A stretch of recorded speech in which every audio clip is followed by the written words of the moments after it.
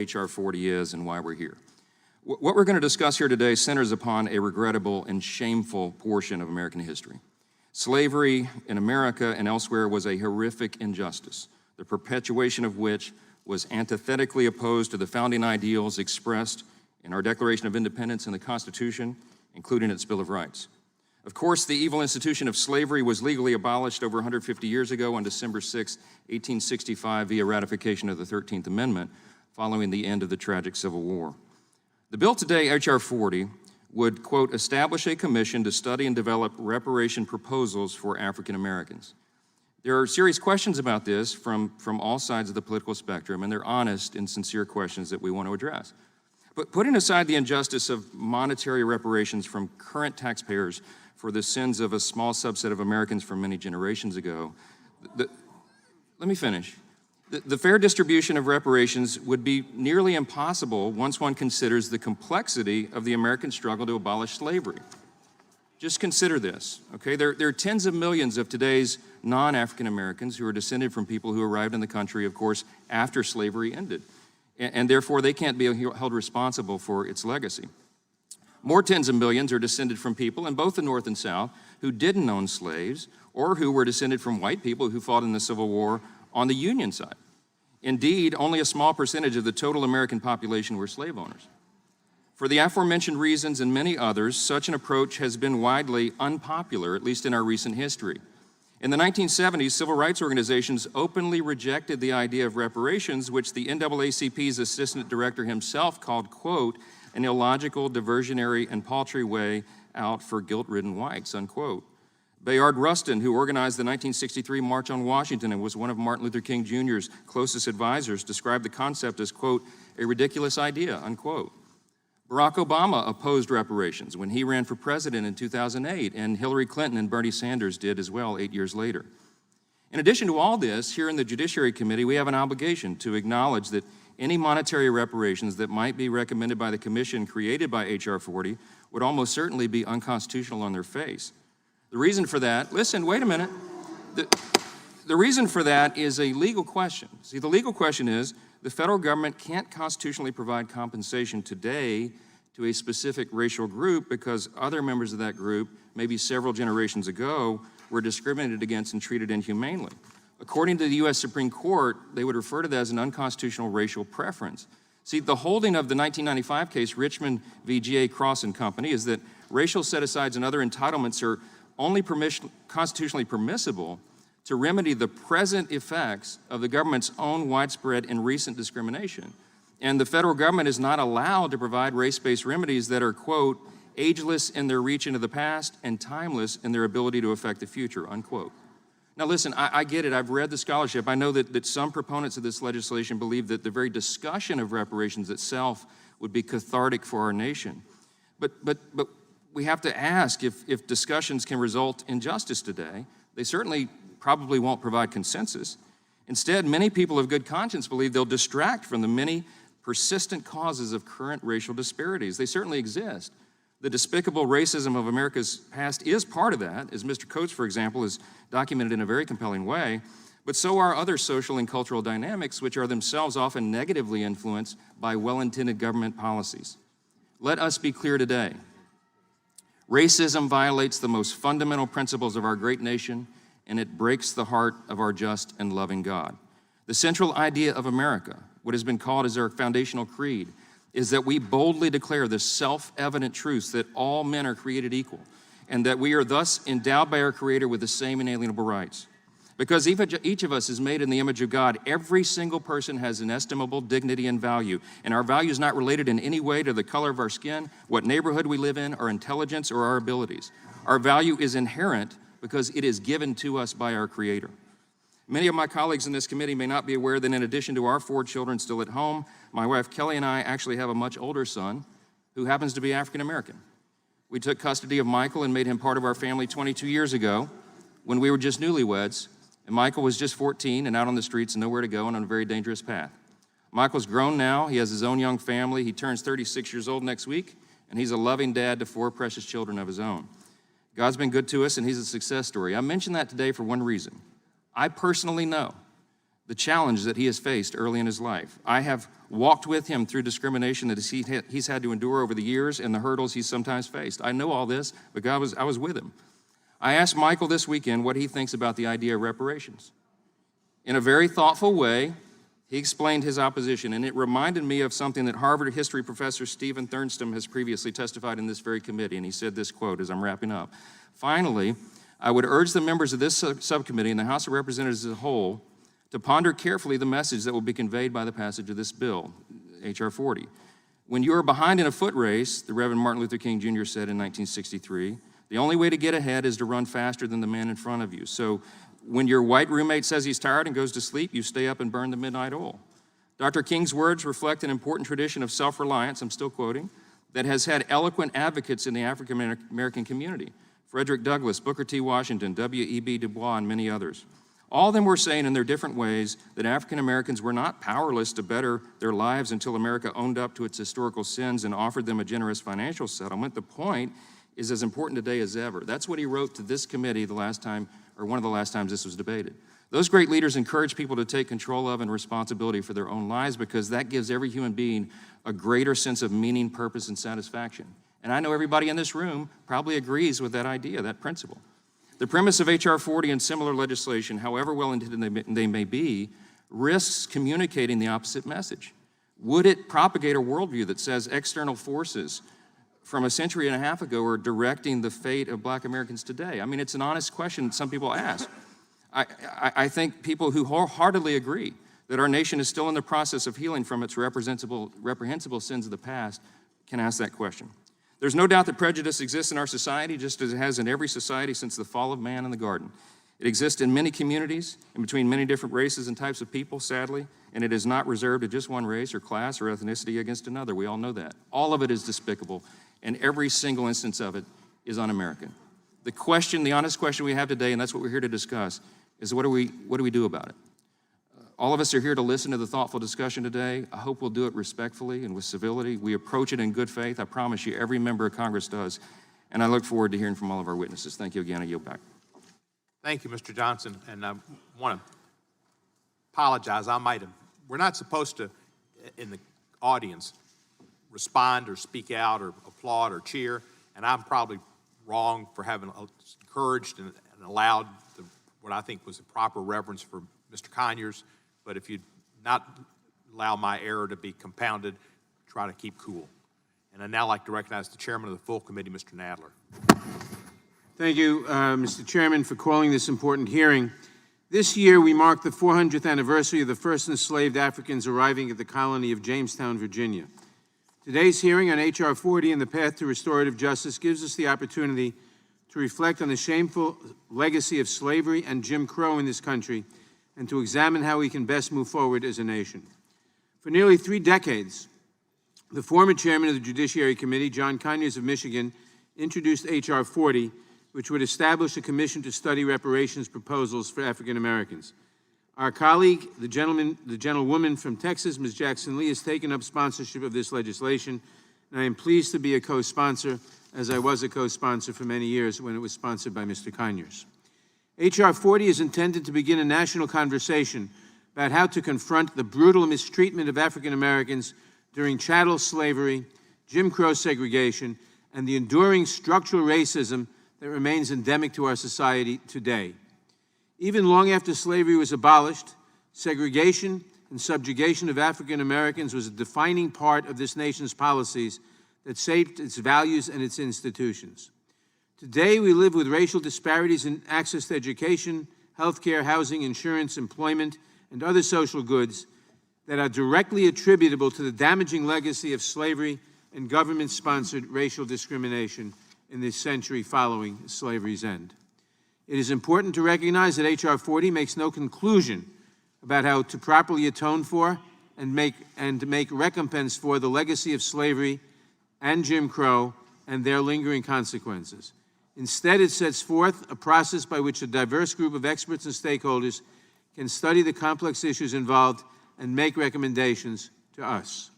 Most serious reparations models that have been proposed to date have focused on restorative community-based programs of employment, healthcare, housing, and education initiatives, righting wrongs that cannot be fixed with checks alone.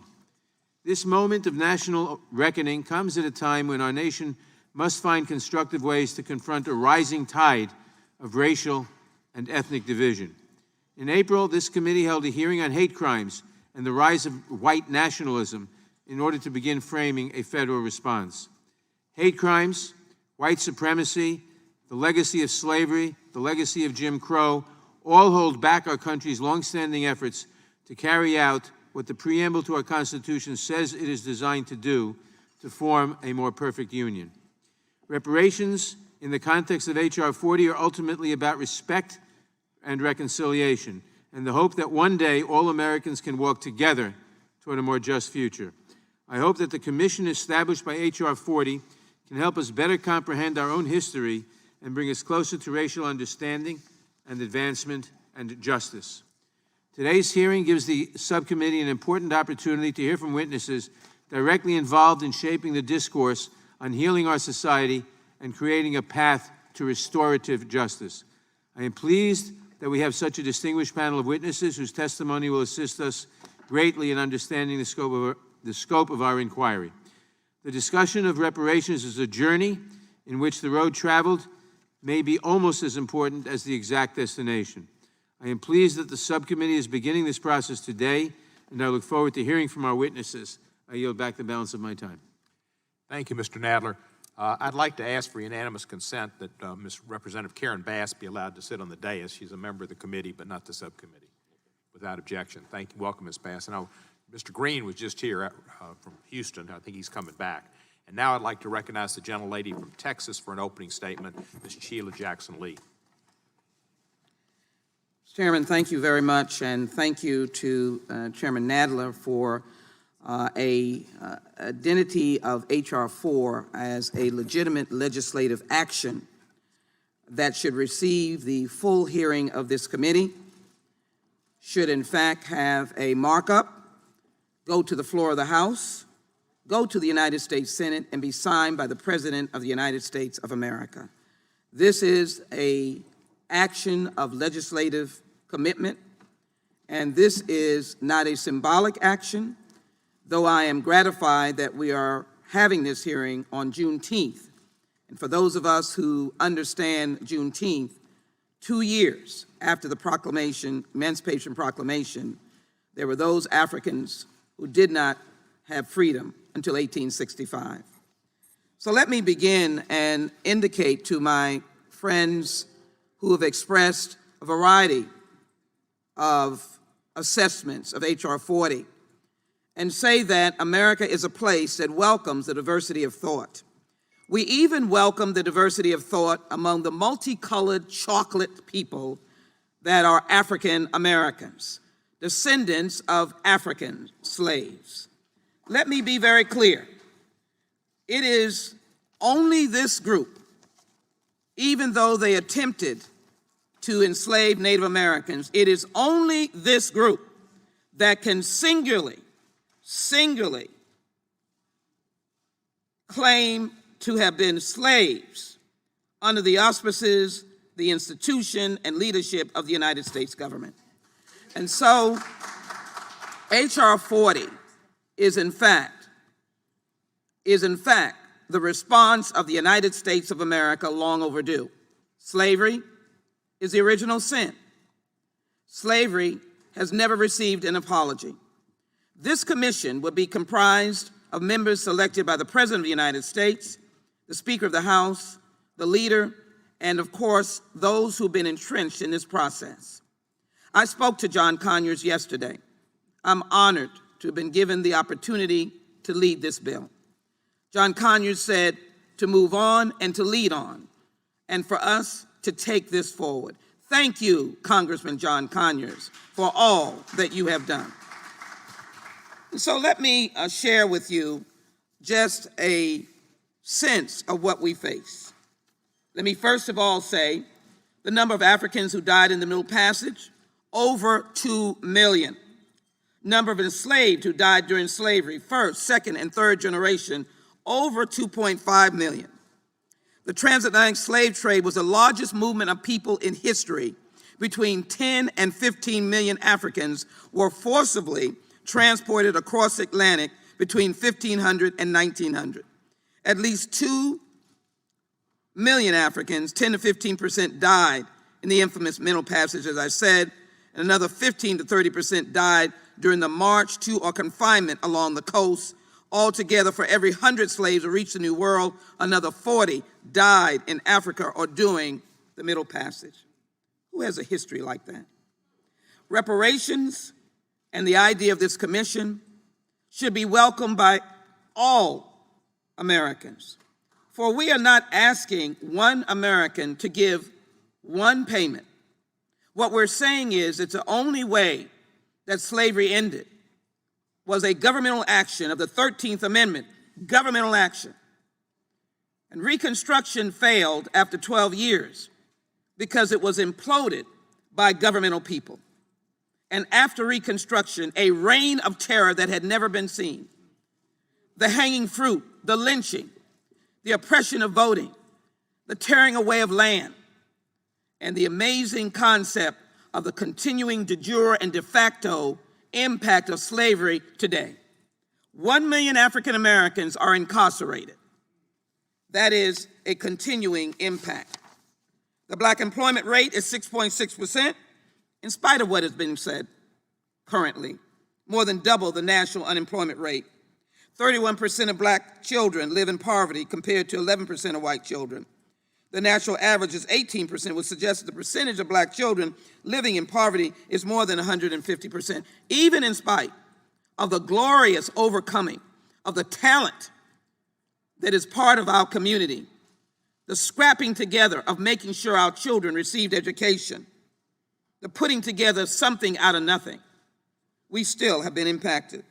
And only 57% of black students have access to full range of math and science classes today. Black children were vaccinated at rates lower than white children. Education mobility has been limited.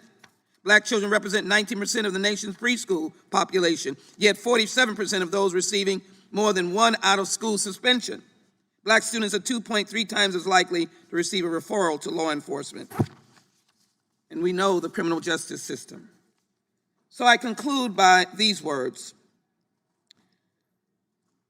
Black people in America are the descendants of Africans kidnapped and transported to the United States with the explicit complicity of the U.S. government and every arm of the United States lawmaking and law enforcement infrastructure. The dehumanizing and atrocities of slavery were not isolated occurrences, but mandated by federal laws that were codified and enshrined in the Constitution. The role of the federal government in supporting the institution of slavery and subsequent discrimination directed against blacks is an injustice that must be formally acknowledged and addressed. I am not here in anger or anguish. I am not in any way seeking to encourage hostilities. There are diverse opinions in this room, and I understand it, appreciate it, respect it, admire it, and love it. I'm a product of my history. I am clearly a child that has walked this path. No, I did not pick cotton. But I will say that those who picked cotton created the very basic wealth of this nation. For cotton was king. There was no other product. And so I ask my fellow colleagues that this is simply a constructive discussion that will lead to the practical responses. And if I might, Mr. Chairman, put this article in the record from the New York Times, dated June 17th, downtown boom, Kansas City, Missouri, and just a few blocks away, devastation in the black community. 2 cities, mostly in every area. I ask unanimous consent, Mr. Chairman. Without objection.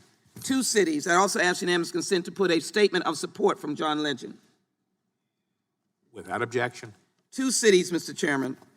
And so let me just conclude by saying I hope that we come in peace. I know that we'll hear from Senator Booker. I thank him. And I thank a number of others who have done this, including the heads of state, scholars, and activists in the Caribbean, are playing a leading role in the global reparation movement. Many have been inspired by our work. I'm delighted to see that Professor Sir Hilary Beckles, Vice Chancellor of the University of West Indies and Chairman of CARICON Reparations Commission, has traveled all the way from Jamaica to be here. Thank you. I am particularly glad that we're coming together as brothers and sisters and passing out accolades. I want to certainly acknowledge NCOBRA for its steadfast leadership on this issue over the years and playing an instrumental role in garnering sponsors of H.R. 40.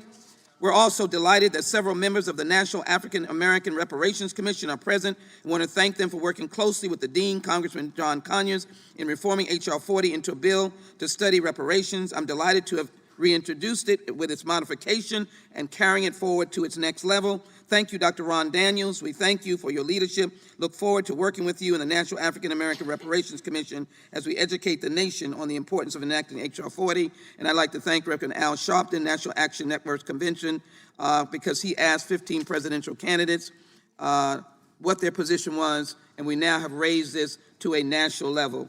I just simply ask, why not? And why not now? If not all of us, then who? God bless us as we pursue the final justice for those who lived in slavery for 250 years in the United States of America. Please support H.R. 40 to its passage and signature by the President of the United States. Mr. Chairman, thank you for your generosity and kindness. I yield back. Thank you, Ms. Lee. I'd also like to ask that HRS 194, which was an apology for slavery that the House passed in the 110th Congress, a resolution apologizing for the enslavement and racial segregation of African Americans, be introduced for the record without objection. Should be done. Thank you. Mr. Chairman. And I would, yes, ma'am. Just want to, you did acknowledge Ms. Bass. I just want to indicate that Ms. Bass is the chairwoman of the Congressional Black Caucus, and we're delighted that she's here in many roles, but we thank her for being here. Thank you, Mr. Chairman, for yielding.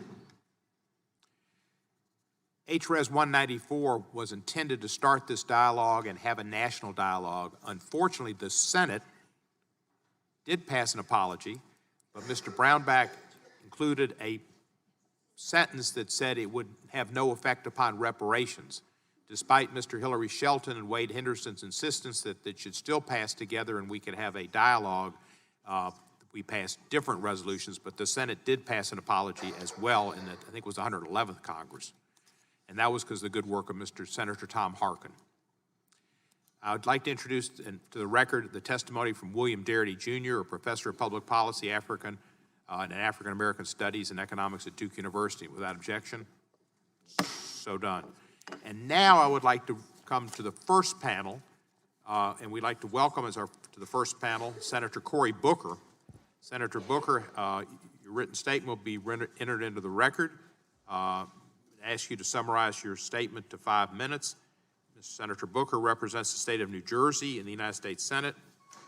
October 16, 2013, he won a special election, and on November 4, 2014, he was reelected to a full 6-year term. He sits on the Senate Judiciary, Foreign Relations, Small Business and Entrepreneurship, and the Environment and the Public Works Committees. He is the sponsor of S. 1083, the Senate companion to H.R. 40. He received his J.D. from Yale Law School and his undergraduate degree from Stanford University, where they also play football. He was a Rhodes Scholar at Oxford University, earning an honors degree in history. Senator Booker, welcome, and you're recognized for 5 minutes. Thank you very much, Chairman Nadler, Chairman Cohen, Ranking Member Collins, and Ranking Member Johnson. I'm glad that my written testimony will be put into the record. I just want to say that I'm sitting before you on many days that I come down to Washington brokenhearted and very angry. I live in a black and brown inner city community below the poverty line. I've lived and worked in communities like this all my adult life. And yesterday, hundreds of yards from where I live, there were 7 black men shot.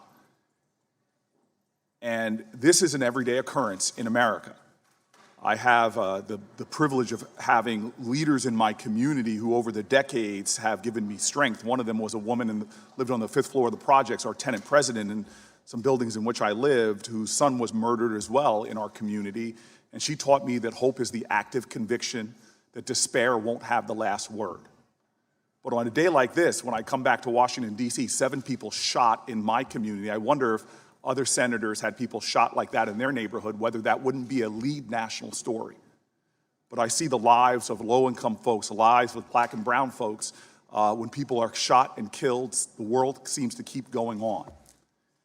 And so I wonder about having the last word. What happens when the last word is no words, when it's silence? And I feel a sense of anger where we are in the United States of America, where we have not had direct conversations about a lot of the root causes of the inequities and the pain and the hurt manifested in economic disparities, manifested in health disparities, manifested in a criminal justice system that is indeed a form of new Jim Crow. And so we as a nation have not yet truly acknowledged and grappled with racism and white supremacy that has tainted this country's founding and continues to persist in those deep racial disparities and inequalities today. This is a very important hearing. It is historic. It is urgent. I look at communities like mine, and you could literally see how communities were designed to be segregated, designed based upon enforcing institutional racism and inequities. We know that racialized violence and terrorism has persisted from Reconstruction well into the 1950s, as my friend Brian Stevenson's National Memorial for Peace and Justice shows. We've seen bombings of churches. We've seen massacres at places as recently as the Emmanuel AME Church just 4 years ago. The stain of slavery was not just inked in bloodshed, but in the overt state-sponsored policies that fueled white supremacy and racism and have disadvantaged African Americans economically for generations. Many of the bedrock policies, in fact, that ushered generations of Americans into the middle class were designed to exclude African Americans, from the GI Bill to Social Security, intentionally designed to exclude blacks, as was school segregation, redlining, neighborhoods like the one in which I live, which were by design walled off and disinvested in. And while these policies of the past, their damage and their reality has endured across generations and have created and led to so much of the racial wealth gaps in our country. Right now, we see cities like Boston, where the average white family has somewhere around $240,000 in wealth, and the average black family has about $8 in wealth. Health outcomes also vary widely by race. National black women are nearly 4 times as likely to die from pregnancy complications as white women, and in so many other areas. Our criminal justice system as well. No difference between blacks and whites for using drugs or selling drugs, but African Americans are about 4 times more likely to be arrested. These injustices do not just cause injustice for African Americans, it enforces a deep injustice in our nation as a whole. It is a cancer on the soul of our country and hurts the whole body politic, making us all less wealthy, making us all less just, making us all fall far short from being who we say we are when we swear an oath that this will be a nation of liberty and justice for all. I believe this is an urgent moment, and this bill, which I am now leading on the Senate side, is the beginning of an important process, not just to examine and study this history that has not been addressed, the silence that persists, but also to find practical ideas to address the enduring injustices in our nation. The characterizations of such an effort that I hear from others is wrong and undermines our collective purpose and common ground. This idea that it's just about writing a check from one American to another falls far short of the importance of this conversation and what I believe we will truly talk about. I say that I am brokenhearted and angry right now. Decades of living in a community where you see how deeply unfair this nation is still to so many people who struggle, who work hard, who do everything right but still find themselves disproportionately with lead in their water, Superfunds in their neighborhood, schools that don't serve their genius, healthcare disparities that still affect their body and their well-being.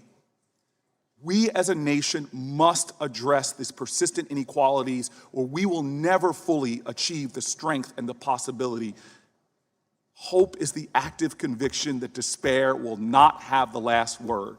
I believe right now, today, we have a historic opportunity to break the silence, to speak to the ugly past, and talk constructively about how we will move this nation forward.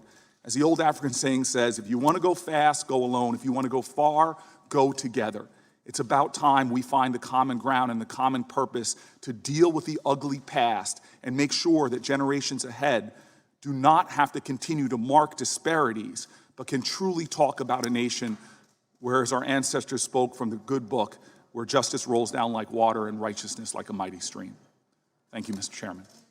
Thank you so much, Senator Booker. I appreciate your testimony, very heartfelt and well received. I do also want to just reiterate that Congressman Al Green was here, and he's a great champion. Now I'd like to call upon our second panel and thank Senator Booker for his sponsorship and his statement and wonderful words. Thank you, sir. Second panel, if they'd come forward, I guess we need chairs. There we go, the chair crowd is here.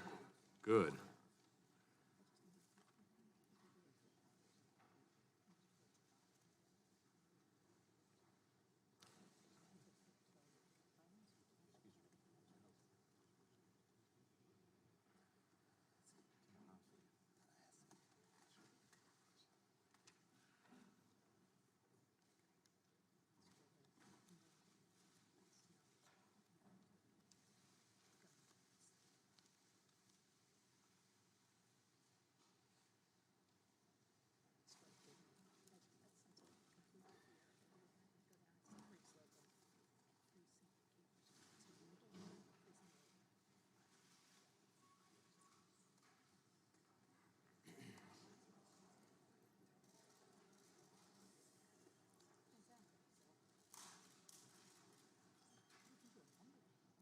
Mr. Shelton, those cameras, were they here for you?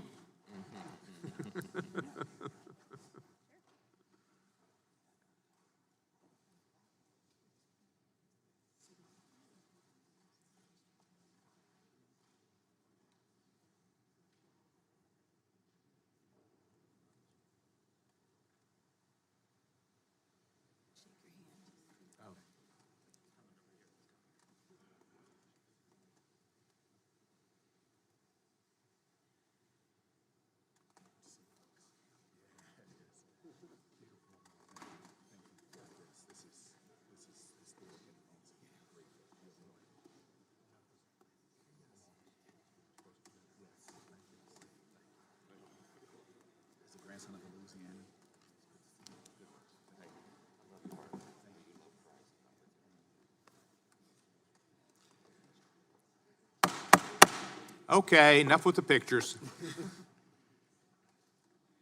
And if Hope Hicks hearing, well, that's neither here nor there. We welcome our witnesses and thank them for participating in today's hearing. Your written statement will be entered into the record in its entirety, and I ask you to summarize your testimony in 5 minutes. There's a lighting system. Green means you're on. Blue means you've got, no, yellow means you've got a minute left, and red, you're over. Cut. Finished. Before proceeding, I remind each witness that your written and oral statements made to the subcommittee in connection with this hearing are subject to penalties of perjury pursuant to 18 U.S.C. 1001, which may result in the imposition of a fine or imprisonment of up to 5 years. Our first witness is Ta-Nehisi Coates. If I mispronounced it, I'm sorry. Chris Hayes didn't teach me well when we first met. Mr. Coates is an author and distinguished writer in residence at the New York University Carter Journalism Institute, a position he's held since 2017. He's held a variety of academic positions since 2010. Additionally, from 2008 to 2018, he was a national correspondent for The Atlantic, where he wrote an extensive piece in June 2014 on the case for reparations. I believe he also addressed Rhodes College on that subject sometime in Memphis, Tennessee. He's the author of 3 books, numerous articles, and blog posts. Mr. Coates, thank you for being here, and you're recognized for 5 minutes.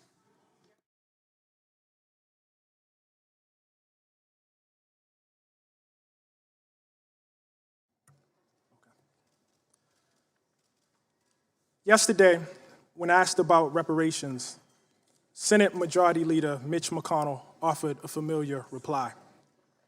America should not be held liable for something that happened 150 years ago, since none of us currently alive are responsible. This rebuttal proffers a strange theory of governance, that American accounts are somehow bound by the lifetime of its generations. But well into this century, the United States was still paying out pensions to the heirs of Civil War soldiers. We honor treaties that date back some 200 years, despite no one being alive who signed those treaties. Many of us would love to be taxed for the things we are solely and individually responsible for. But we are American citizens, and thus bound to a collective enterprise that extends beyond our individual and personal reach. It would seem ridiculous to dispute invocations of the founders or the greatest generation on the basis of a lack of membership in either group. We recognize our lineage as a generational trust, as inheritance. And the real dilemma posed by reparations is just that, a dilemma of inheritance. It is impossible to imagine America without the inheritance of slavery. As historian Ed Baptist has written, enslavement, quote, shaped every crucial aspect of the economy and politics of America, so that by 1836, more than 600 million, or almost half of the economic activity in the United States derived directly or indirectly from the cotton produced by the million-odd slaves. By the time the enslaved were emancipated, they comprised the largest single asset in America, $3 billion in $1860, more than all the other assets in the country combined. The method of cultivating this asset was neither gentle cajoling nor persuasion, but torture, rape, and child trafficking. Enslavement reigned for 250 years on these shores. When it ended, this country could have extended its hallowed principles, life, liberty, and the pursuit of happiness to all regardless of color. But America had other principles in mind. And so for a century after the Civil War, Black people were subjected to a relentless campaign of terror, a campaign that extended well into the lifetime of Majority Leader McConnell. It is tempting to divorce this modern campaign of terror, of plunder, from enslavement. But the logic of enslavement, of white supremacy, respects no such borders. And the god of bondage was lustful and begat many heirs, coups d'etats and convict leasing, vagrancy laws and debt peonage, redlining and racist GI bills, poll taxes and state-sponsored terrorism. We grant that Mr. McConnell was not alive for Appomattox, but he was alive for the electrocution of George Stinney. He was alive for the blinding of Isaac Woodward. He was alive to witness kleptocracy in his native Alabama and a regime premised on electoral theft. Majority Leader McConnell cited civil rights legislation yesterday, as well he should, because he was alive to witness the harassment, jailing, and betrayal of those responsible for that legislation by a government sworn to protect them. He was alive for the redlining of Chicago and the looting of Black homeowners of some $4 billion. Victims of that plunder are very much alive today. I am sure they'd love a word with the Majority Leader. What they know, what this committee must know, is that while emancipation dead-bolted the door against the bandits of America, Jim Crow wedged the windows wide open. And that is the thing about Senator McConnell's something. It was 150 years ago, and it was right now. The typical Black family in this country has 1/10 the wealth of the typical white family. Black women die in childbirth at 4 times the rate of white women. And there is, of course, the shame of this land of the free, boasting the largest prison population on the planet, of which the descendants of the enslaved make up the largest share. The matter of reparations is one of making amends and direct redress, but it is also a question of citizenship. In H.R. 40, this body has a chance to both make good on its 2009 apology for enslavement and reject fair-weather patriotism, to say that a nation is both its credits and its debits, that if Thomas Jefferson matters, so does Sally Hemings, that if D-Day matters, so does Black Wall Street, that if Valley Forge matters, so does Fort Pillow. Because the question really is not whether we will be tied to the somethings of our past, but whether we are courageous enough to be tied to the whole of them. Thank you.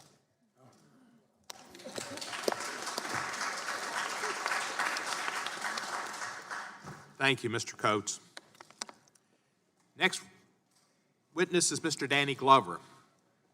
actor, a producer, and an activist for various causes. He's currently Goodwill Ambassador for UNICEF, Chairman of the Board of Trans-Africa Forum, an African-American lobbying organization for Africa and the Caribbean, and a friend of Harry Belafonte. You're recognized for 5 minutes. Thank you. Start the clock. Thank you, Mr. Coates. It's not often that you hear the words of a young man and they enliven your emotional memory, your historic memory, as he just did at this moment. Thank you so much. I am deeply honored to be here today, offering my testimony at this historic meeting about the reckoning of a crime against humanity that is foundational to the development of democracy and material well-being in this country. A national reparations policy is a moral, democratic, and economic imperative. I sit here as the great-grandson of a former slave, Mary Brown, who was freed by the Emancipation Proclamation on January 1st, 1863. I had the fortune of meeting her as a small child. I also sit here as the grandson of Reese May Huntley and Rufus Mack Huntley.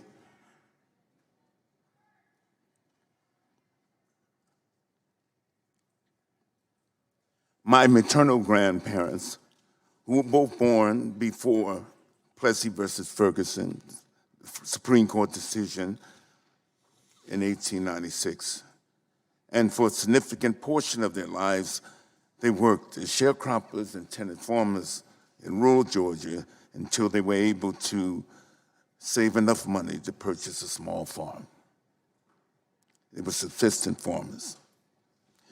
Despite much progress over the centuries, this hearing is yet another important step in the long and heroic struggle of African Americans to secure reparations for the damages inflicted by enslavement and post-emancipation and racial exclusionary policies.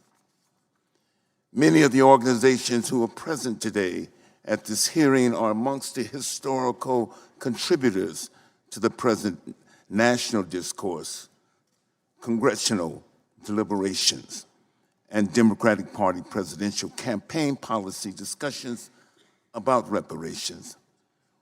We are also indebted to the work of Congressman John Conyers for shepherding this legislation.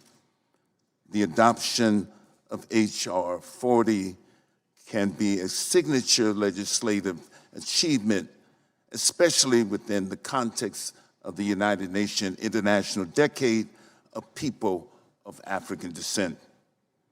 We should also note that the Common Market Nations and the Caribbean Community, CARICOM, Reparations Commission, chaired by Professor Sir Hilary Beckles, who is here with us today, has exercised a leadership role from which we as a nation can benefit.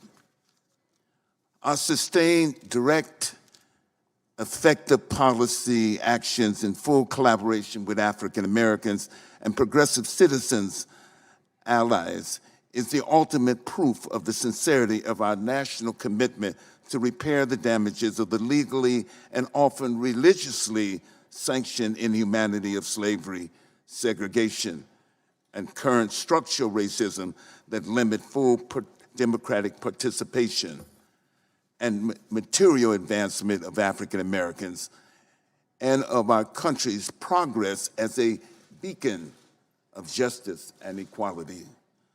So I call on all of the elected public officials in Congress to demonstrate your commitment in action today and stand forth with Congresswoman Sheila Jackson Lee and co-sign H.R. 40. In closing, with the insightful and still, I close, with the insightful and still relevant words of Dr. Martin Luther King Jr. in 1968. And I quote, "Why is the issue of equality still so far from solution in America? A nation which professes itself to be democratic, inventive, hospitable to new ideas, rich, productive, and ultimately powerful. Justice for Black people will not flow into society merely from court decisions, nor from fountains of political oratory, nor will a few token changes quell all the tempestuous yearnings of millions of disadvantaged Black people. White America must recognize that justice for Black people cannot be achieved without radical changes in the structure of our society. The comfortable, the entrenched, the privileged cannot continue to tremble at the prospect of change in the status quo." Thank you. Thank you. Go ahead. Ms. Katrina Brown is our next witness. She's a freelance speaker, educator, and facilitator. She produced and directed the documentary film Traces of the Trade, A Story from the Deep North, which she made in response to her discovery that her Rhode Island ancestors were the largest slave trading family in the United States history. She also currently serves as a consultant for the Episcopal Church's initiatives on racial healing, justice, and reconciliation, authoring a 10-session race dialogue series for congregational use. And I must parenthetically say that when we were doing our apology, the Episcopal Church beat us to it. They were leaders on that effort. She has an MA in theology from the Pacific School of Religion, where she wrote a thesis on film and civic dialogue, and you're recognized for 5 minutes. Thank you, Chairman Cohen and Ranking Member Johnson and Representative Jackson Lee for the opportunity to speak this morning. I grew up in Philadelphia, 6 blocks from Independence Hall and the Liberty Bell. I am a deep-seated patriot. So it was devastating to learn from my grandmother at age 28 that our ancestors had been slave traders, and to discover that the DeWolfs were, in fact, the largest slave trading family in United States history, bringing over 12,000 Africans to the Americas in chains. That these were my Rhode Island ancestors, and that Rhode Island turns out to be the state that sent more ships to Africa than any other, required me to reorganize my brain. The amnesia in my family matched the larger amnesia of the North, the self-serving myths of being always on the right side of history. I could no longer carry a sense of moral superiority relative to white Southerners, nor a sense of innocence vis-a-vis black claims on the white conscience. I decided to initiate a family journey to retrace the triangle trade. 9 relatives joined me, 2 of which are here today, and the documentary Traces of the Trade is the result, the subtitle being A Story from the Deep North. What we learned, how we stumbled, how we grew during that journey led me to become a passionate believer in the importance of reckoning with the history and legacy of slavery, a believer in personal and family reckonings, institutional ones, and larger national reckoning. And with that, in the need for repair or reparative action, which can and should take many, many forms. I express wholehearted support for H.R. 40, and I've met countless people of all backgrounds who believe in this form of national effort as well. I know there are many who strenuously object to the premise that we need this reckoning. The pushback I hear most often is, that's your problem given your ancestors, but it has nothing to do with me. It's understandable that people distance themselves. I'll focus on 2 reasons. 1, most of us learned a distorted history of slavery in school. So as white Americans, most of us don't realize our connection to it. 2nd, there's a natural instinct to avoid that which can bring feelings of shame about our people, about the country that we love. To address the first issue, here's a quick rundown of historical facts I had not been taught. That the North was deeply implicated, that slavery was legal in northern states for over 200 years, that Northerners up and down the economic spectrum made their livings in businesses tied to slave trade and slavery, that Northern mills processed cotton harvested by enslaved people. The Midwest and the West were implicated. They grew food to feed the South, where land was devoted to cash crops like cotton, harvested by the enslaved. Consumers throughout the country were implicated in their everyday purchases of clothing, coffee, sugar, rice, tobacco. People who immigrated from Europe after slavery were implicated. I have Irish, French, and German immigrant ancestors who came to the United States in the 19th century, worked in factories, struggled, but they were given access to the American dream. Why were waves of immigrants flocking here? Because it was the land of opportunity. Why was the economy booming? Why were there jobs? Because it had been built largely on unpaid labor. Once here, European immigrants got to systematically leapfrog over Black families with devastating consequences up to the present day. So slavery built the nation. It turning us into an economic powerhouse, due mostly to, I must say, good folk who participated in mundane ways and looked the other way. Now for the second big reason for pushback against this bill, the emotions that it stirs up. And I'd speak directly to my fellow white Americans on this. First, fear not. Though it's counterintuitive, I've seen over and over again the liberating power of facing this painful past. Second, white people tend to imagine that Black people are angry at us. But in my experience, Black Americans don't blame us for the deeds of bygone ancestors, but are rightfully angry that we don't just drop the defensiveness or the self-absorbed guilt and sign up to work with them, shoulder to shoulder, to tackle the legacies that are still with us. Third, when we let go of defensiveness or guilt, we can get to a healthy and shared grief, which opens the door to sober, sacred, respectful, creative, collective conversation about how to make things right. There are scores of organizations that are already able to attest to this, the power of this work. They know, I know, that the process that a commission would help the country embark upon could be a transformative, positive, and life-giving thing for the country as a whole, a beautiful thing. It is good for the soul of a person, a people, and of a nation to set things right. Thank you.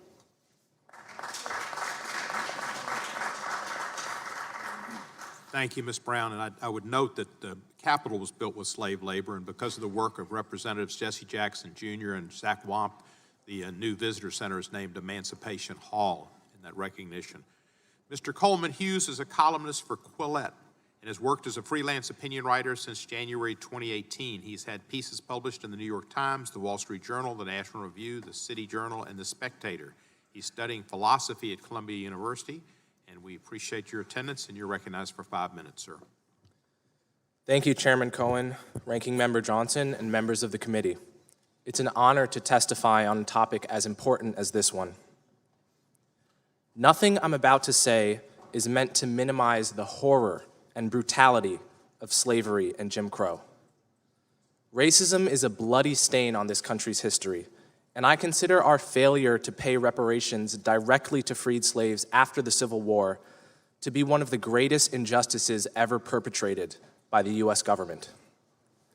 But I worry that our desire to fix the past compromises our ability to fix the present. Think about what we're doing today.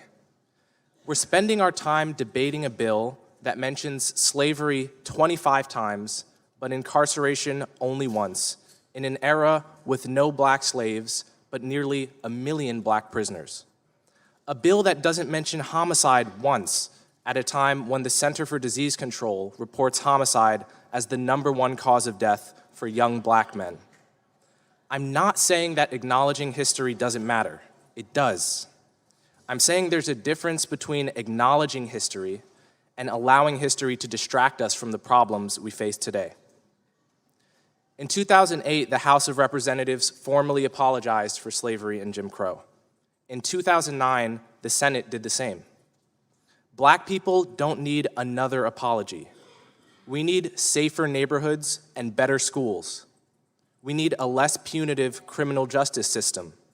We need affordable health care. And none of these things can be achieved through reparations for slavery. Nearly everyone close to me told me not to testify today. They told me that even though I've only ever voted for Democrats, I'd be perceived as a Republican and therefore hated by half the country. Others told me that by distancing myself from Republicans, I would end up angering the other half of the country. And the sad truth is that they were both right. That's how suspicious we've become of one another. That's how divided we are as a nation. If we were to pay reparations today, we would only divide the country further, making it harder to build the political coalitions required to solve the problems facing Black people today. We would insult many Black Americans by putting a price on the suffering of their ancestors. And we would turn the relationship between Black Americans and white Americans from a coalition into a transaction, from a union between citizens into a lawsuit between plaintiffs and defendants. What we should do is pay reparations to Black Americans who actually grew up under Jim Crow and were directly harmed by second-class citizenship, people like my grandparents. But paying reparations to descendants of slaves is a mistake. Take me, for example. I was born 3 decades after the end of Jim Crow into a privileged household in the suburbs. I attend an Ivy League school. Yet I'm also descended from slaves who worked on Thomas Jefferson's Monticello plantation. So reparations for slavery would allocate federal resources to me, but not to an American with the wrong ancestry, even if that person is living paycheck to paycheck and working multiple jobs to support a family. You might call that justice. I call it justice for the dead at the price of justice for the living. I understand that reparations are about what people are owed, regardless of how well they're doing. I understand that. But the people who are owed for slavery are no longer here, and we're not entitled to collect on their debts. Reparations, by definition, are only given to victims. So the moment you give me reparations, you've made me into a victim without my consent. Not just that, you've made 1/3 of Black Americans who poll against reparations into victims without their consent. And Black Americans have fought too long for the right to define themselves, to be spoken for in such a condescending manner. The question is not what America owes me by virtue of my ancestry. The question is what all Americans owe each other by virtue of being citizens of the same nation. And the obligation of citizenship is not transactional. It's not contingent on ancestry. It never expires, and it can't be paid off. For all these reasons, Bill H.R. 40 is a moral and political mistake. Thank you. Thank you, Mr. Hughes. Chill. He was presumptive, but he still has a right to speak. Mr. Burgess Owens is recognized. Mr. Owens.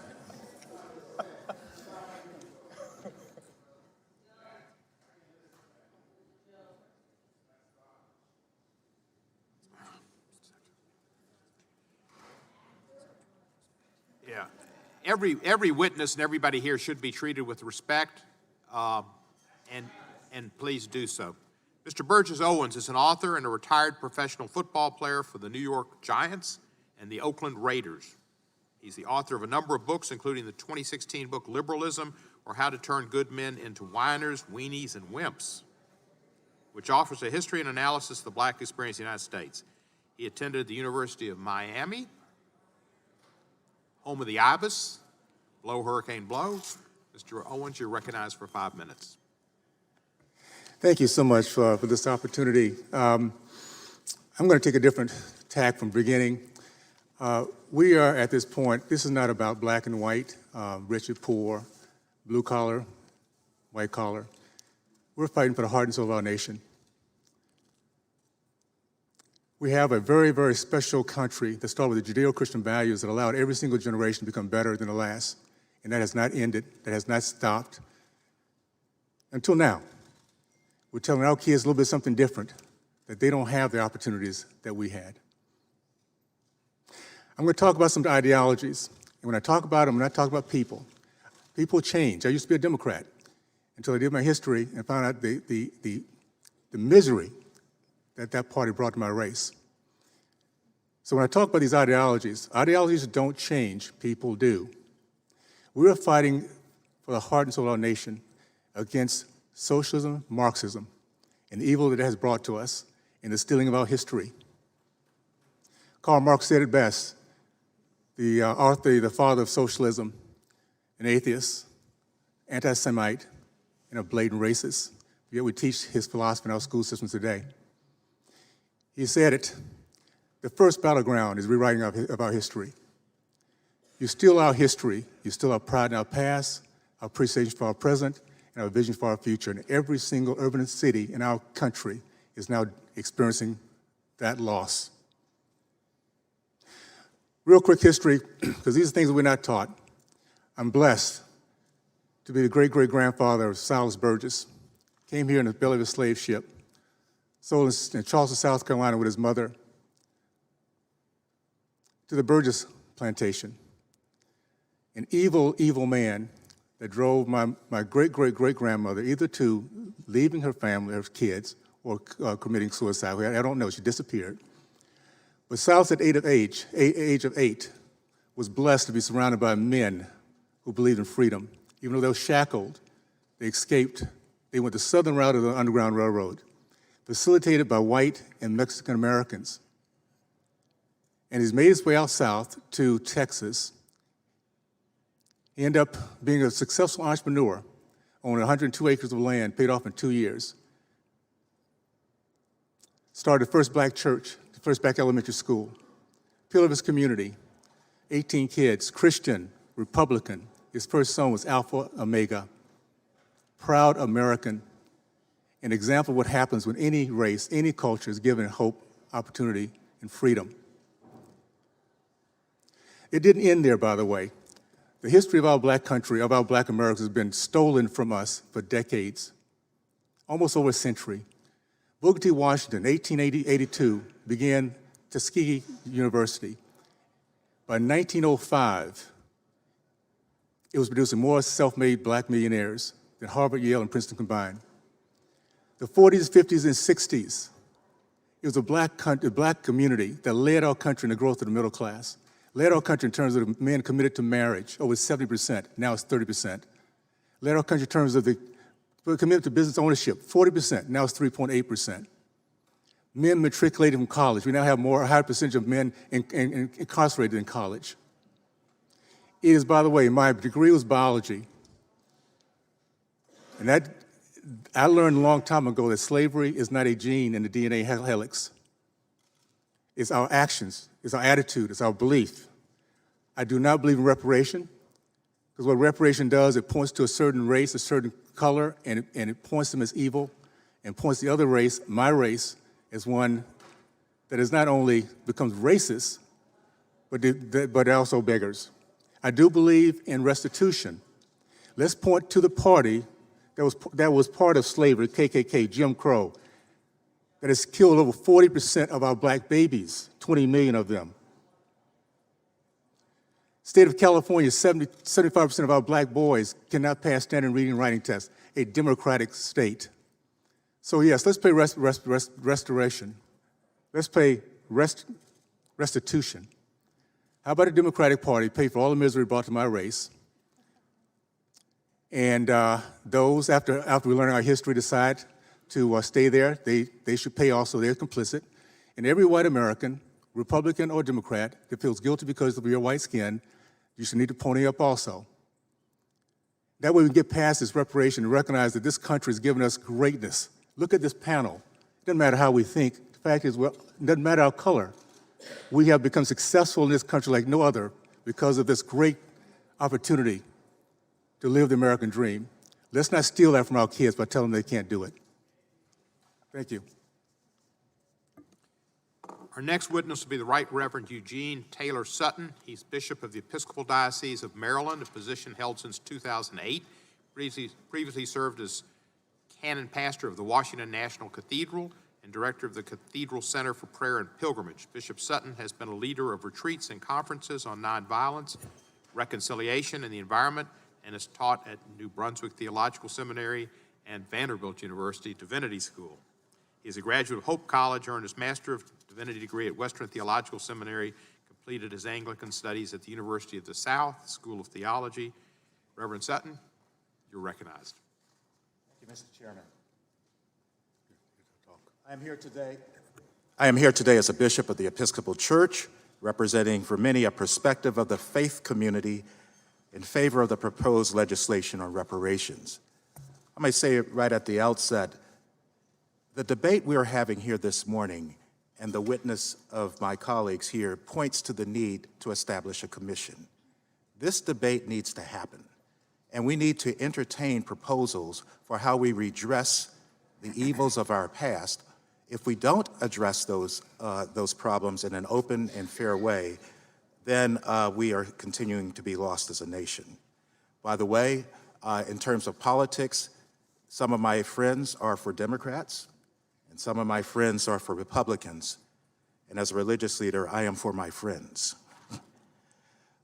I want to say that last month, the Episcopal Diocese of Maryland that I lead, 110 congregations across most of the state of Maryland, voted unanimously for the affirmation of reparations of our diocese, knowing that so many of the resources of our diocese was gained from uncompensated labor of enslaved persons.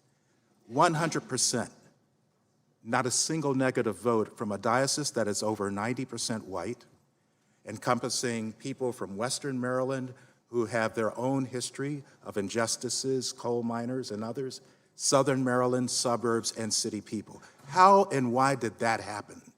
If it could happen in that diocese, I'm convinced it can happen in America. It happened because when the issue of reparations are fairly and fully explained, Americans want to do the right thing. That issue of reparations is mired in emotion.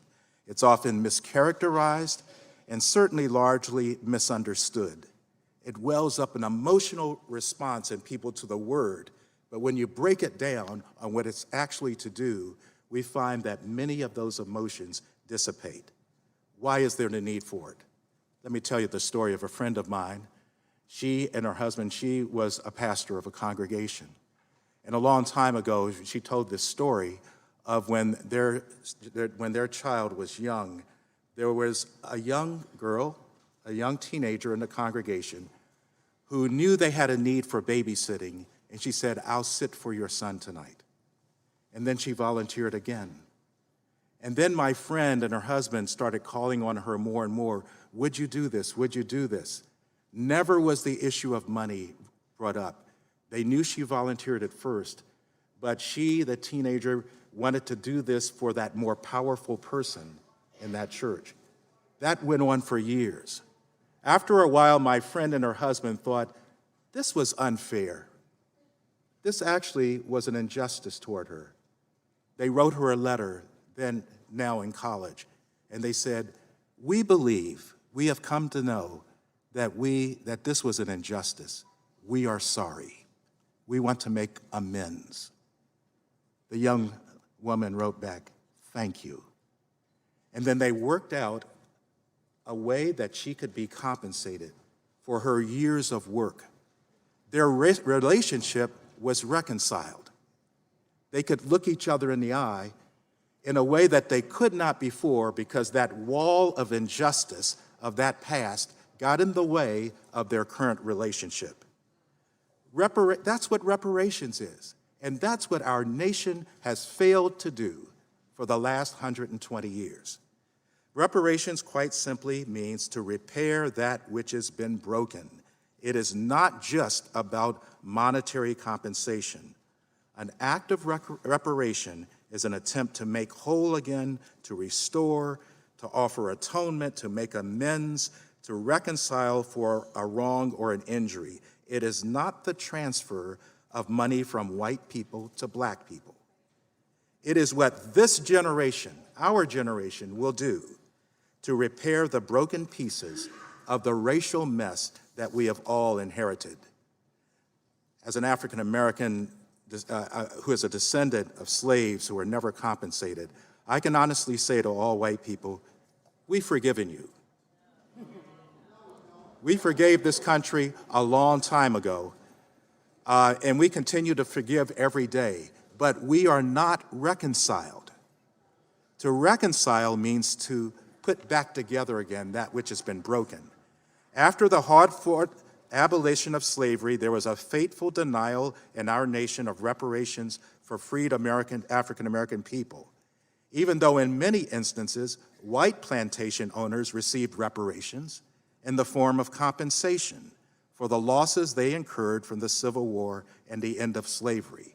This nation is not, we know about reparations, it's just that it's never been done for those who've deserved it the most. Finally, I'm a Christian. That means I hold to the Holy Scriptures of the Old and New Testaments as my guidepost and to the teachings of Jesus.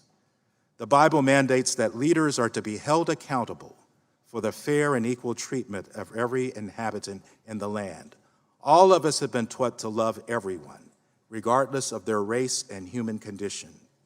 However, we must come to acknowledge that there can be no love without justice, and there can be no justice without some form of repairing an injustice. I hear from many of my white friends, white brothers and sisters, this question: what do black people want? Haven't we done enough? What do they want? I want to turn the question around. What do you want? What kind of America do you want to live in? If you are happy with the state of race relations now, don't do anything on this issue. But if you want a reconciled nation, let's get this commission and let's entertain those proposals. Thank you very much, Reverend. Before I recognize our next witness, I want to recognize a member of Congress who's here, Representative Frederica Wilson from Florida, and we appreciate your attendance. Our next witness is Dr. Julianne Malveaux. Dr. Malveaux is a labor economist, noted author, and frequent media commentator. She wrote a weekly column for more than a decade that appeared in newspapers across the country, including the LA Times, the Charlotte Observer, the New Orleans Tribune, Detroit Free Press, and the San Francisco Examiner. Hosted television and radio programs and appeared widely as a commentator on networks including CNN, BET, PBS, NBC, ABC, Fox News, MSNBC, CNBC, C-SPAN, our favorite station, and others. She also served as the 15th president of Bennett College for Women, America's oldest historically black women's college, received her PhD in economics from MIT and her bachelor's and master's degrees from Boston College. Thank you for your coming, and you're recognized for 5 minutes. Chair Cohen, thank you so very much for this opportunity. I also want to thank my sister friend, Congresswoman. The mic may not be on. Okay, sorry about that. What do I have to do? I have to- Yeah. Okay, I want to thank my sister friend, Dr. Congresswoman Sheila Jackson Lee, and my twin sister over there, Congresswoman Karen Bass. People frequently comment on our resemblance. And of course, Congressman Nadler, for your work and your leadership, Keenan, and Dr. Ron Daniels, who was here and has been mentioned for his leadership of NARC, the National African American Reparations Commission, on which I serve. I am delighted to be here because this hearing is not on time, it's like overtime. It's more than time for us to deal with the injustices that African American people not only have experienced in history, but continue to experience. I'm an economist, so economics is a study of who gets what, when, where, and why. It's a study of the way the factors of production are paid. The elements are land, labor, capital, and the secret sauce. Some people call it entrepreneurial ability, some call it creativity. Land gets rent, labor gets wages, capital gets interest, and the secret sauce gets profits. But the work of predatory capitalism is to figure out how to extract more from the factors of production toward capital and away from people. And we've seen that in the past 3 decades with our own economy, but more importantly, enslavement was about the devil's work of predatory capitalism. Indeed, enslaved people got no wages, and we represented capital for other people. And so after enslavement, first of all, enslavement was the foundation on which our country was built. So anybody who says, well, I didn't have any slaves, no, you didn't have to have any. What you had to do was experience them, enjoy the fact that they were here, enjoy the fact that their labor made it possible for there to be a Wall Street, a bond market, and all of that. But beyond that, I want to speak specifically to Section 3B3 of the legislation. That's a part that talks about the federal and state laws that discriminate against formerly enslaved Africans and their descendants who are deemed United States citizens. From Robert Higgs in a book called Competition and Coercion, Blacks in the American Economy, 1865 to 1914, he shows that in 1880, the ratio of black to white wealth was $1 black dollar for 36 white dollars. 1890, 1 to 26. 1900, 1 to 23. 1910, 1 to 16. Today, 1 to 20. In other words, we're almost worse off in 2019 than we were in 1910 because of evil. Because basically there have been deliberate attempts to marginalize African American people, especially those who are formerly enslaved, because of the interests of predatory capitalism, and because it was expedient to maintain the status quo of having free black labor and to prevent wealth accumulation. Despite the 13th, 14th, and 15th Amendments, black people were treated as other and perniciously and viciously excluded from the possibilities of economic advancement. The Emergency Land Fund documented the reduction of black land ownership between 1910 and 1969 from 16 million acres to 6 million acres. How and why? Land grabs, tax schemes, faulty deeds, and downright force. My own family in Moss Point, Mississippi, experienced the expropriation of land through a moving fence, like the fence moved one night. We used to have the land, and we didn't have the land. Years later, after a couple of cousins were lynched, they changed the name of the land to Hawkins Lane, so they named it after us, but we didn't get it back. Joseph Brooks in 1978 estimated that black folks were losing 6,000 acres of land per week. And we saw what happened with the Agriculture Department. The post-enslavement case for reparations can be made by examining racially hostile public policy and government complicity to white supremacy. You all have an article that I wrote for the ACLU that talks about several cases, Memphis, Wilmington, North Carolina, Tulsa, Oklahoma, but these were the tip of the iceberg. This happened everywhere. The journalist Ida B. Wells said that lynching was the first example of white supremacy because it was a tool of terrorism. It dampened the ability of African American people to participate in the vibrant entrepreneurship of the late 19th and early 20th century with a chilling message that our economic success could be punished by the rope.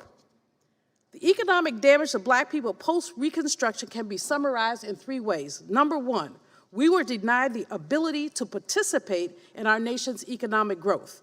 The Homestead Act of 1862 did not include formerly enslaved people.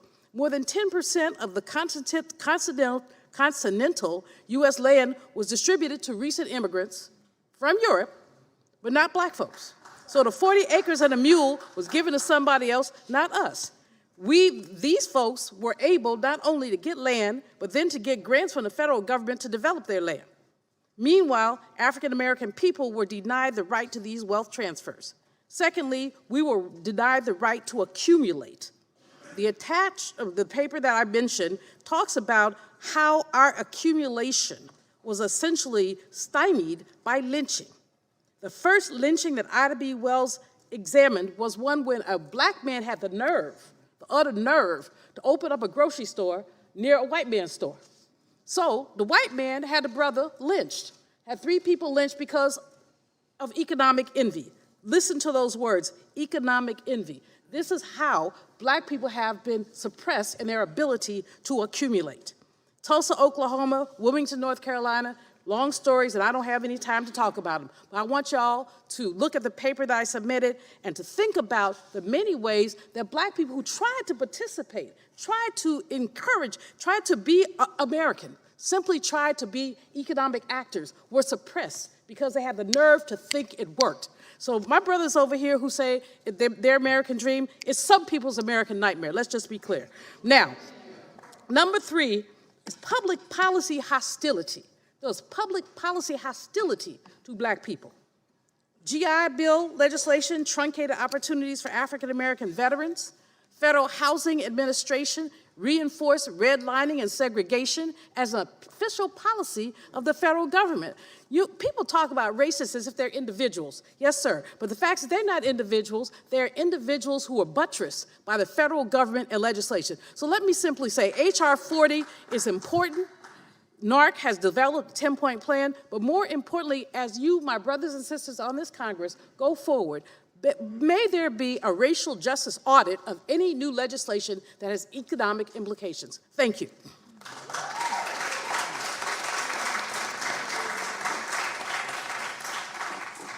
Our final witness is Professor Eric Miller, professor of law at Loyola Law School in Los Angeles. Number of law teaching positions since 2003. He's written a number of academic pieces on reparations, among other topics. Testified in December of 2007 before this subcommittee on the legacy of the transatlantic slave trade in America.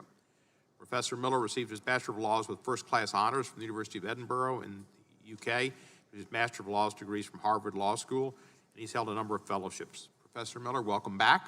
You're recognized for 5 minutes. Mr. Chairman, members of the committee, I am honored by the committee's invitation to testify at this very important hearing on H.R. 40 and the path to restorative justice. I will speak to my experience as an academic studying the issue of reparations and as a lawyer representing the victims of the Tulsa Massacre of 1921 in a reparations lawsuit against the state of Oklahoma and the city of Tulsa. In the short time available, I want to make the following points.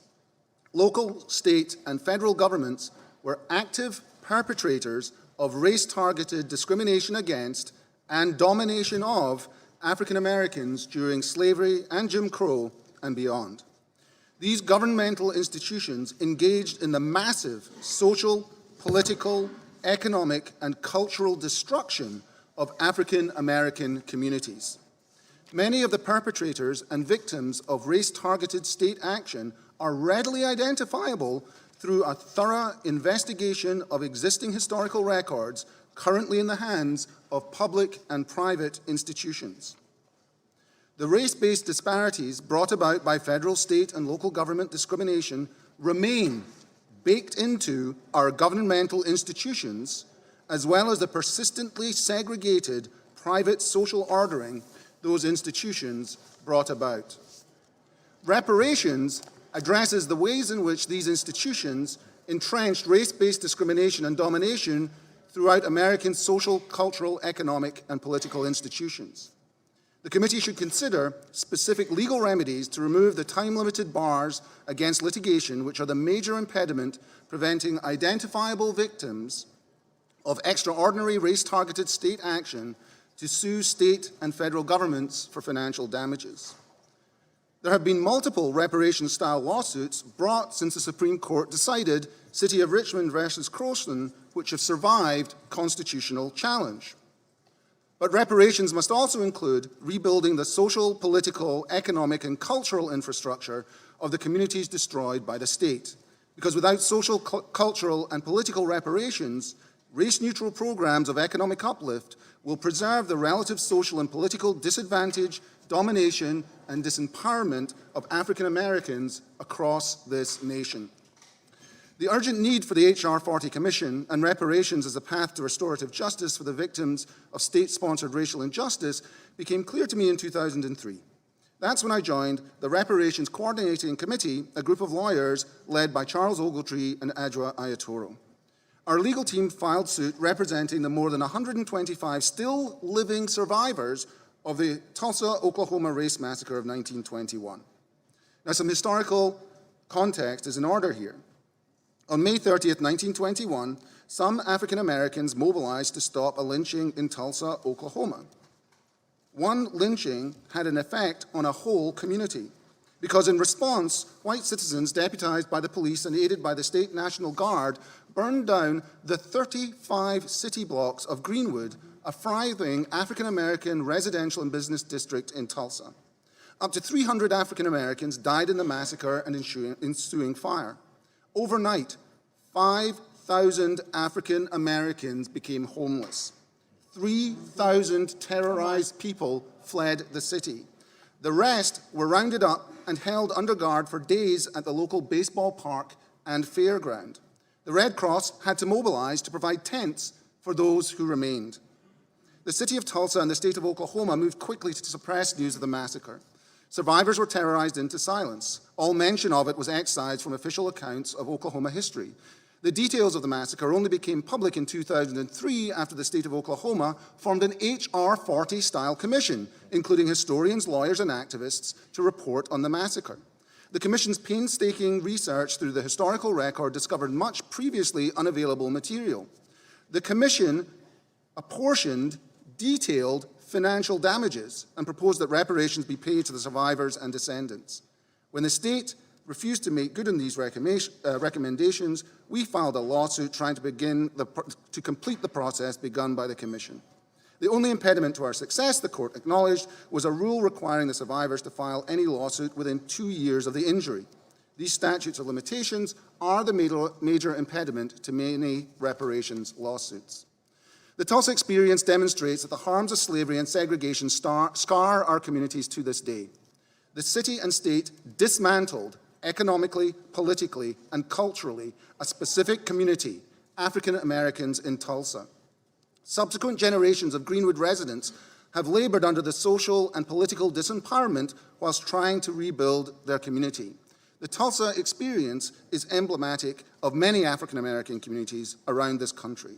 So whilst a monetary payment would count as a beginning, economic justice is not enough without racial justice to repair the specific race-based wrongs of the Tulsa massacre and its aftermath.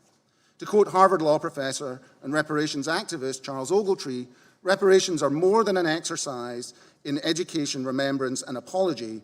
Reparations demand the political, social, and economic power and equality for African Americans that has been stifled and suppressed in America since its inception. Accordingly, I urge Congress to pass H.R. 40 as a first vital step on the path to acknowledging and accounting for the history of race-targeted discrimination and wrongdoing that has marked too much of this nation's history. Thank you, Professor Miller. We will now proceed under the 5-minute rule of questions, and I will begin now by recognizing myself for 5 minutes. Mr. Tanahashi Coates, in your article, The Case for Reparations, you state 250 years of slavery, 90 years of Jim Crow, 60 years of separate but equal, 35 years of racist housing policies. Until we reckon with our compounding moral debts, America will never be whole. Why should the federal government bear responsibility for economic and social damages to the descendants of the enslaved? Thank you, Chairman Cohen. I think the most obvious reason is because the federal government is complicit in it. The article that you spoke about, this period of white supremacy that you referenced in the headline, it is so broad that if I tried to cover it in one article, it would have been impossible. So I focused on a very specific thing, and that is the period of Jim Crow and housing segregation and redlining, specifically in the city of Chicago. The federal government should pay because the federal government was deeply complicit in housing segregation and redlining and in the plunder of black homeowners in Chicago. It would not have existed if the FHA had not had a policy of not insuring loans for black people living in Chicago. It would not have existed if not for the redlining maps, which were written and created by this government of every major city in the country, which effectively relegated black people, whether they had a down payment or not, outside of a class of people who could benefit from a movement which basically created our modern middle class. And so I don't know how it would be possible to exempt the federal government from such a process. And furthermore, I have to make this point over and over. Many of the people who were victimized by housing segregation and by redlining are very much alive today. So this is not strictly about the past. This is identifiable victims, as Professor Miller said, who are there and who are ready to be part of the process. Thank you, sir. Reverend Sutton, let me ask you, you heard Mr. Hughes' testimony and said he didn't want reparations. Yes. Do you believe, and this would be a study of reparations, H.R. 40 draws no conclusions, it would be a study, do you believe that there should be exclusions for wealthy folks who have been successful and maybe emphasize deeds and works and actions that help the people who have not achieved as much and lift them up? I believe that one of the reasons why it was so widely accepted in my diocese is I believe one of the reasons why the vote for reparations was so widely accepted in my diocese is because we separated it from black descendants of slaves getting checks. We're talking about funding initiatives, programs, addressing issues such as mass incarceration. And when that's explained to people that that's a reparation, that's repairing something that can be traced to slavery, then that is the case. Personally, I'm not looking for a check from the federal government or from my church or anything.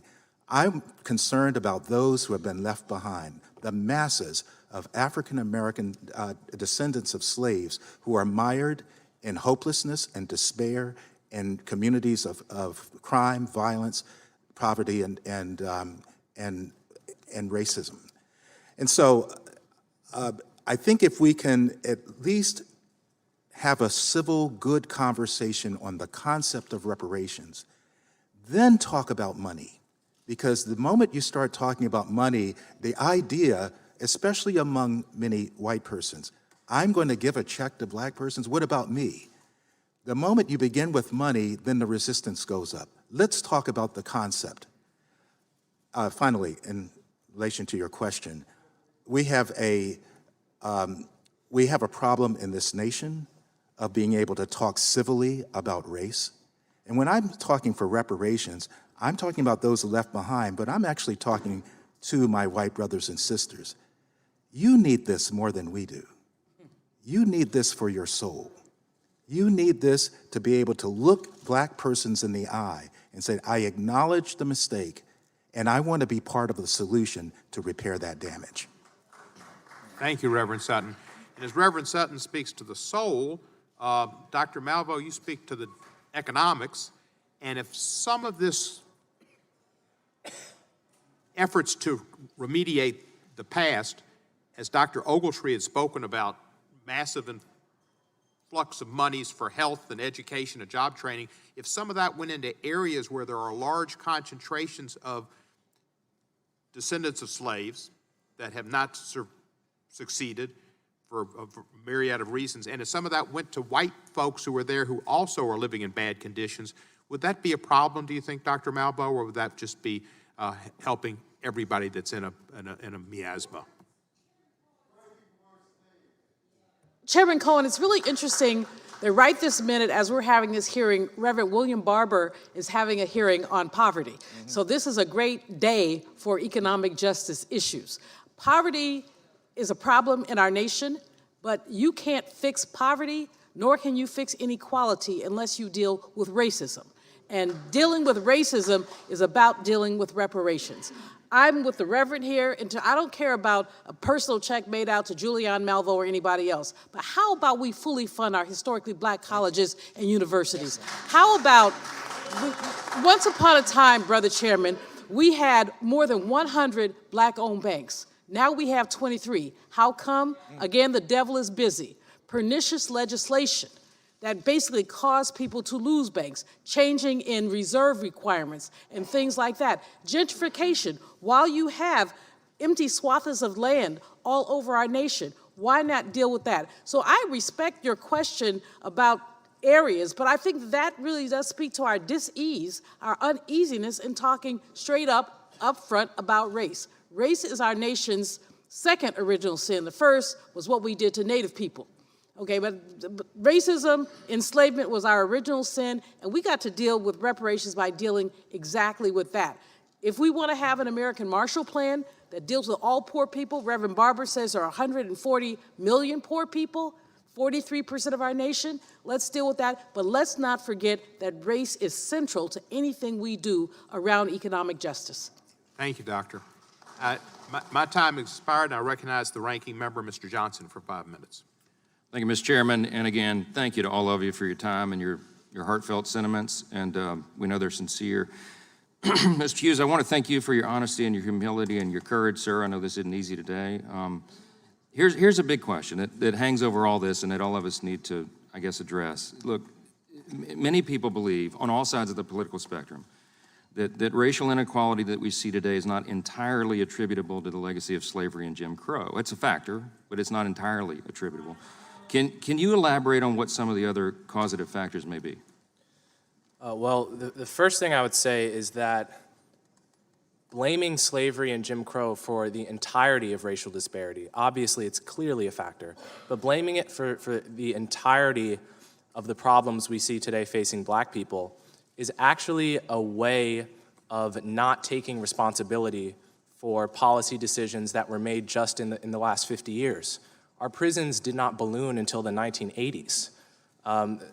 Unemployment for black and white youths were virtually identical until the late 1950s and early 1960s. So perversely, by blaming slavery and Jim Crow for everything, we actually fail to take responsibility for policy decisions that were made on both sides of the aisle in very recent history. Secondly, I would say that there is a naive assumption that wherever there is a statistical gap in outcomes between two groups, that gap must be attributable to some kind of discrimination, whether that's overt or whether that's structural and systemic. That assumption is not true. Okay, I'll give one example, but I could give dozens. According to 2015 census figures, there's a 21 cent on the dollar gap. It's 21 cents on the dollar gap in household income between white Americans of Russian descent and white Americans of French descent, right? Disparity is the norm, not the exception. So the question is not why two groups would have different outcomes, whether it's for wealth, income, or incarceration.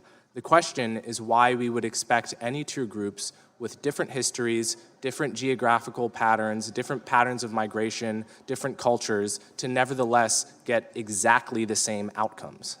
Thank you for that. Mr. Owens, thank you as well. And I was moved by your testimony about the fact that we're fighting for the heart of our nation. I think everybody in this room, as part of the American family, understands that. We see it different ways. Here's a question. In your opinion, is there a formula that allowed the African-American community to achieve the measures of success it did during the 1940s, 50s, and 60s that is missing today? There is, and I'm going to point to Booker T. Washington to tell you what that formula is. But first I want to set a few things, square a few things away.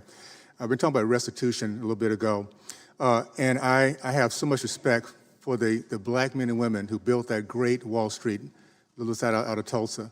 Not only did they had 60 millionaires, they had international business. Within 12 hours, it was destroyed from the air by Democratic KKK. Weren't a lot of white, I mean, they're white people, yes, but they were part of a certain party. The 40 acres and a mule, that was actually implemented. But when the Democratic president, Andrew Johnson, took over, they took that land back. They took away the guns, and then they took away their land. KKK, that's not a Democratic Party, by the way. They lynched 4,700 people. 1,300 of them were white Republicans. So yes, we have a lot of evil going on, but let's not broad brush this, guys. There's a certain ideology, there's certain people that belong to a certain area, a certain niche. We need to hold them accountable, and so let's do that, and I think we're in good shape. Booker T. Washington had 4 foundations. It was head, heart, hands, and home.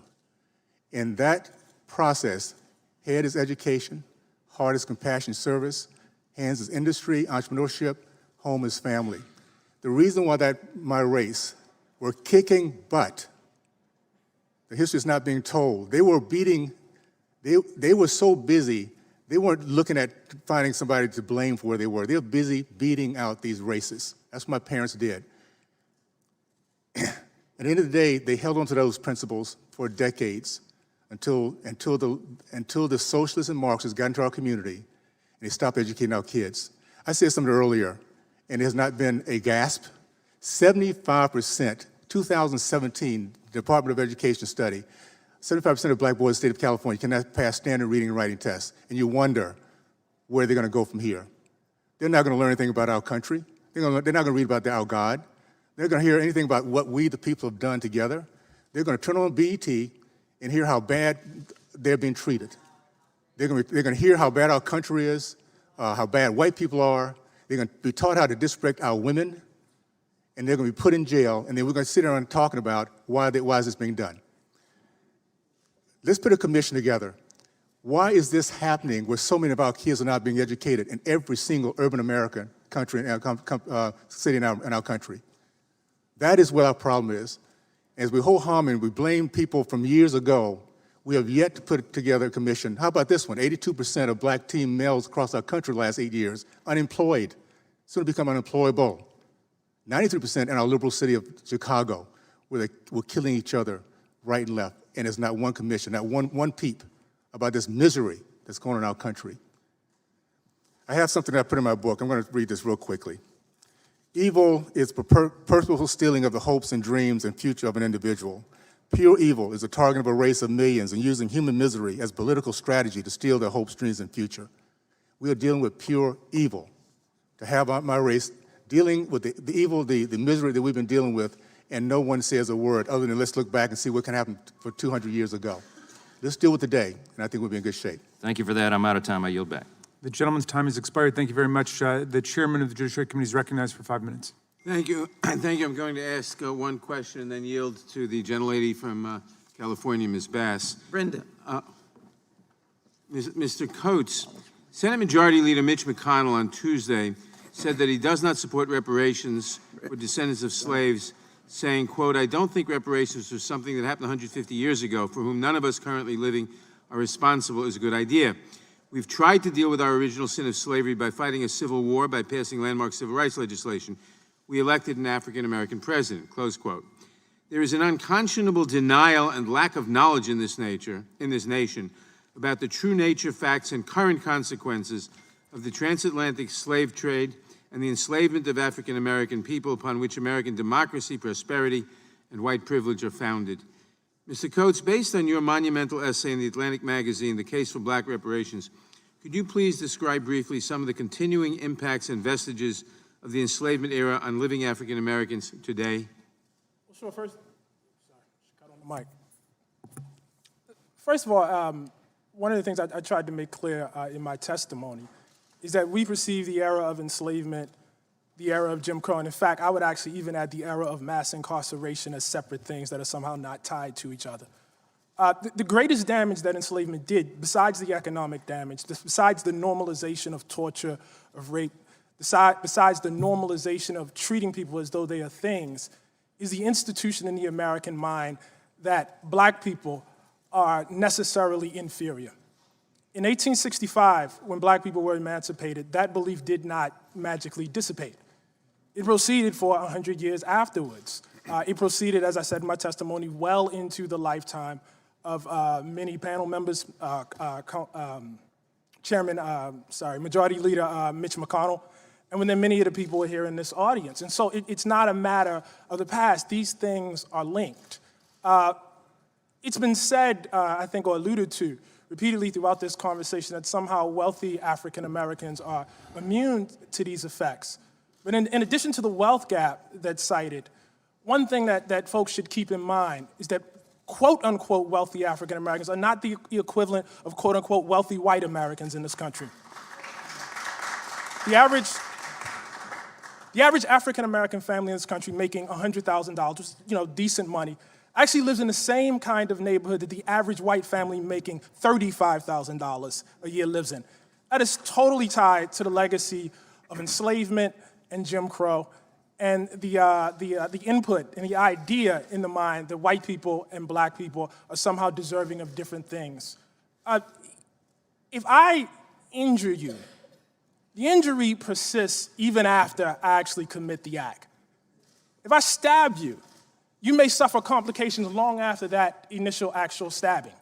If I shoot you, you may suffer complications long after that initial shooting. That's the case with African Americans. There are people well within the living memory of this country that are still suffering from the after effects of that.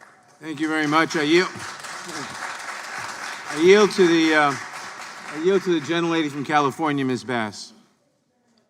Thank you very much, Mr. Chair, and all of the witnesses that are here today, and Representative Jackson Lee for doing this legislation. And, this is just such an important moment in our history. But I just wanted to spend a couple of minutes talking about how we have viewed this issue and why we're even having this hearing today. It's so important because I believe that in this country we have never been able to come to grips with our history. We either don't know our history or we deny it. When we talk about the 250 years of enslavement, we call it a sin, we call it a mistake. We say that it was a subset of Americans, not the entire nation. We say it was inconsistent with the values of our nation's founding, that it was something that happened long ago, and why can't we get past it? Why can't we move on? Why do you keep bringing it up? Slavery might have ended in the mid-1800s, but apartheid and terrorism lasted for 100 years after that. We passed a bill on lynching last week. Why did we even have to do that? There was a man that was executed 2 weeks ago for a lynching that took place in Texas. There are many murders that have happened that people are still wondering whether or not they were lynching.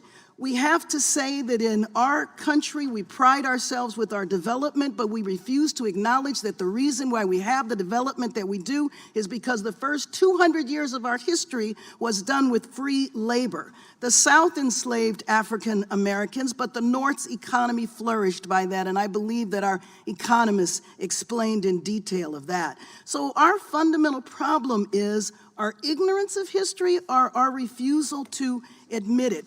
Everyone understands the pain caused by people who deny the Holocaust. Deep pain is caused by this, and deep pain is caused by our country that cannot acknowledge what has happened here.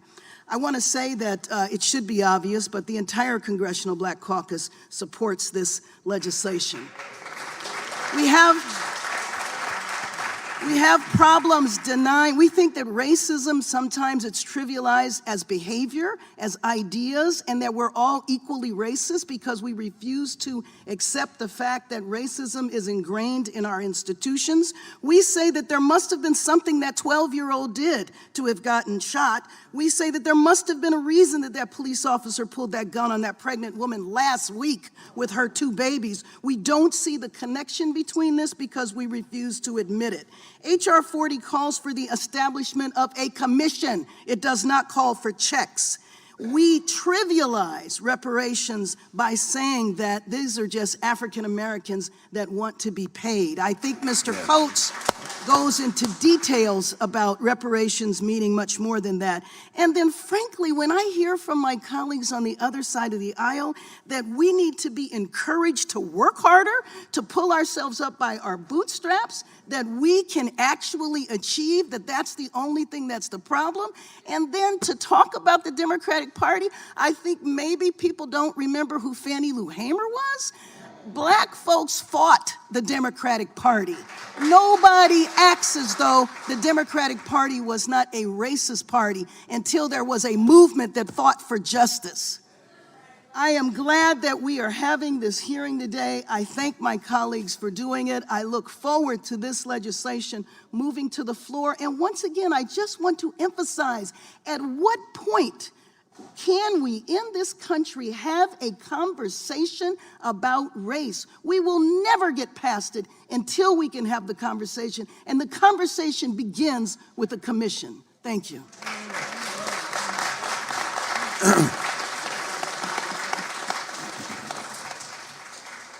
Thank you, Congressman Bass. Excuse me.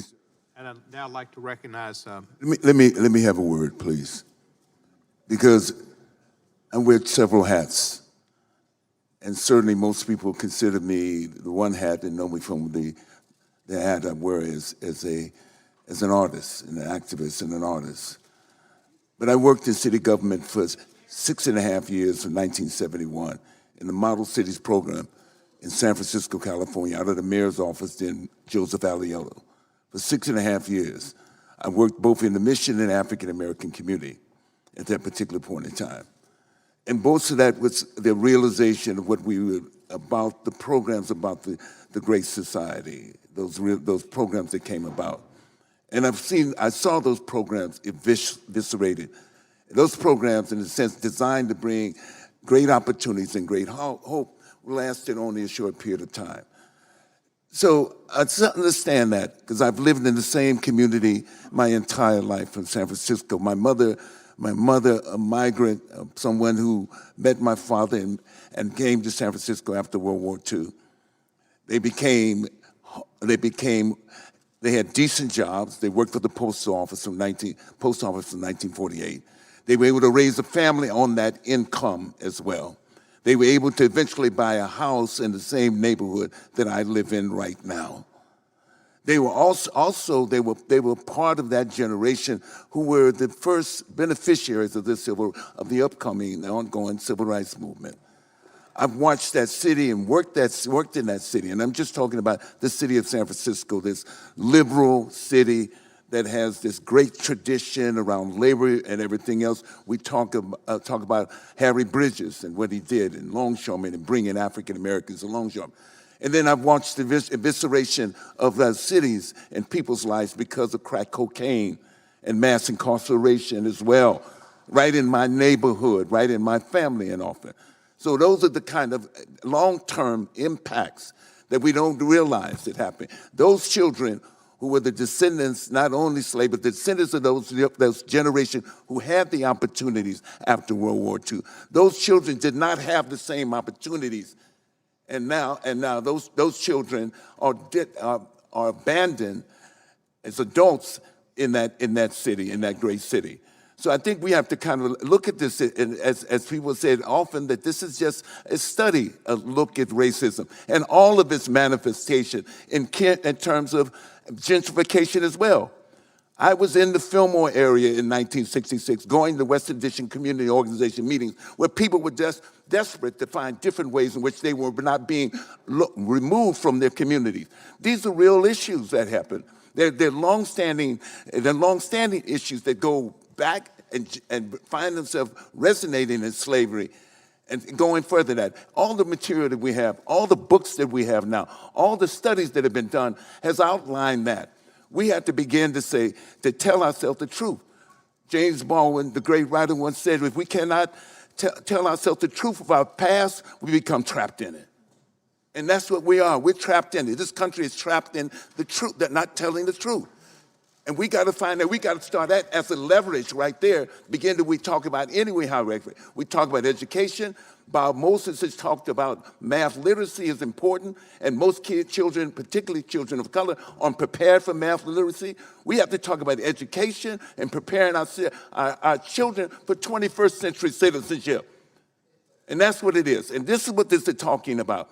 And when we raise the boat of those people who've been most disadvantaged historically, we create a better country here. Thank you, sir. Thank you very much. Chairman Cohen, Chairman Cohen, may I No, suggest? we can't. We're not going to get out of order. I gave Mr. Glover great respect, but the panel and the way we operate is we go from member to member, and they can ask questions, and if next person wants to ask you, they can ask you. Okay. Representative Klein, you're recognized for your 5 minutes. Thank you, Mr. Chairman. I want to thank the witnesses for being here. Mr. Coates, I followed your career with interest. Mr. Glover, I'm a big fan, and I want to thank the witnesses for their remarks. Mr. Hughes, I wanted to ask if there was anything that was said previously that you'd like to respond to. Yeah, I'd like to address myself to the comments made on the subject of us not knowing our history, of us not having told the truth about slavery and Jim Crow. It strikes me that this is not exactly true. Mr. Glover mentioned all of the studies and books that have been written on the subject. I would argue, in fact, that in the 10,000-year history of slavery on every continent, there is not a single example of slavery that has been more studied than slavery in America from the 17th century to the 19th century. So it is actually not true that we have not told the truth, that we don't know our history. Moreover, in the past 50 years, if we're talking about what scholars in America, in the American social sciences, have directed their attention towards, it is hard to find a subject on which more books have been written that has been more studied than racial inequality. Thank you. Thank you for that. Mr. Owens, I've followed your career with interest as well. Can you speak to specifically your career in the NFL, and also you spoke of your family. What was the greatest legacy or lessons from your family that brought you to the opinions that you hold now? The greatest legacy from my dad, who served in World War II, came home, could not do his postgraduate down in Texas because of Jim Crow laws. So put out a lot of letters, ran across a box when he passed away of hundreds of rejection letters. He used that as motivation because he eventually got to Ohio State where he got his PhD and went on being a very successful entrepreneur, college professor, researcher, and someone was very proud of our race. He reached back to his very last days to the young people, giving them hope that this country, they can succeed, and if they really wanted to, and if they pull themselves up by their bootstraps, worked harder than the next guy. That's not a racist deal, guys. That's the American way. We work harder than the next guy. Greatest legacy from him was my belief that I would do everything I could to make sure he was proud that I held his name. The greatest thing for my mom, for my dad, was I never, ever even thought about disrespecting mom. We have come to a point where we allow our young men to disrespect women and think there's no consequences. We are not going to develop men if we allow our boys to call our women baby mamas and everything else under the book and not pull them aside and tell them this wrong. It's about policies, guys. It's not about 200 years ago. We have kids in the state of California that is against anti-choice, by the way. These kids are stuck in these failing schools because we have a party that is against them moving on to someplace else. We have a Davis-Bacon Act in 1932 put in place specifically to stop blacks from competing against white unions, still in place today. You wonder why we have so high unemployment, why our business ownership has gone from 40% down to 3.8%. By the way, high minimum wage is as good as it sounds, it keeps our young people out of work. It keeps them, they're too expensive to hire to even get started if you have high minimum wage. Now the unions benefit from that, by the way. Open borders hurts our race, period. Period. It's common sense. If you have non-Americans coming in, working for lower wages, we get hurt first. We got to understand that, and let's get this thing right, guys. It's about our people, my race. We are just as good as anyone else out there if given the right opportunity and not told that we can't. But us raising our kids and telling them that because of their skin color, they're already against every opportunities out there is stealing their dreams. We can't afford to do that. So my parents' generation, the greatest generation in the history of mankind, told us to dream big and whip out those other guys who are working harder and showing them they're wrong. And we did that. Thank you for that. Thank you, Mr. Chairman. I yield back. Thank you, sir. Mr. Raskin is now recognized for 5 minutes. Mr. Chairman, thank you very much. I'm looking for some points of... Mr. Raskin, I'm sorry. I saw Ms. Lawrence here earlier, then she disappeared, and she's back, and I want to recognize the distinguished... Oh, I'm sorry, Ms. Lawrence was here, and she's gone. She was sitting there. And Ms. Beatty's here. And Ms. Beatty's here now. So, Ms. Lawrence, thank you. Ms. Beatty. Representative Raskin, you're on. Thank you, Mr. Chairman. But both sides seem to agree this is something that should have been done long ago. I think I heard Mr. Hughes say that, and I think Mr. Coates, you said that. There was an effort after the Civil War and Reconstruction organized around a field command I think President Lincoln issued to redistribute 40 acres and a mule. And it never happened, and it was interrupted. And then we had a period of a decade of active national investment in Reconstruction in the South that was undone by white supremacy. And so we were never able to follow through on the political, economic, and social promise of Reconstruction. So given this history and the distance between now and slavery, and then the continuing injuries of racism with Jim Crow and with the sharecropper system and the criminalization of the African-American population after the Civil War. Mr. Coates, let me ask you, what are the differences in approach that have to be taken now, given the distance of time that is lapsed than if it had been done completely right after the Civil War and Reconstruction had been allowed to run its course for a period of several decades before the so-called redemption took place. Sure. If I could just address the notion of slavery having been well studied and understood. I think my fellow panel member is quite correct that at this moment in history, it's certainly true that the system of enslavement in America has probably been the most studied in America. That's not particularly surprising, given the extensive and revolutionary and wide system of universities we have in this country, which is also probably unprecedented and also probably a new development. Also, but I think even given that, it's worth noting the lack of penetration that those studies have had into the American mindset. I don't know if it's still here, but relatively recently there was a statue garden here in the Capitol that I believe had statues of General Lee and Alexander Stephens, and one has to ask if in the Capitol people understood the history of this country, why there would be statues honoring people who led a revolution to destroy it.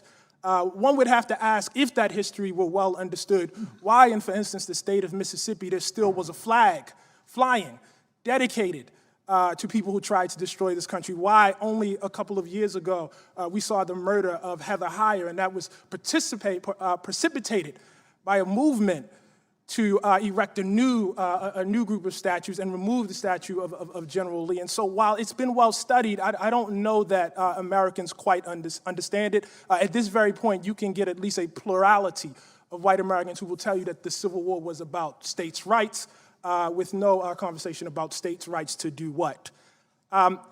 In terms of the differences in approach today, what I would say is that's why we need H.R. 40. That's exactly what we're here to discuss in the first place. I'm very skeptical of the notion that one person should stand up and speak for 40 million African Americans, that one person should stand up and speak for all the generations that came before me. I think the proper thing to do is, A, for this body to convene a committee and convene a discussion to study exactly what the damage was and what potential remedy might be offered, and also to convene conversations around the country. Just attendant to that, I also would like to say there's been a lot of, shall we say, shade throwing on the notion of cutting checks. I just want to say, in the spirit of openness, in the spirit of actual study, I don't think we should necessarily rule out cutting checks. There are people who deserve checks. And so, and I think that actually should be part of the study. We aren't ruling out any solution. I don't think we should rule out that one either. Well, thank you for your emphasis on what H.R. 40 will do. It will set up a commission to study all of the different dimensions and ramifications of reparations and what it means, because I think one of the productive aspects of this conversation has been that we've learned that it's not just about cutting checks, although it's not to the exclusion of that, but it's about rethinking our relationship to this whole history, which has been so injurious to so many of our people. Let me focus on the question of the congressional role, because I'm moved by the fact that it is Congress that is taking this up seriously. As we said before, enslaved Americans helped to build the Capitol where Congress meets. Enslaved Americans helped to build the White House where the president sleeps. And there was a slave market across the street where the Supreme Court stands today.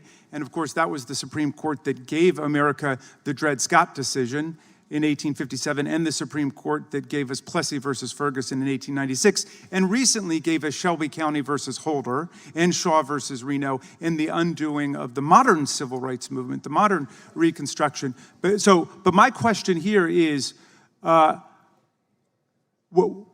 is it that Congress should be the one to act? You would think that we would rely on the Supreme Court for justice in the country, but people are coming to Congress to act, and perhaps Reverend Sutton, let me come to you about that.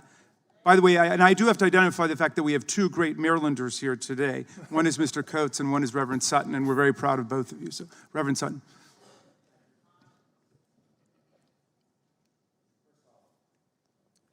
First off, let me say that I am a bit dismayed and appalled that my brother panelist here, when we're talking about reparations, goes to family and all that. Of course, we're all hardworking, and of course we are for families. I just don't want the impression to be that if those are for reparations, don't know about the role of family. And while we're on that point, let me just ask you. Okay. Okay. And why Congress? Because you're leaders. And legislation helped to get us into this mess. Legislation has a role. The church has a role. Our educational systems have a role. And maybe even the Supreme Court and hopefully the president. But your role is to redress some of what your predecessors did in this Congress. And so I think you're the only body that can call for this commission that desperately needs to happen. Thank you, Reverend, and thank you, Mr. Raskin. Now I'd like to recognize Mr. Gohmert from Texas for 5 minutes. Thank you. Appreciate the witnesses being here. And Mr. Glover, anytime I see your name listed as being in a movie, I normally say that's one I will enjoy and appreciate your body of work throughout your career. You've provided a great deal of enjoyment, even in the dramas, so thank you for that. I had a colleague mention an execution in Texas. That was the incident arose down in Jasper, where 3 white men drug a black man to death.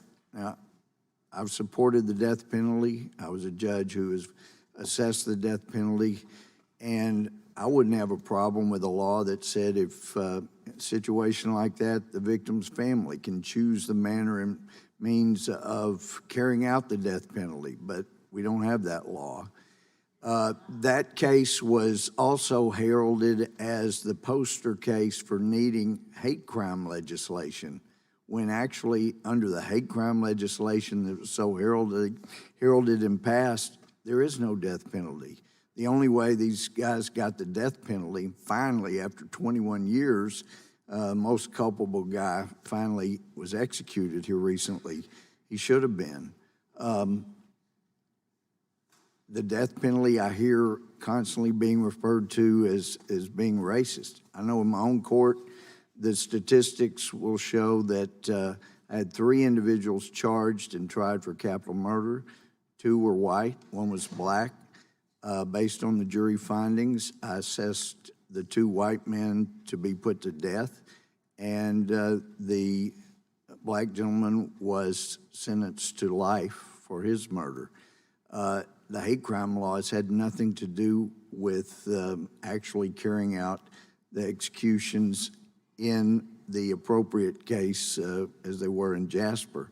I also heard a colleague talking about it is critical to know our history. And I have some screenshots here from the Democratic Party's history that says our history, and I'd ask unanimous consent to submit that for the record. And it's interesting, and also this Wall Street Journal article, The Democrats' Missing History, it documents a number of things. I'd ask unanimous consent on both of those, so thank you, Mr. Chair. There's no reference in the history of the Democratic Party platform supporting slavery. There were 6 of those from 1840 to 1860. No reference to Democratic presidents who owned slaves. There were 7 from 1800 to 1861. There's no reference to the number of Democratic platforms that either supported segregation outright or were silent on the subject. There were 20 from 1868 to 1948. No reference to Jim Crow laws, nor is there reference to the role the Democrats played in creating them. These were the post-Civil War laws passed enthusiastically by Democrats in that pesky 50-year part of the DNC's missing years. Also, there's no reference that 3/4 of the opposition to the 1964 Civil Rights Act what came in the House from Democrats, or that 80% of the nay votes in the Senate came from Democrats.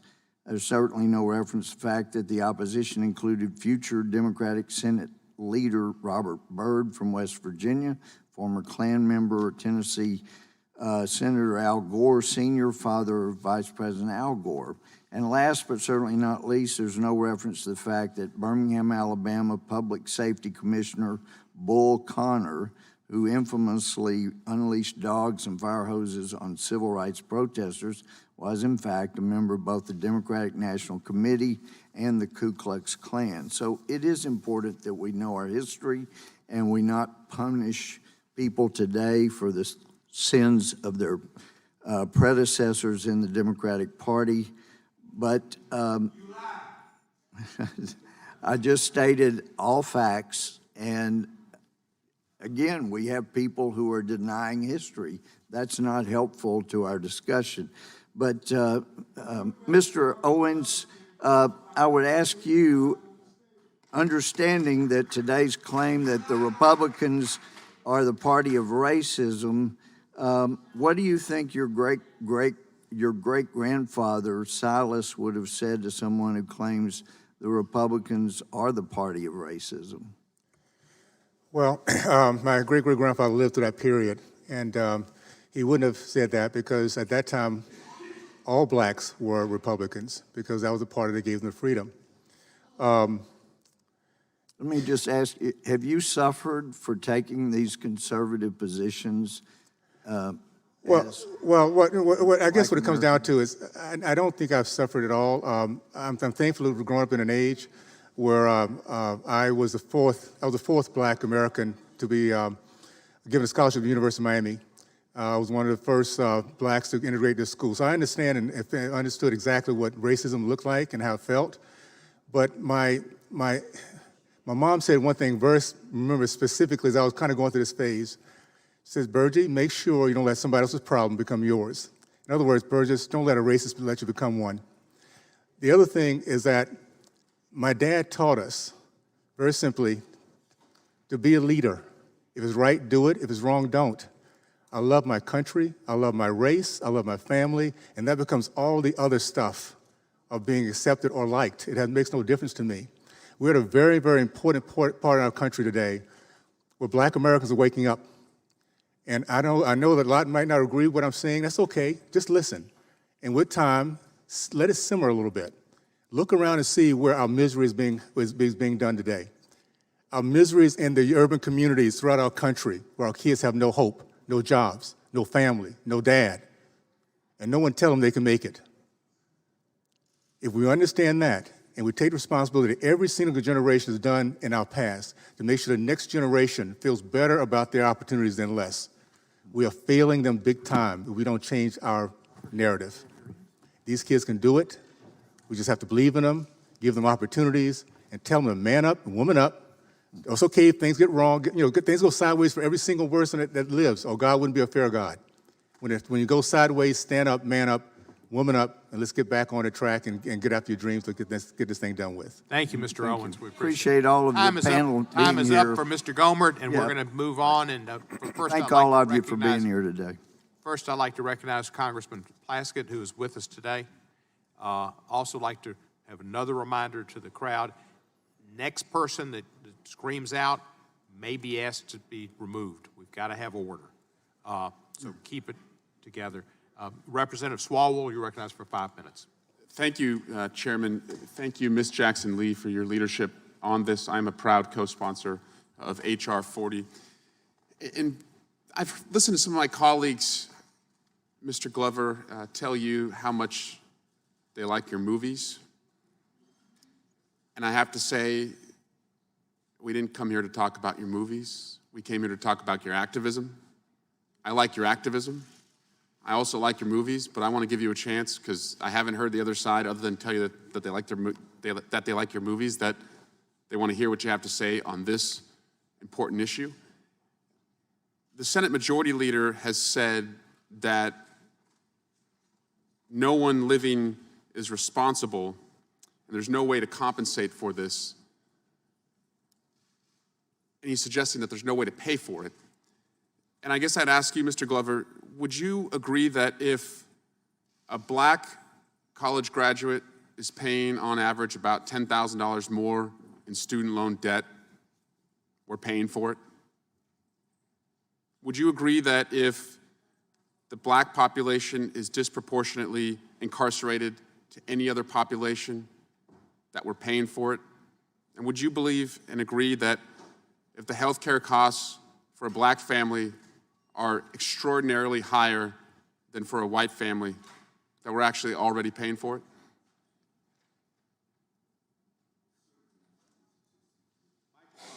statistics would suggest that.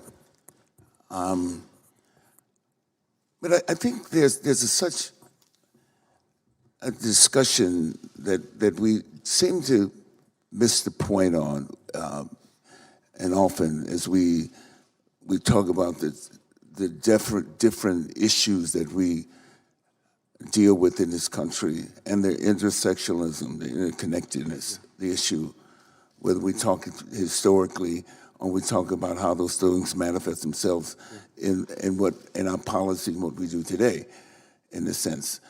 And I think a part of what we don't do today is to evoke the kind of spirit that was so essential in this country's formation, in this country, in the moments in when there were radical changes in this country. We often talk about the right for organized labor to organize, the impact that had on the African American community at some point in the 20th century, past the end of World War II, the benefits that were accrued at that particular point. And those people who struggled for that, whether it's Eugene Debs, who struggled against, or whether it's Emma Goldman, or whether it's W.B. Du Bois, and all the list of activists and men and women who brought about the kind of, who raised the bar with respect to, I think, a sense of revolutionary purpose. In that sense, and what I think with the incredible wealth that this country has, and resources this country has, and the capacity to do what it had once done. When I came into the world, there were opportunities that were different than previous generations. There were more schools that were built instead of prisons.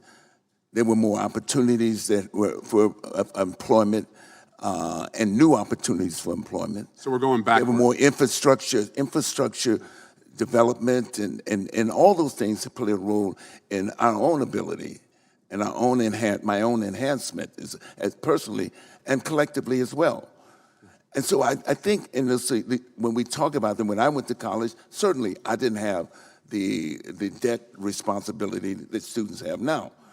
And certainly there's ways in which we can mediate that.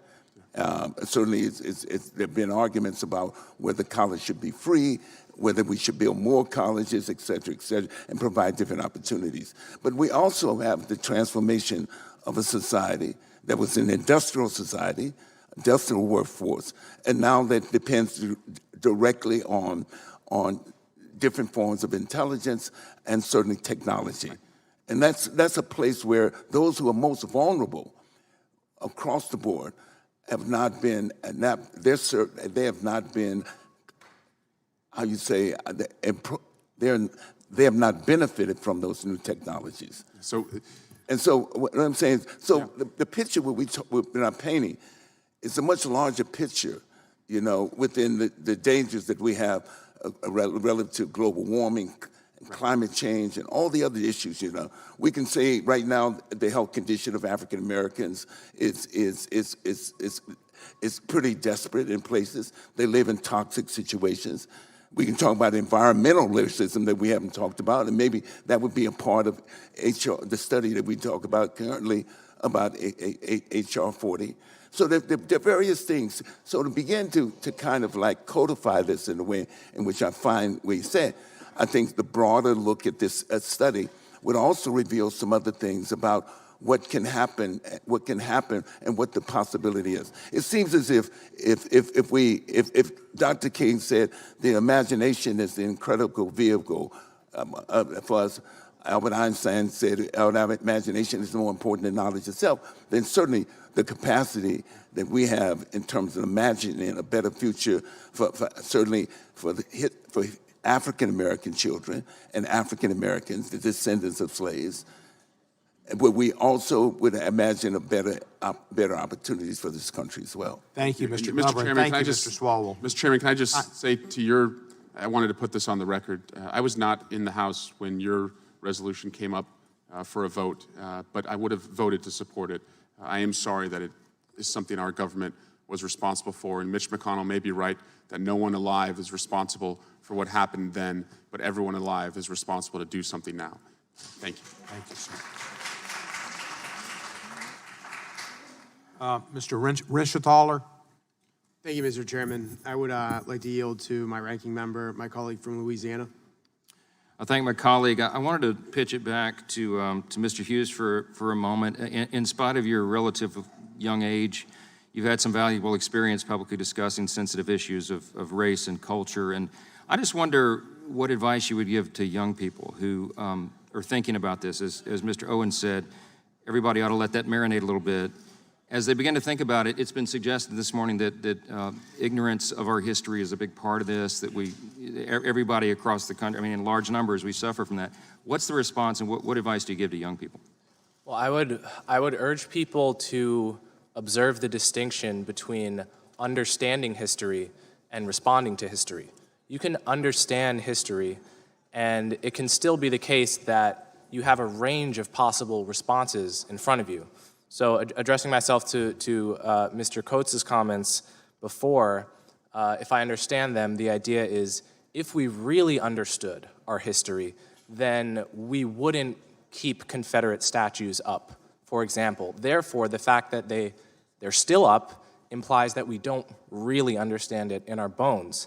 And that I think, highlights a distinction between how I think about this issue and how other people on the panel think about it. For example, there was a poll in the Washington Post last year which found that 30% of black Virginians wanted the Confederate statues to stay up. Now, I don't think they wanted that because they hated themselves. I don't think they wanted that because they didn't understand their own history. Perhaps they were people who just didn't like seeing their communities change. There are many people like that. And I respect that, even though I myself would be fine to see those statues come down. So the point here is that our response, whether or not you agree with it, is not itself evidence that we don't understand our history. And we can have two separate conversations. One is what happened in this country, what was done to black people, what harm was incurred. And the second conversation is what do we do about that? And that second conversation the answer to that second conversation is not self-evident from the answer to the first. Thank you. I see Mr. Owens making notes over there. I know you have a lot to contribute on this subject. You do a lot with young people. What would you add to that? I would first of all say we live in the United States of America, the greatest country in the history of mankind, a place that every person who comes here, that apply ourselves to the rules, to the standards in which we all can succeed, treat people right, be honest, dream big, dream above your obstacles, and get back up when you fall down, then they can make it.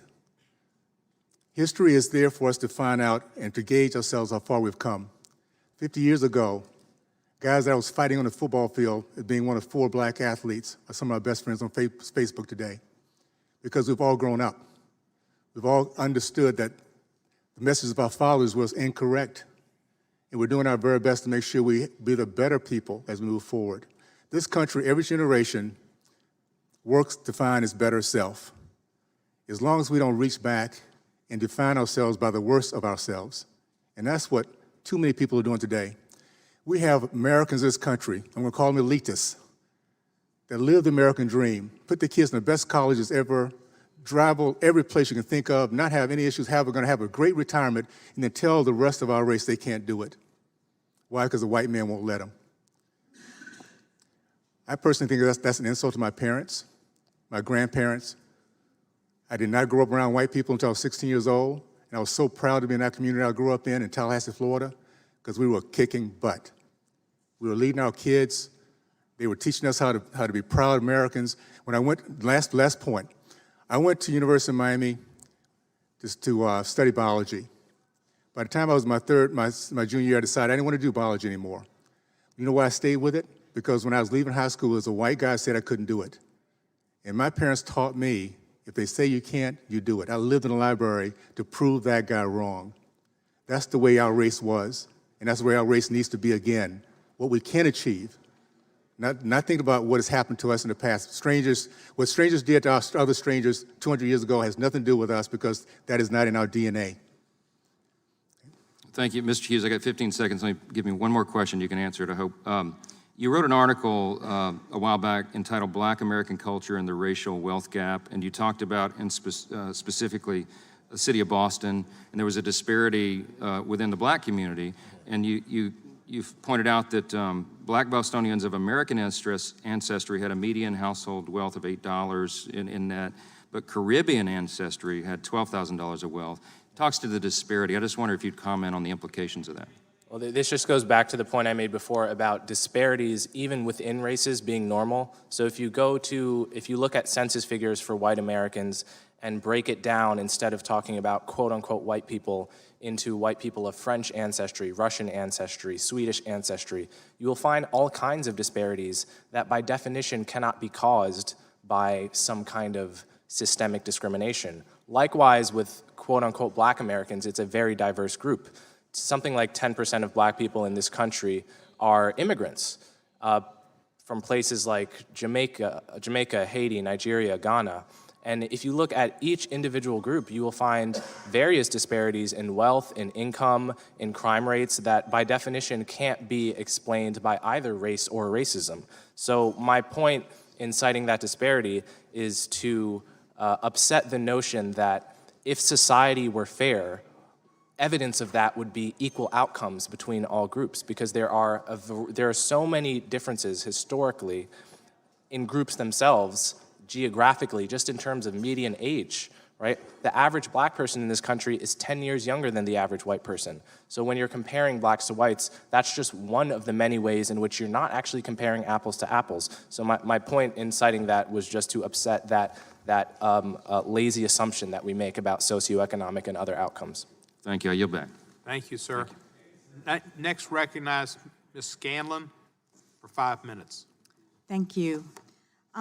Before coming to Congress just last November, I was a public interest attorney, and so my work focused on access to justice, access to the ballot, and access to a good public education.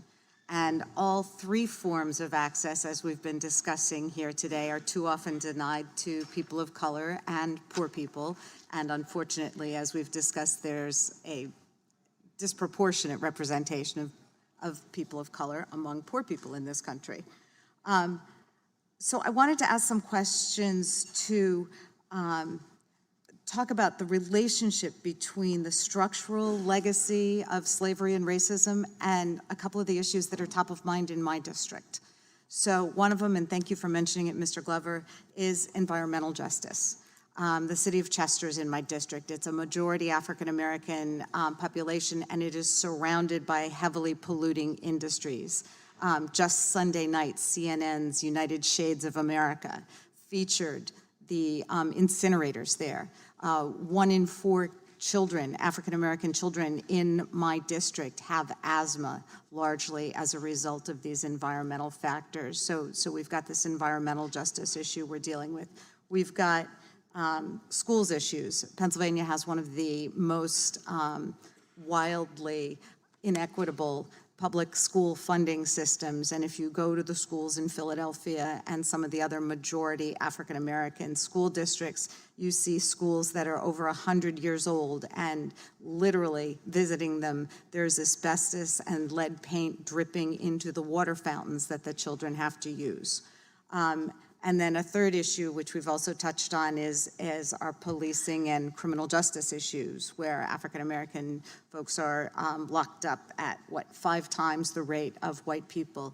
So how does the reparations conversation help us drive forward those issues? How can I link it for folks in my district to the issues they're facing daily? And if I could ask Reverend Sutton and then Mr. Coates to maybe address that. Thank you. Those issues are linked. We have to make a distinction between personal responsibility and social responsibility. I go into the high schools in Baltimore as well, and we even sponsor programs to convince high schoolers, you can do this, you can succeed, you can make it. That's personal responsibility. But when you go in the schools and you see the conditions, you see the quality of the teaching and all that, you know that they don't have the same shot as those who live 10 miles away or 5 miles away in their school systems. And so one of the roles of the Congress is to make sure that there is a corporate responsibility that we all have for all of our citizens. We can all celebrate the tremendous strides that have been made in racial attitudes in this country. We're proud of the accomplishments of many African American individuals. I'm proud of my accomplishments. I've worked very hard, and my brothers and sisters. But for the millions of descendants of slaves who are trapped in this pernicious cycle of hopelessness, poverty, and rage due to their real experience of inequities, segregation, inferior schools, redlining, and the like, the widespread assumption that everyone can pull themselves up by their bootstraps is a lie. It's a falsehood. And that is one of the things that this legislation wants to address. Thank you. Thank you. Mr. Coates?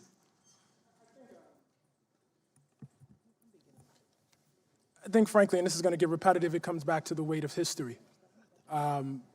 I heard it said just earlier, for instance, that the matters which face us today have nothing to do with our strangers from 200 years ago. That's not the attitude we take towards George Washington. That's not the attitude we take towards Abraham Lincoln. We take that attitude to history that we're ashamed of. We don't take that attitude towards history that we're proud of.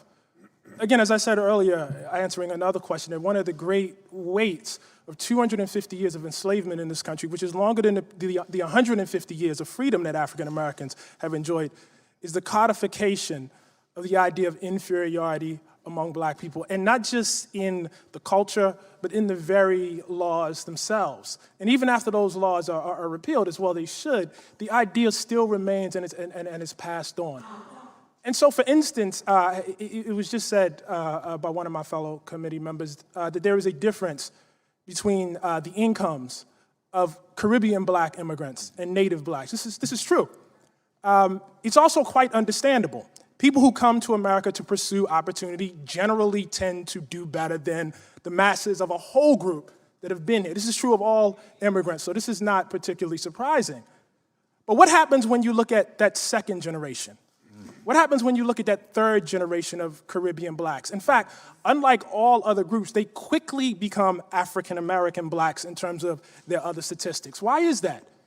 It's the weight of history. It's the implicit idea that is codified in our laws, in our criminal justice system, in the very places that we live to this very day. There is no way to get out of this. There is no way of escaping this without a direct confrontation, without H.R. 40, the very reason we're here. Thank you very much. Thank you, Ms. Scanlon. Before I go to my next, I'd like to recognize Mr. Wade Henderson, who's here. He was the president of the Leadership Conference on Human and Civil Rights and a great hero for many years. Thank you for your attendance and your years of work. Mr. Hillary Shelton was here earlier, and they kind of were a team. He was the NAACP, and he left. Ms. Dean, you're recognized for 5 minutes. Thank you, Mr. Chairman, I thank you for having this hearing. As troubling as this topic is, I can't tell you how glad that we're here today. I can't tell you how glad that this conversation is taking place. So I thank my colleague from Texas, Ms. Jackson Lee, for her extraordinary, tenacious leadership on this legislation. We're here to acknowledge the terrible wrong in history, to recognize the continuation of those injuries, and that's one area I want to examine quickly if I can, and to discover a remedy to these atrocities, some measure of healing for this country. So if I could take a look in the time that I'm allotted at two things. Mr. Coates, I wanted to ask you about the ongoing predatory practices. I happen to also be a member of the Financial Services Committee. And so we've examined some of the practices, for example, by Wells Fargo in predatory subprime lending in the African American community. Because too often we hear that this is a thing of the past. This is not something that's happened today. There's not an ongoing problem. You're dealing with something that's past. It's not past. The discrimination, the atrocities continue. So if you could help me with the predatory practices, and then I wanted to try to lift it a little after that, because I loved what you said, Right Reverend, that it is important for our white brothers and sisters. We need this as much, if not more, for the healing of our soul, healing of the soul of the country. And Ms. Brown, you talked about the liberating power of having this conversation and taking a look at all of this. So if we could talk about ongoing predatory practices and discrimination, and then maybe take it to the other side. Sure. As I was saying earlier, it's like any other injury. There is the primary effect of the injury, and then there's the secondary and tertiary effects of that injury. African Americans have a history of segregation in this country. What that means is not merely living separately from whites. It means living separately from whites for the explicit purposes of denying certain benefits and certain funding and certain resources to black people.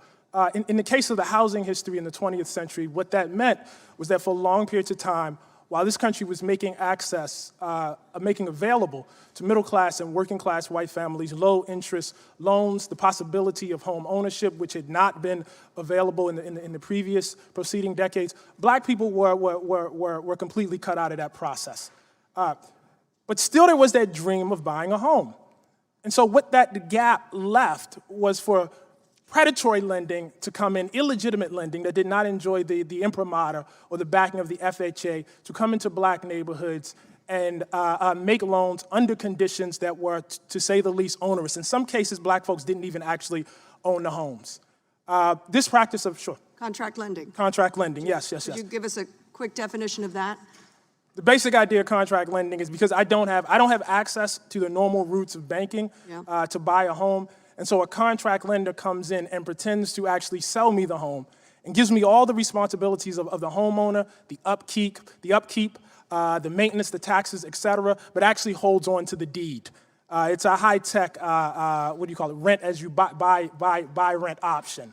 And the other practice that Wells Fargo participated in a huge way in the early 2000s, 2005, as quoted by a former Wells Fargo loan officer. They went into black communities, particularly through their churches, and pushed subprime lending mortgages on those folks who would have qualified likely for regular mortgages. And she said, we went right after them. She's a former member of Wells Fargo.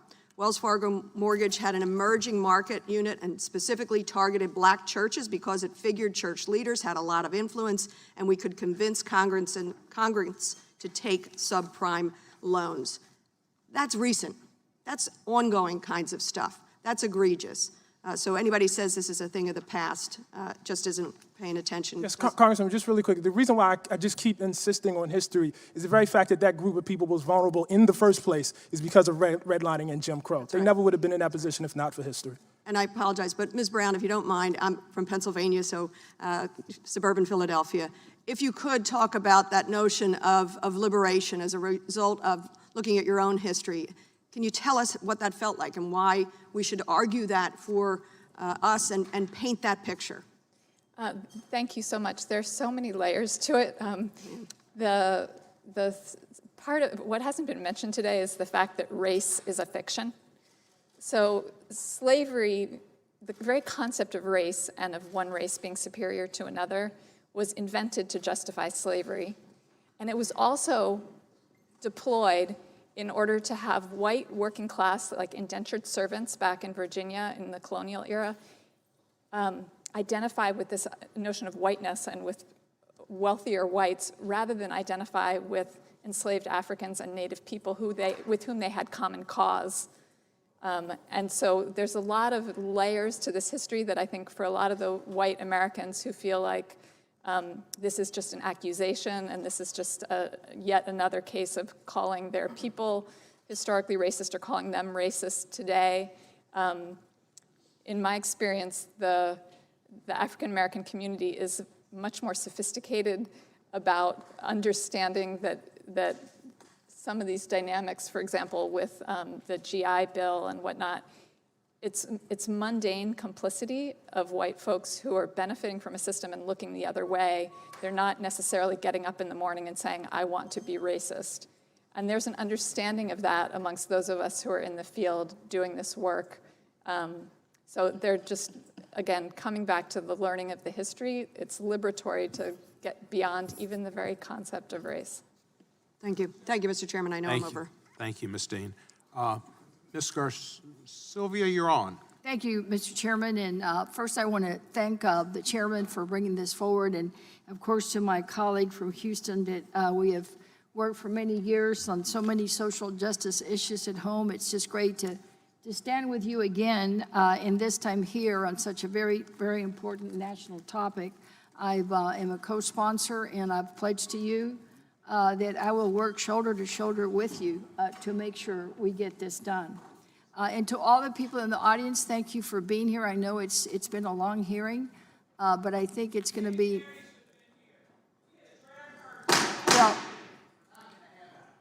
thank you for being here, and I know you've been waiting, but I think the waiting will be worth it when we get to the end of the tunnel. So thank you all for being here. And Bishop, I want to just start with you because it really did warm my heart that you have some scripture notes here and that you mentioned Jesus. You know, I have a very deeply firm religious belief that we really are all created equal and that we really are all children of God.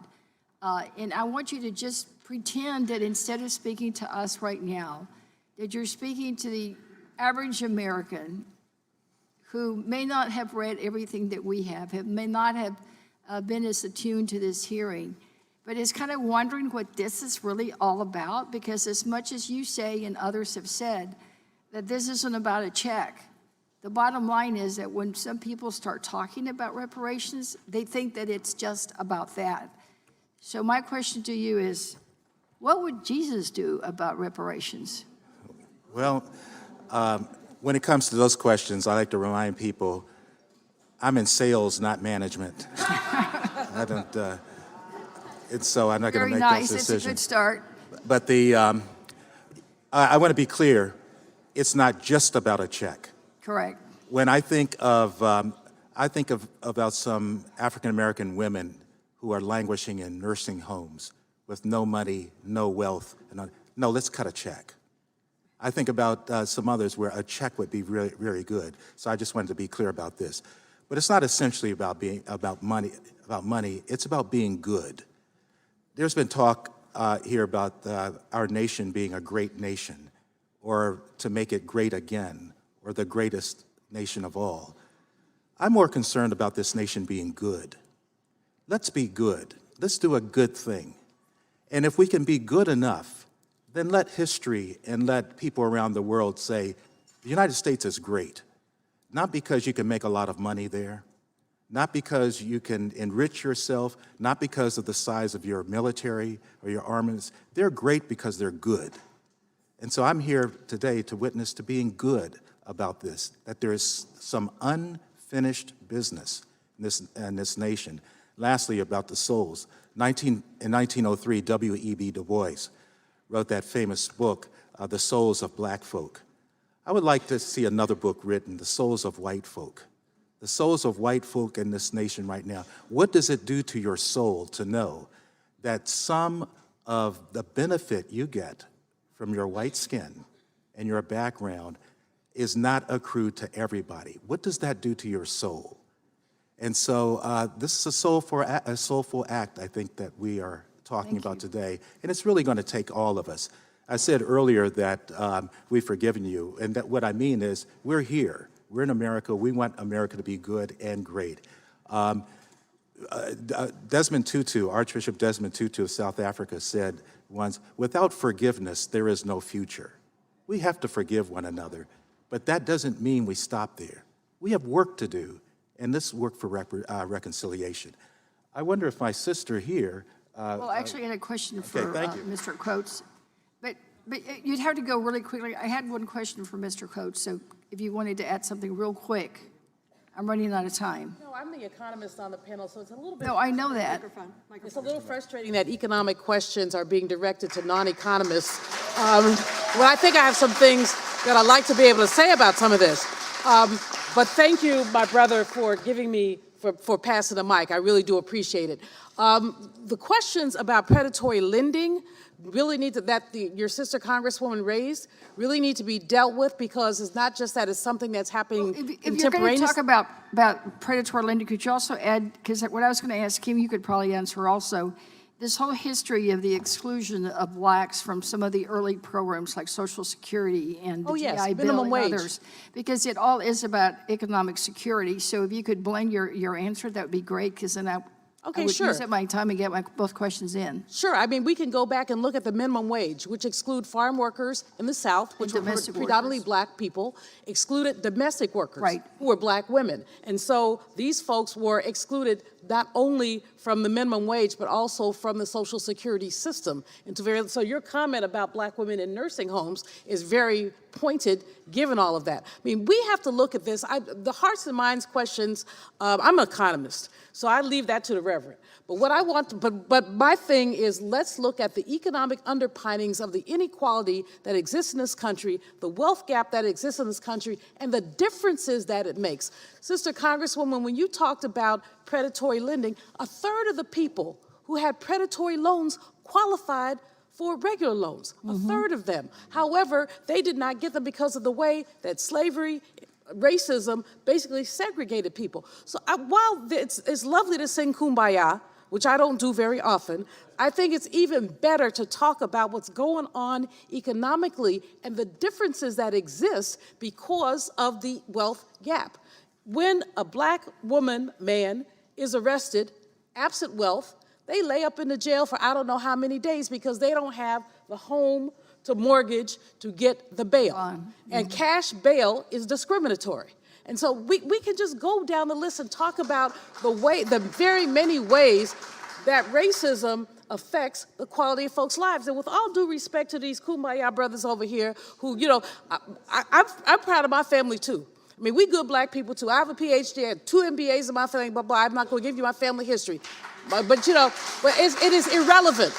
It is irrelevant when you're dealing with structure. I want y'all, Congress people, to deal with issues of economic structure, and an economic structure has generated an inequality that makes it difficult for people to live their lives. When zip code determines what kind of school that you go to, when zip code determines what kind of food you can eat, these are the vestiges of enslavement that a lot of people don't want to deal with. Forgive my, you know, I'm kind of over the top, but I usually am. Those in the audience who know me know, you know, tick, tick, boom. But the fact is that I'm gratified, Sheila, Congresswoman Jackson Lee, for these hearings, but I'm also frustrated for the tone that some of this has taken because it takes us away from the economic underpinnings of what needs to go on here.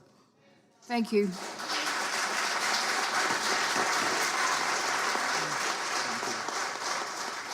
Thank you, Mr. Chairman. I yield back.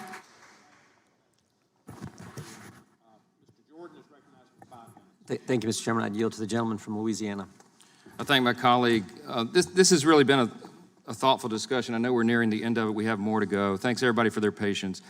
I just want to touch on something the Reverend Sutton said a moment ago about America being good. It is good. It is the greatest nation in the history of the world. There's a reason for that.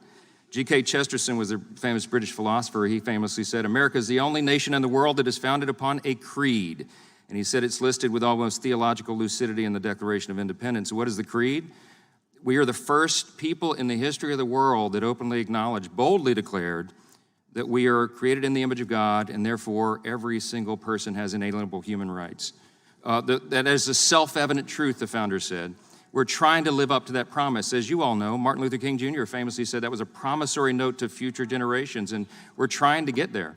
The honest question that we're trying to get to is the payment, okay, which would be part of this by many people's estimation, is that part of that attaining the ultimate goal? And it's a thoughtful question. It's a serious one.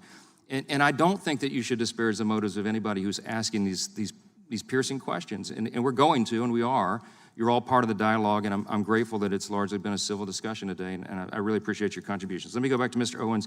In a 2018 interview, you noted that, you said, quote, it was the black community that led our country in terms of the growth of the middle class. Between 40 and 50% of black Americans became part of the middle class. The black community also led the country in terms of the commitment of men to marriage at over 70%, unquote. I wonder if you could elaborate a little bit on what you attribute that to. Head, heart, home, hands. We were a race that believed in God, very committed to the Christian faith, Because we did, our men believed in being the men of their household to provide for their kids and their wife, and they took that commitment very seriously. They took pride in being producers. The idea of me being a beggar was not an option. When I failed after coming out of the NFL, 7 years after coming out of the NFL, totally humbling. But for a brief few months, I was willing to be a chimney sweep. I was willing to be a security guard. That was the way we were taught. Do whatever it takes to provide for your family. It doesn't matter. Be proud of it. And I'm proud of it now. I will never want to go there again. But at the end of the day, that's what we were taught. We have now, we're turning out my race into one that's feeling that they're entitled to somebody else's property. We're now asking for something, reparation, that we'll get to funding, but something we never experienced ourselves in our lives. Are not owed, because we have the chance every single day to make a choice. I can choose the day to be more successful or less. And that has nothing to do with my ancestor, my great-great-grandfather Silas, other than the fact that I'm so proud that he showed me through his example how to overcome obstacles. So we need to get back the pride that we had during the 40s, 50s, and 60s as a race when we were competing against the white race, when we were segregated, when our money stayed within our community, and our leadership stayed in our community. We weren't trying to get out to somebody else's race to give them our business. We need to recognize that within our kids is our future. I personally believe this. Right now we have over 60,000 of our youth that's incarcerated every single year. These kids, most of them, 85% don't have fathers. We were able to get those kids back, to give them the hope that this country can give them a great opportunity, that they can go out and build businesses or move their future on. They will bring us back to the abyss. And I believe those kids, the ones that we give hope again, will bring our country back from the abyss. But we need to give them the right message first. Very well said. Mr. Hughes, I know there's a lot's been said here, and I know you have thoughts on a lot of these topics. I'll just yield back to you for 55 minutes here, pitch it to you. What would you like to add to the conversation? Oh dear, a lot has been said. I'm not sure there's any one specific thing at this moment I want to respond to. That's great. I respect that. Listen, we're probably out of time or out of questions on this side, but again, on behalf of everybody here, I think I speak for all my colleagues, we really appreciate your interest, your involvement, your patience today. It's been a long hearing, but I think we've had a thoughtful discussion. I think it's important for the country for us to do this. So I'm grateful, and I yield back. Thank you, Mr. Johnson. Ms. Escobar of Texas is next. 5 minutes. Thank you so much, Mr. Chairman. And I want to just say how proud I am and fortunate I feel to be in the room with all of you, to be able to have this very important discussion and to participate in this historic hearing. I also just want to quickly acknowledge and thank my sister, Congresswoman, the gentlelady from Texas. Thank you, Sheila, for your incredible work and your passion and the dignity and strength that you bring to this discussion. And as my colleague from California, Ms. Bass, mentioned, this is a difficult conversation to have, but one that is so long overdue. Dr. Malveaux, I so appreciate your economic perspective. And I want to ask you a couple of questions rooted in that economic background that you have so that you can help the country understand the significance of why we have to have this conversation. So first, I'd like to ask you to respond to critics of this bill who claim that the U.S. has already paid reparations to African Americans through affirmative action. How would you respond to that? Sister Congresswoman, for the question. Let me say that affirmative action, the primary beneficiaries of affirmative action actually were white women.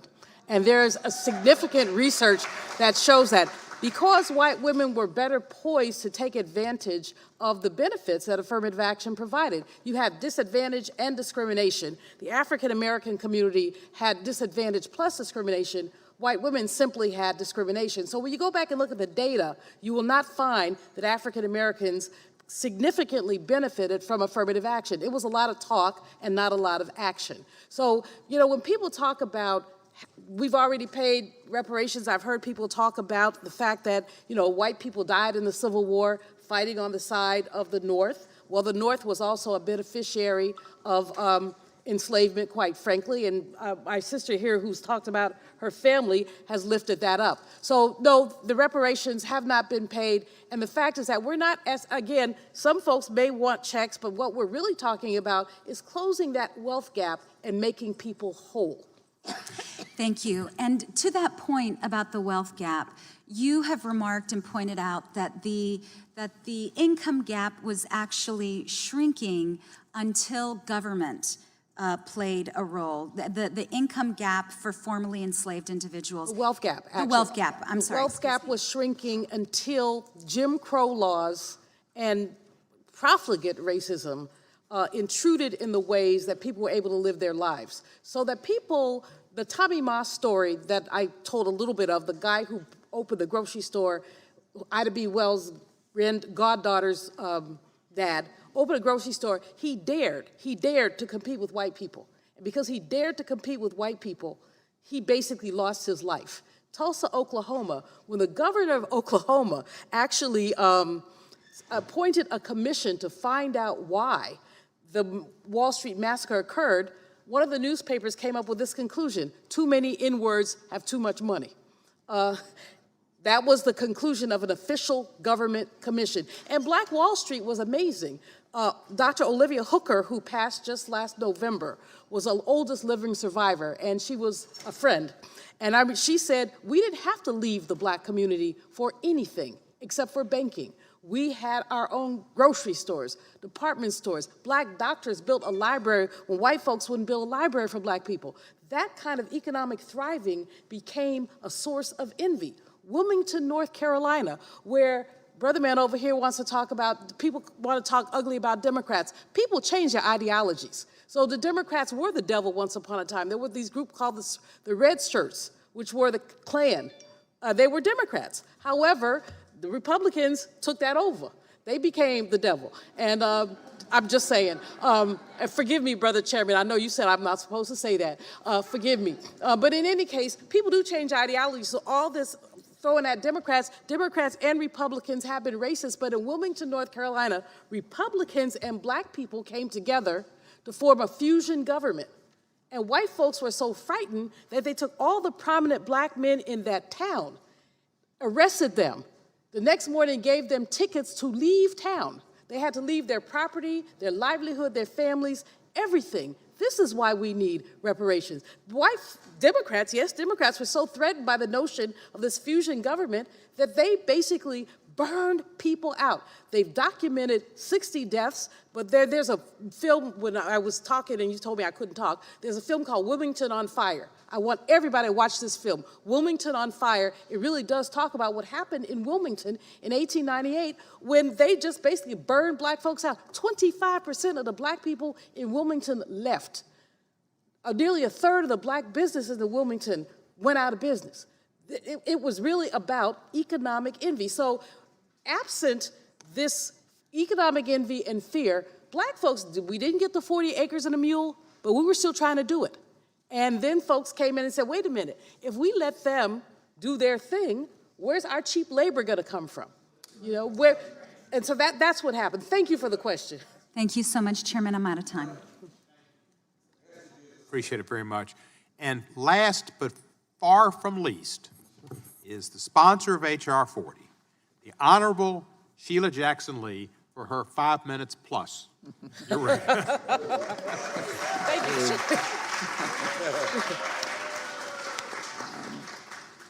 It is appropriate for me, Mr. Chairman, to thank you so very much and to dispel this audience from any suggestion and witnesses that we're here on a temporary pass, doing temporary work that's going to be fleeting and never to be seen again. I want to thank Chairman Cohen, who comes from the heart of Memphis and Tennessee, who has walked in the life of a dual society. And I want to thank Chairman Nadler, who, as he indicated, as I did, supported H.R. 40 and the leadership of John Conyers. I want to thank all of my colleagues on this panel for their diligence and outstanding questions. They are going to be in the forefront of educating, answering the questions, being a team, and I look forward to their work on this very powerful committee, Judiciary Committee. What better place to have this hearing? And to those who are, again, trying to understand our process, you have to have a hearing. Then there is something called a markup. Then there is a vote in the committee. And then there's the opportunity to go to the floor of the House of Representatives, on to the Senate, which will be the other body, as we call it, and the challenge that I will accept, and I hope that you will accept, and then a signature by a President of the United States of America. Let this day, June 19th, 2019, be the marker for the commitment for each and every one of you who have come to support, to say, on my watch, we will watch this bill pass and be signed by the President of the United States of America. I want to acknowledge Pastor Alan Patterson, who is from my hometown, and he is, I know he wouldn't mind me say, the inheritor of a great historic church in historic Fifth Ward, Texas, that was a settling place for freed slaves, Mount Corinth Baptist Church. I'm delighted that he is here, and I thank him. All the others I have thanked. Let me thank the witnesses. Mr. Chairman is very kind, but I will be diligent. Let me thank the witnesses who are here, each and every one of them. Let me thank Mr. Coates, Mr. Glover, Ms. Brown, Ms. Hughes, Ms. Owens, the Right Reverend Eugene Taylor Sutton, and as well Dr. Julianne Malveaux, Professor Eric Miller. And let me get to my questions at this point. During the Red Summer of 1919, violence against African American communities erupted. 2 years later, in the Tulsa race riot, 300 African Americans were killed, and the entire black community of Greenwood in Tulsa, Oklahoma was destroyed.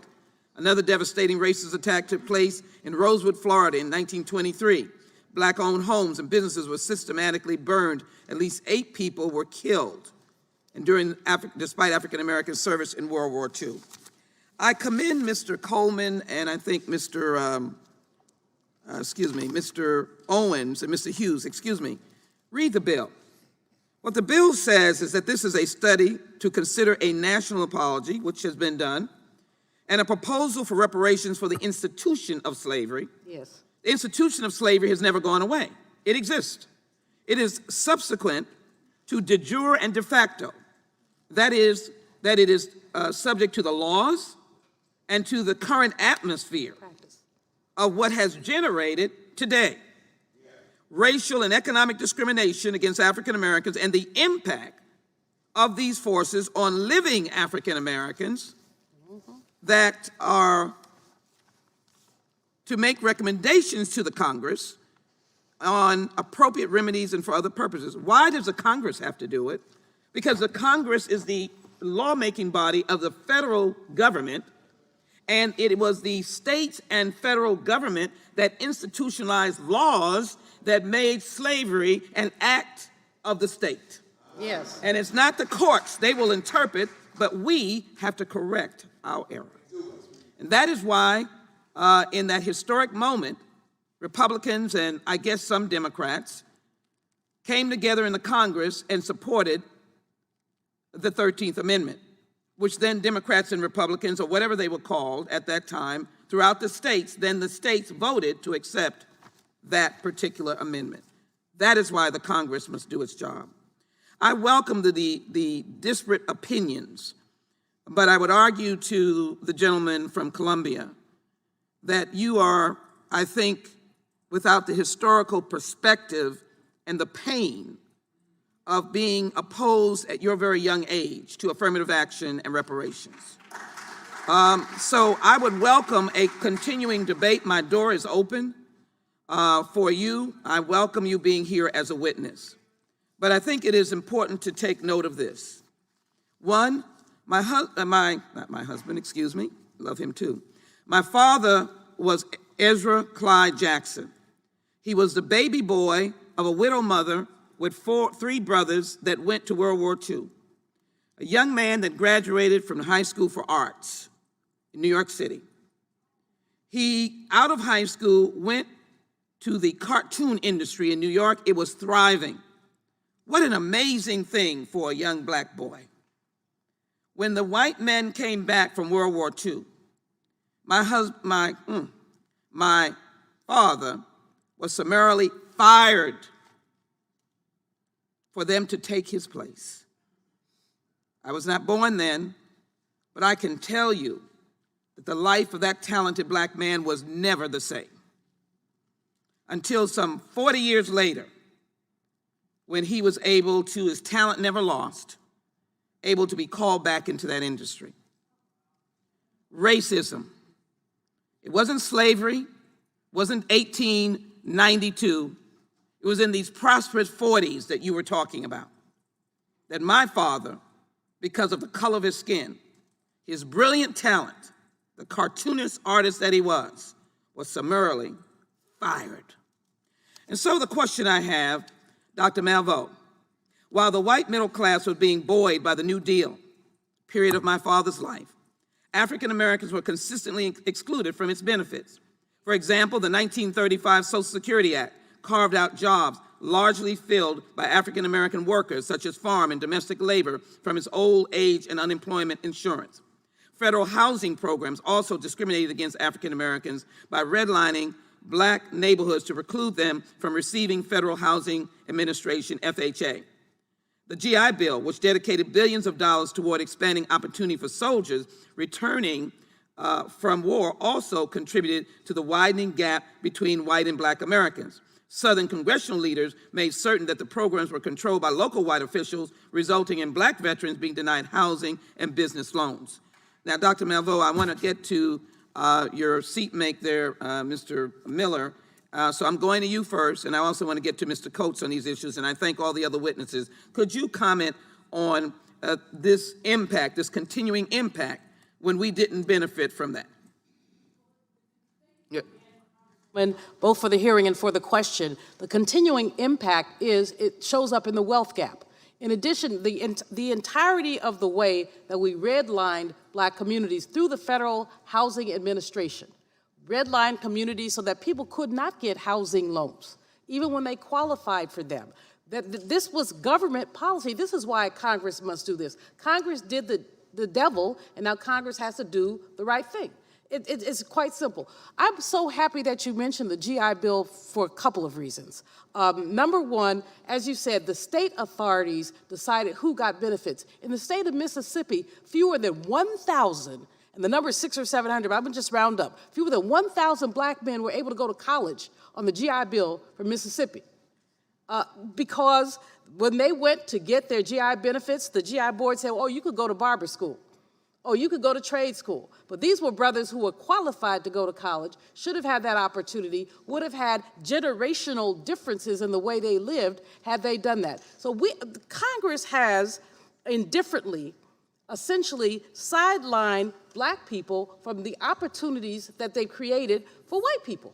It's plain and simple, sideline us for those opportunities, and that's why it's time now to talk about how to fix that.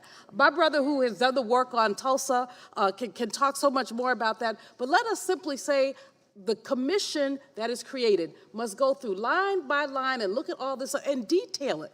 I don't like to think, like I said, I'm not kumbaya, so I don't like to think that white people are evil. I think white people are ignorant. I think white people do not know what the history is, and I commend y'all to look at the history and the work that you've done in the past, and then challenge you to do the right thing. Thank you. Thank you. Mr. Coates, may I bring you to the 21st century and a recent article in the New York Times that basically says,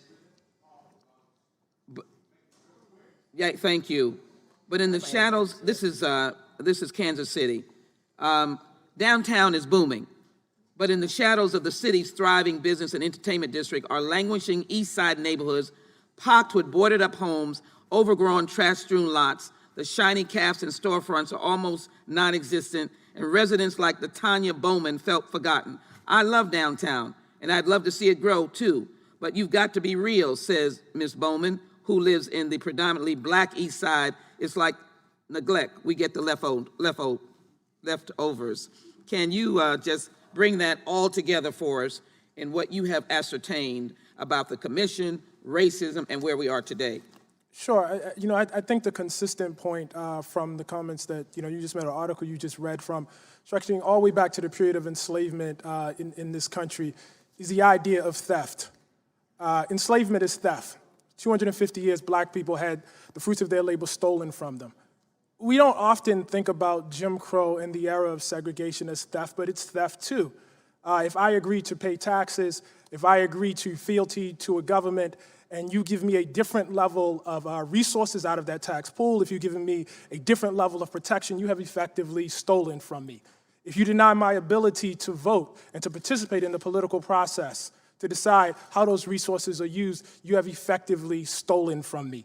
And so it makes a kind of sense that after a period that begins in 1619 of theft, ending conservatively in 1968, I think I get an argument on that, but conservatively in 1968, that if you steal from a group of people over that longer a period of time, you will have the very wealth gap that Dr. Malveaux resulted from. I think it's very, very important to bring that into the conversation because this wasn't a passive discrimination. This was appropriating resources from one group and giving them to the other through the auspices of the state. Thank you. Thank you, Mr. Chairman. I am very grateful to you to yield back, and I feel the power in this room. I'd ask my colleague, Mr. Johnson, let us work together. Let's get this done.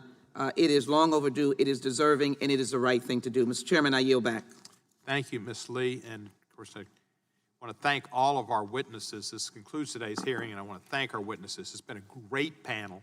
And this is what magnified times 10, 20, 50 study would be like, because this panel would be heard and heard and heard, and people would get the story of what's happened in America and different perspectives on how to deal with it.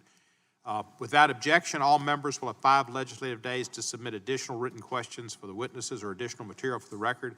I want to thank our ranking member and all of my members. Our attendance was excellent. If anybody sees John Stewart, tell him everybody was here and very attentive. And for that, the hearing's adjourned.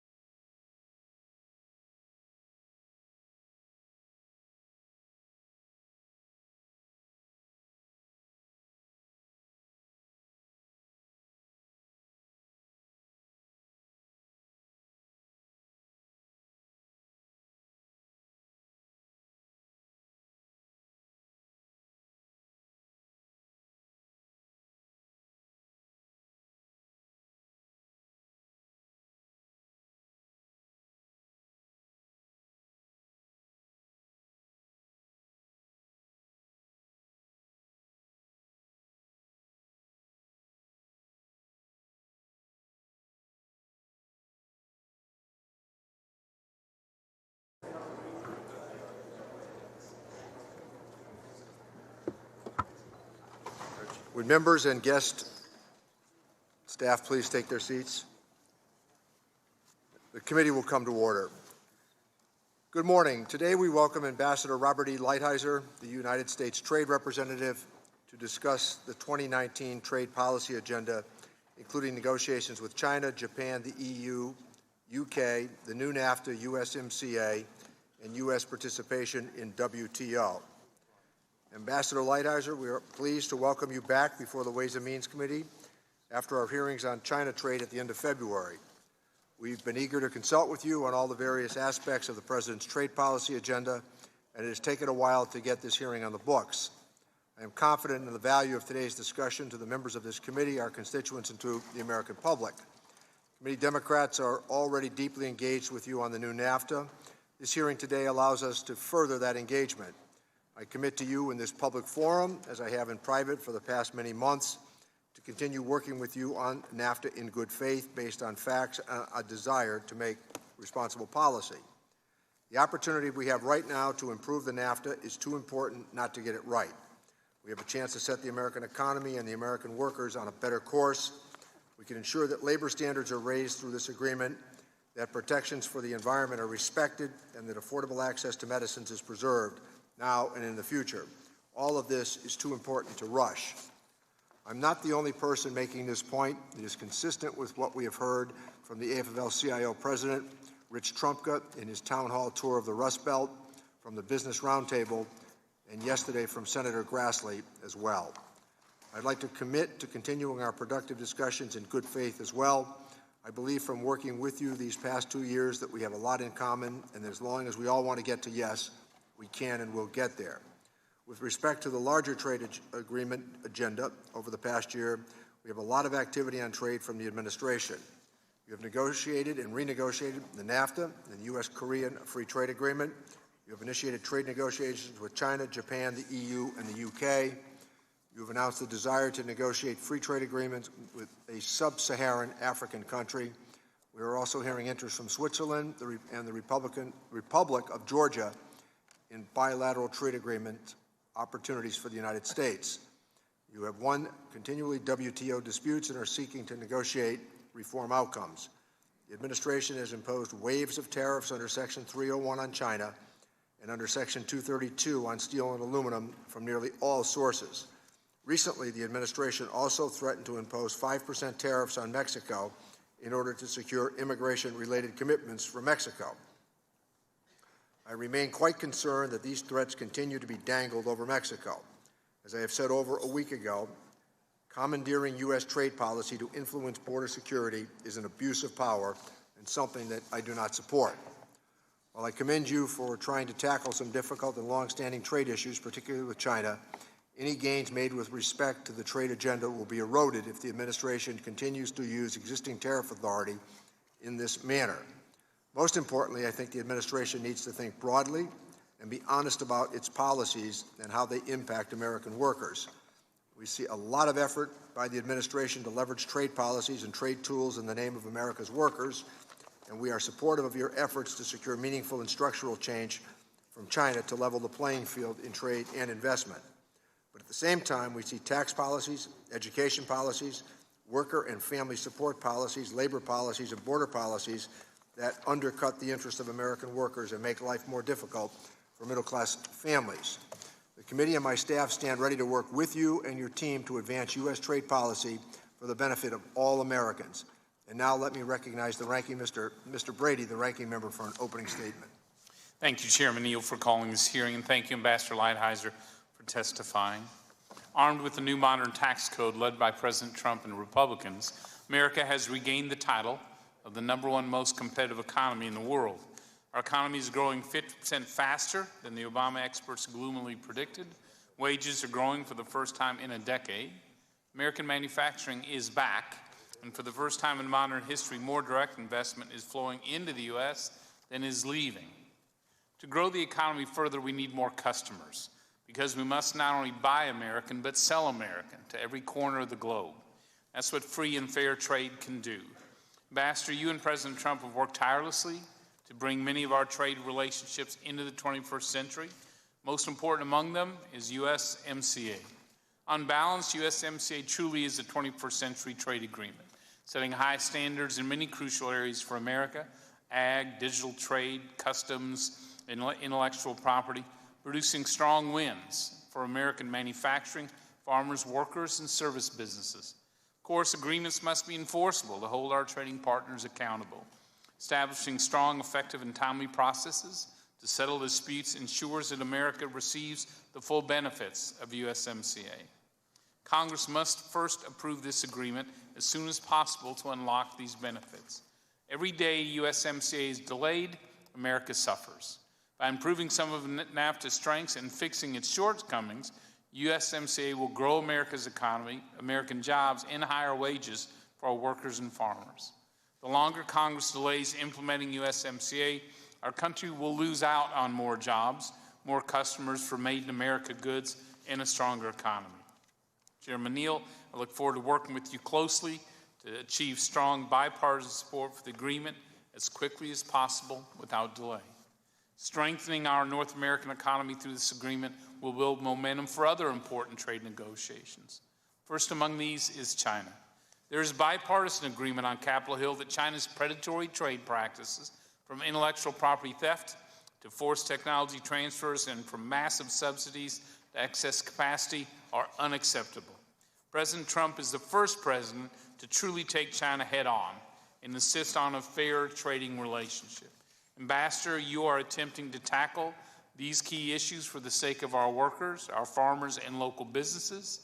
The president is right to insist on a new trading relationship with China that is fair, is measurable, and enforceable. If China doesn't live up to those types of commitments, we must have an automatic, direct, and consequential response. Tariffs are the tool that the president has chosen to bring China to the table for constructive discussions. I may not like tariffs. In fact, I believe they ought to be zero whenever possible, but I and everyone else knows China's been cheating for far too long.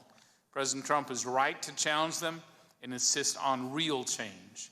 While the tariffs are in place, though, we need an effective product exclusion process that targets the tariffs on China and gives relief to American companies and farmers caught in the middle.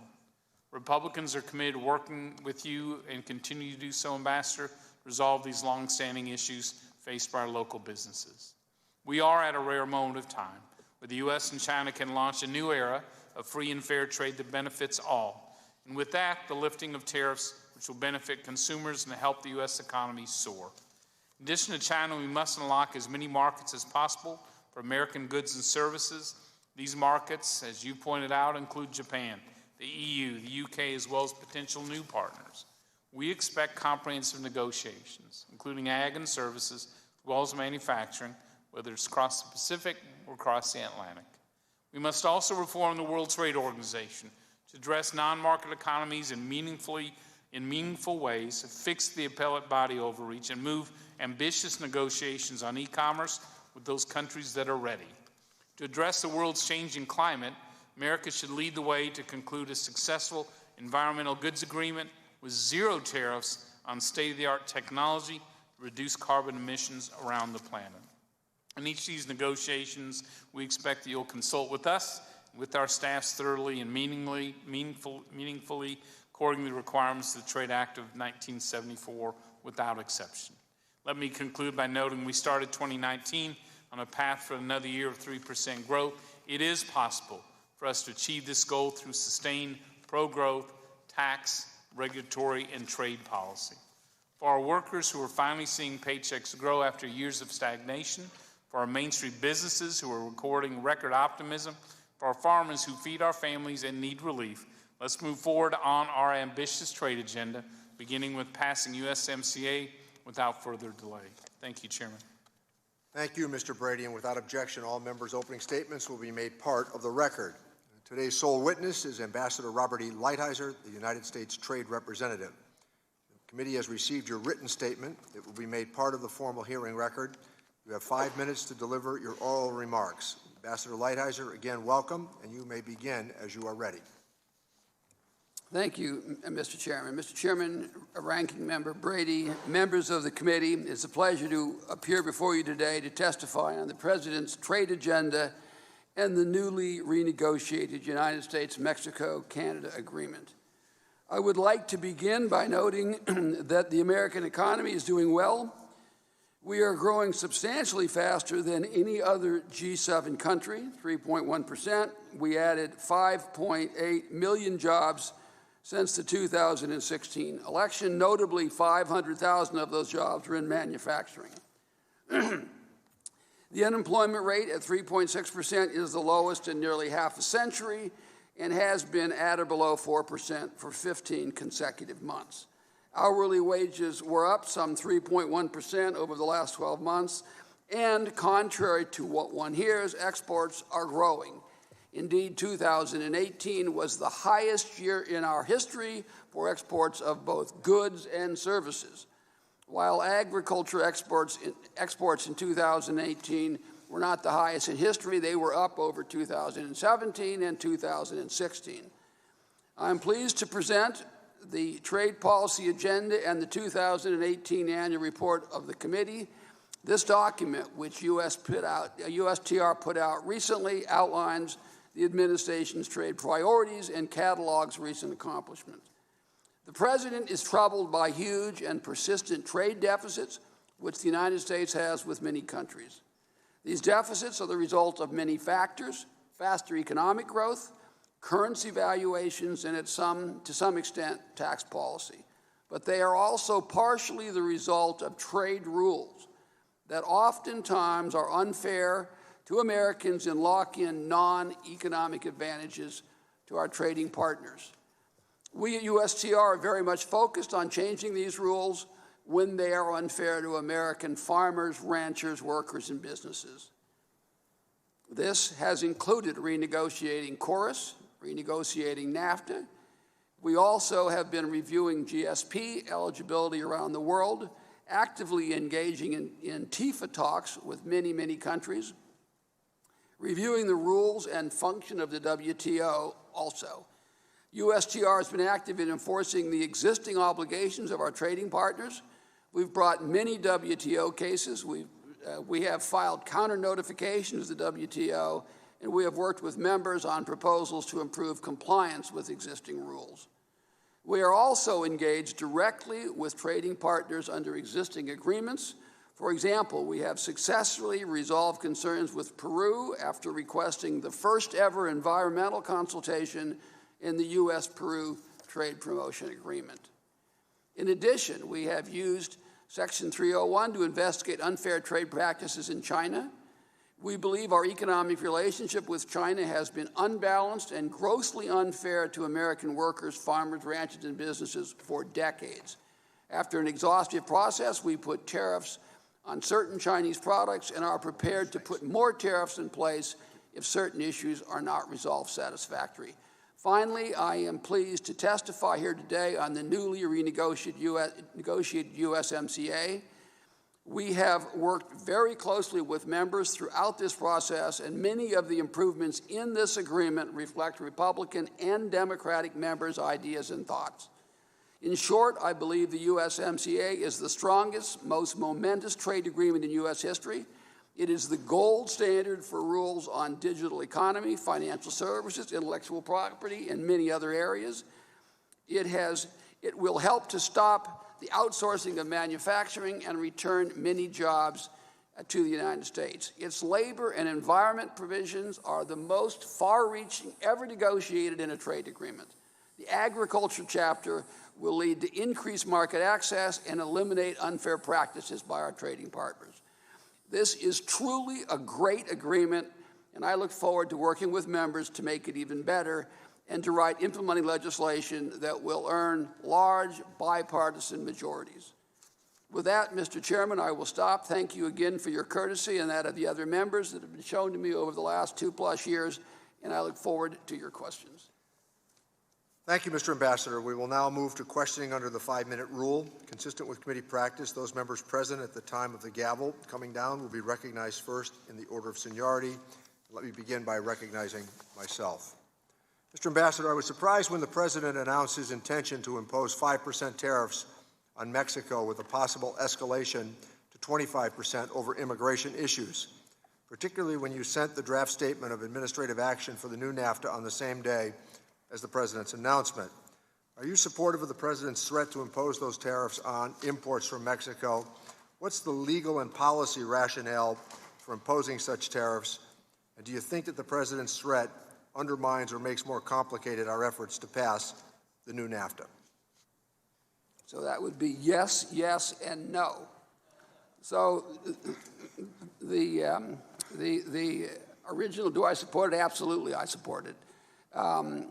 Do I think it makes more difficult to pass the USMCA? I hope not. I don't think so. There's no reason in my judgment why it should. What's the policy and legal rationale? The policy, the legal rationale is a law that was passed by the United States Congress called IEPA.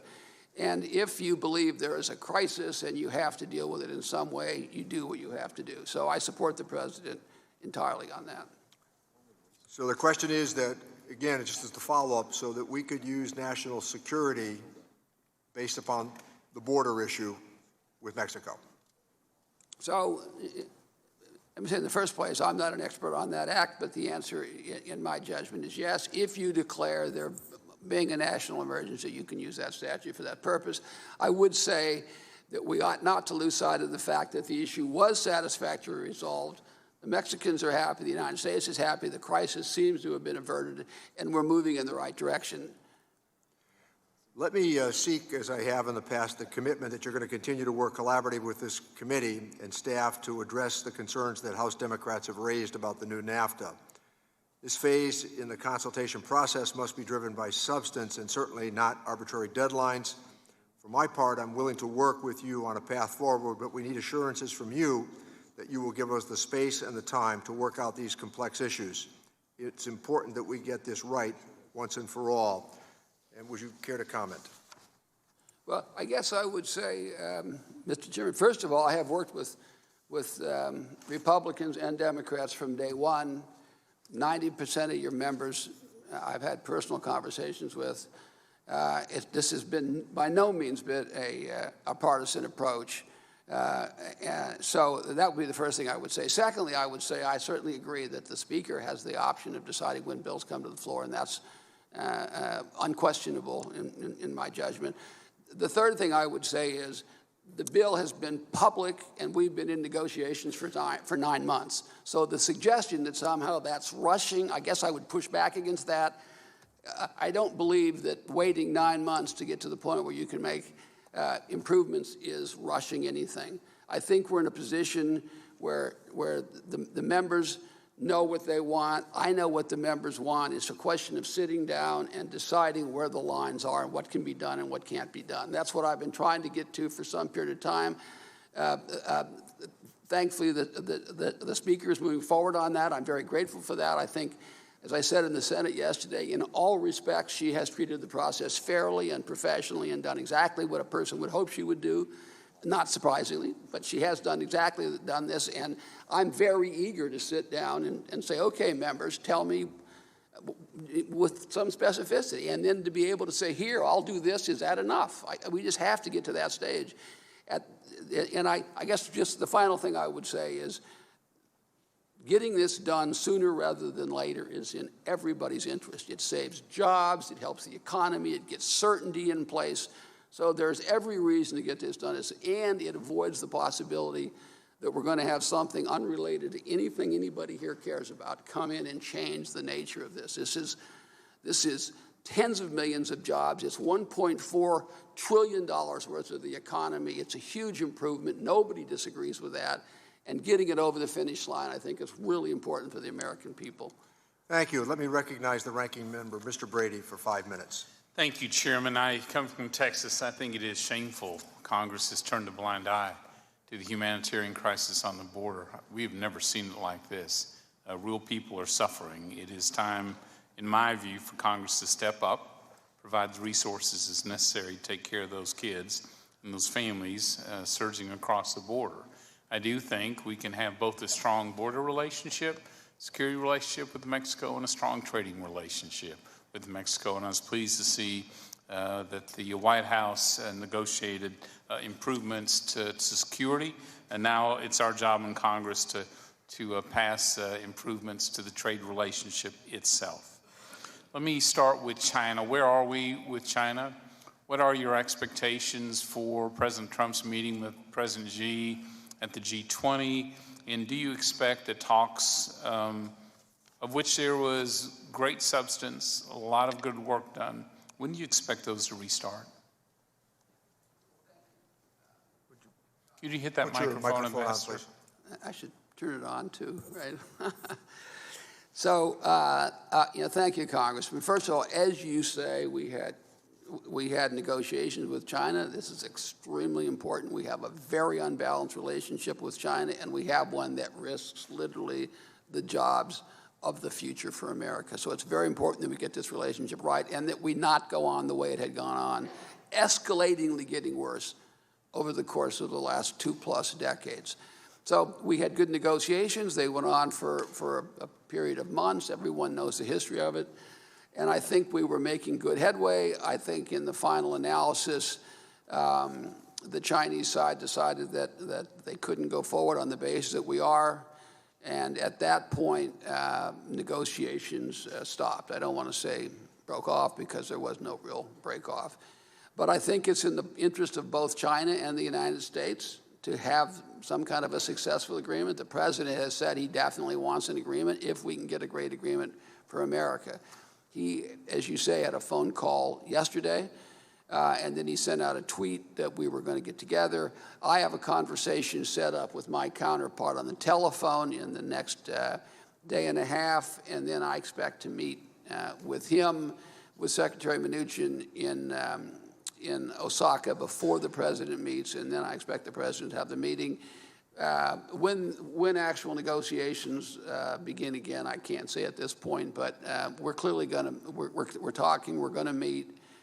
And, you know, we have the same objective that you and the other members have, and that is that if we can resolve these issues in a way that improves this relationship, preserves the competitive advantage of the United States, we have an obligation to do that, and hopefully we'll get to that point. So if China comes back to the table, you are ready to engage? Absolutely, we are ready to engage. There was a lot of good work done, a lot of trust built up. They're very tough negotiators, very professional, and we're certainly willing to engage. So, Ambassador, on sort of shifting to the immediate issue of USMCA, obviously you negotiated one of the most far-reaching chapters on labor that, frankly, I've ever seen.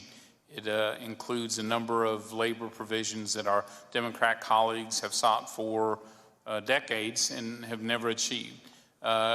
This agreement is transforming the labor environment in Mexico. It is truly transformational. What is the most important part about enforcement that this committee needs to know, what China is doing to make, we all want China to, Mexico to achieve what's been reached in this agreement and for all this to be enforceable? What's the most important issue here that shows that Mexico are taking these steps, transformational steps, and will enforce them? So I would say thank you, Congress. I would say, first, we have to acknowledge the fact that what Mexico did was historic. There's a kind of a sense in the U.S. that this is like a normal thing to do. What they did was really, really a bold, strong labor reform, something that hasn't happened in other than a couple of countries in the whole world. And it's very precise in that annex what they agreed to do. It is the view of labor, and certainly our view that they implemented those things in their statute. The question then for us will be to make sure that they actually follow through. I think there's every expectation that they will, but I think we want to plus up in discussions with members some procedures that'll make sure that in the years ahead we can continue to make sure that they follow the rules, because the current administration there won't be there forever either. But there is state-to-state dispute settlement. There are very precise standards that they have to meet, and I'm prepared to add other things, certainly in U.S. law, that members think will make it more likely that we'll actually bring cases if there are problems. So having a mechanism in place, I think, is a good idea, and I'm just eager to sit down with members and make sure that they're satisfied with how we do that. Thank you. Thank you. Thank you, Mr. Ambassador. Let me recognize the gentleman from Texas to inquire, Mr. Doggett. Thank you, Mr. Chairman, and thank you, Ambassador, for the insight and leadership you bring to this wide range of trade issues. Certainly, the one that I'm most concerned with is our shared desire to see early approval of a new NAFTA. You are very familiar with the issues that I've raised with you over a year and a half. At the top of that list is ensuring that nothing in this agreement handcuffs or limits the Congress in any way from addressing the problem of prescription price gouging. I believe in what you've told me personally and in what you said yesterday in the Senate Finance Committee. You share the objective of ensuring that the agreement does not limit the power of Congress to address drug pricing. Is that correct? Turn on your microphone, please, Mr. I want to get it loud and clear. This is the first time I've ever testified before Congress, so I keep forgetting to put my microphone. Yes. I can take you through the history of all that, and I will on somebody else's time. Thank you. But Also the for answer a is yes. the answer is yes. I completely agree with that, and I said that I think it's very, very important that Congress have the policy space to do what Congress wants to do in this very important area, and I believe that's something I can satisfy you and other members on. And second, you have also indicated, both privately and in public testimony, that you want an agreement with reference to working conditions and labor that is fully enforceable, and that the progress that you've made in this new NAFTA is more than just in name, but is in practice. Is that correct? Yeah, that is also absolutely correct. I try to convince members that this is an important part of the president's legacy. It's also an important part of my personal legacy. We have no interest at all in doing something which we both think is extremely important, is transformative, not just for Mexico, that's their business, but I think it'll have a huge positive effect on the United States. And the last thing either of us want is to have this disappear in 6 years when we walk out the door. So we have every reason to have this be something that is enforced in perpetuity. Let me just say that with regard to those two issues, as well as the issue that I've raised with your colleague here today, Ambassador Mahoney, concerning the environmental provisions and not wanting to see less protection on the environment that is afforded under the May 10th agreement and that was included within the failed Trans-Pacific Partnership Agreement, that on all of these, what I'm seeking, and I think other colleagues are seeking, is truly enforceable provisions. I think that a meaningless side letter like we had on environmental enforcement under the original NAFTA or some other meaningless provision is not what we're looking for, and that short of, quote, reopening the agreement, that a self-executing amendment signed by all three countries that makes it clear that this has the same status as the original agreement would fulfill that objective. I would add, however, this echoes what the chairman has said to you about Mexico. One of the strongest advocates that I know of NAFTA from San Antonio, a chamber leader, contacted me this week with the message, hold out until the administration commits to no tariffs imposed on Mexico outside of our trade agreements, no reallocation of resources at the points of entry impacting trade and funding for NADBank. USMCA or NAFTA mean nothing if we don't get that agreement. I know that what's been done by the administration with the possibility of a 25% tax on Texans and Americans generally because of unrelated issues is not necessarily a policy that you initiated, but it does undermine our attempt to reach agreement on this. Finally, with regard to China, I again know not within your direct responsibility. I've raised with you before Huawei, also the problem of 1 million Uyghurs imprisoned in China, apparently many doing work on behalf of American companies, as indicated in a recent Wall Street Journal study. Those issues of forced labor to produce goods contrary to American law are troubling, and I hope in the broader discussions outside what you individually are responsible for, that they are issues that are raised with the Chinese. We need a stable policy that considers all of these issues. Thank you very much. Thank you. Thank you, Mr. Doggett. With that, let me recognize the gentleman from California, Mr. Nunez, to inquire. Thank you, Mr. Chairman. Congratulations, Ambassador, especially on the labor provisions as you outlined in your opening statement and to the Chairman's questions. I think this is quite an accomplishment, especially for our Mexican allies to the south. I have a question on enforcement as it relates to agriculture, because it seems like agriculture is always talked about, but then when it comes to enforcement mechanisms, in the new U.S.-Mexico-Canadian agreement, what can you say to those that are concerned that the enforcement mechanisms are not going to be effective?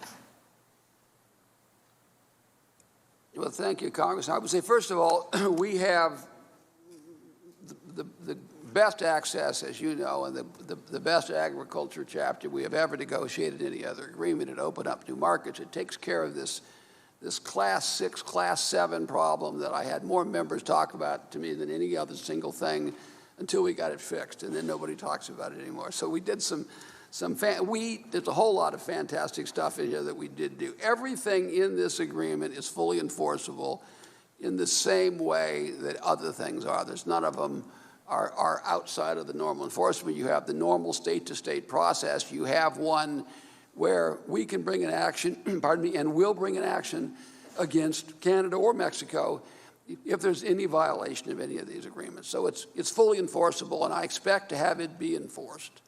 Well, being from California, with being the #1 agricultural state that a lot of people don't realize, but also with the high-tech sector, you've negotiated what is probably the premier high-tech area in terms of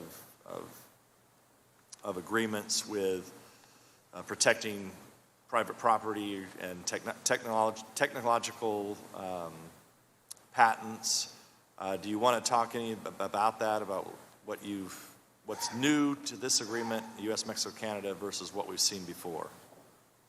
Well, I would say a couple of things, and thank you for that question. Number one, there is no digital chapter in the current NAFTA, right? In the current NAFTA, people, I remember those days better than most members, and we didn't have any clue about any of this stuff going on. So there's no chapter in there at all. So anyone who compares this to NAFTA, there is nothing. And I would say it's an extremely important part of America. It's where a lot of American jobs are.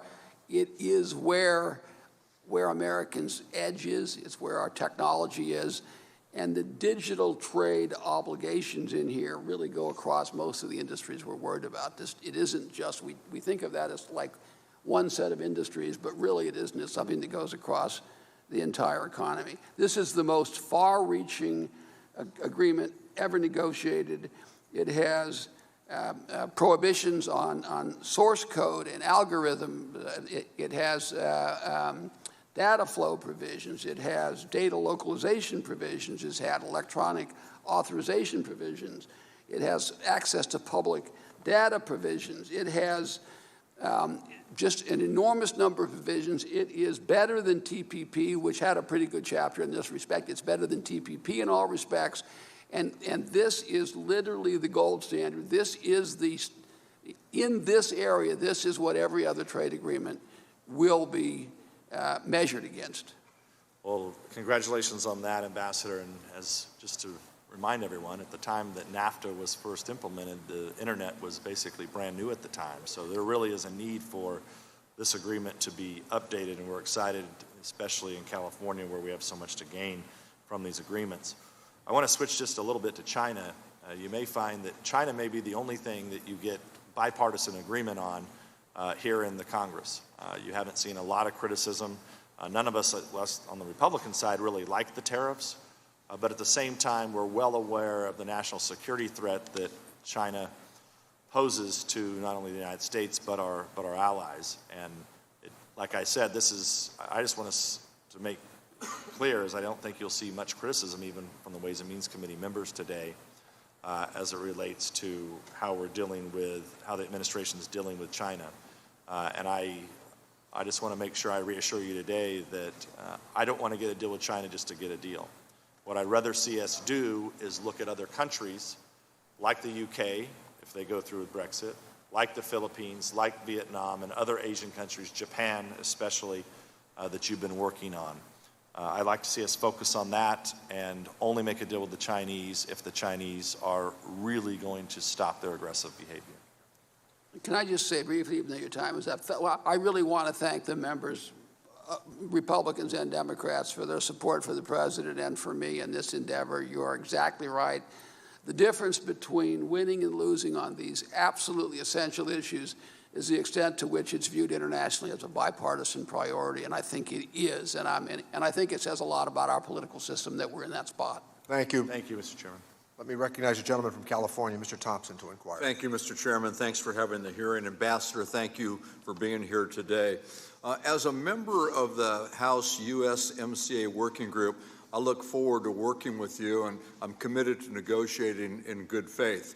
We should work collaboratively toward the best possible outcome, passage of a trade agreement that creates jobs and protects workers and consumers in Mexico, Canada, and the United States of America. I hope you will continue to work with Democrats and not rush through an implementing bill. Strong labor laws in Mexico are good for American workers, too. They create a level playing field. Mexico's passed landmark labor reform, but it will take years for real reform to take place. I'm interested to know how you will judge progress on labor reforms in both the short and the long term. So that is a terrific question. First of all, I made the point that what they did was absolutely historic. The second thing, just to put a punctuation point on that, what Mexico has agreed to do is have secret ballot votes on all new collective bargaining agreements and get rid of these protection contracts, and on all existing contracts, of which there are 700,000. So it's an enormous, enormous undertaking that they have agreed to do. And it's clearly in Mexico's interest. As you say, it's also, in my judgment, in our interest. After negotiations, and really we negotiated this not only working with Democrats and Republicans on this committee and in the Senate, but also with organized labor, we decided that as two parties that 4 years was a reasonable period of time. That's a lot. That's a heavy burden on them. So they have to set up courts, they have to set up a whole system, and they have to have this series of votes in 4 years. That requires, number one, an allocation of resources, number two, capacity building, of which we should be part. I know a lot of members feel that way, and I certainly agree with that. I know Canada also feels that way. So in various areas, you will have actual benchmarks. Now, first of all, obviously, we can't wait to pass USMCA until they do this, or we would have no USMCA, and the effect on the economy would be dramatic and negative. But we will have actual benchmarks on some things, like getting these votes done on that, setting up their courts, how much money they put in. So we'll have benchmarks. We have very specific obligations, so we can then enforce them by saying, this is a specific thing, you didn't do it. So I expect to do that. Number two, I expect to have a level of monitoring down there, and I want to work with members on what that level should be. But we clearly need a level of monitoring. I don't think we should start with the proposition that the leadership in Mexico does not want to enforce it, right? I mean, these people are actual reformers, so I have to assume they want to do the right thing. And then the final thing I think I would say is, and this is something I want to work out with members, I don't want to rush members, but I want to do it urgently. I'm trying to find that like tension so that it gets done in some reasonable period of time. But it's reasonable to say we ought to have some process where outside people have an obligation, in this case, in many cases, it would be organized labor, but not just organized labor, to come in and say, here is a problem that we see at this or that facility, and something's got to be done about it. And then I believe we go through that process. So I think there are real ways to make sure they do it. I don't think they're trying to avoid it, but it's tough. It's tough. Thank you, Ambassador. On a district-specific issue, thank you for your help with Canada in regard to wine placement in the Canadian stores. I have two questions. One, what steps can you tell me what steps Canada and British Columbia have taken or are planning to take to comply with that agreement? And second, as you know, the wine community has taken a terrific hit because of the tariffs that they're facing, 54% in China. Can you tell me what the administration is doing to bring this dispute to a successful conclusion? We're at a real disadvantage when some of our major competitors, Australia and Chile, are paying 0 tariffs, and we're paying 54%.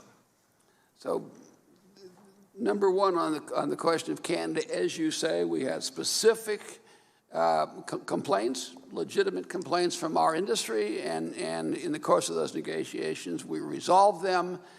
And are they complying?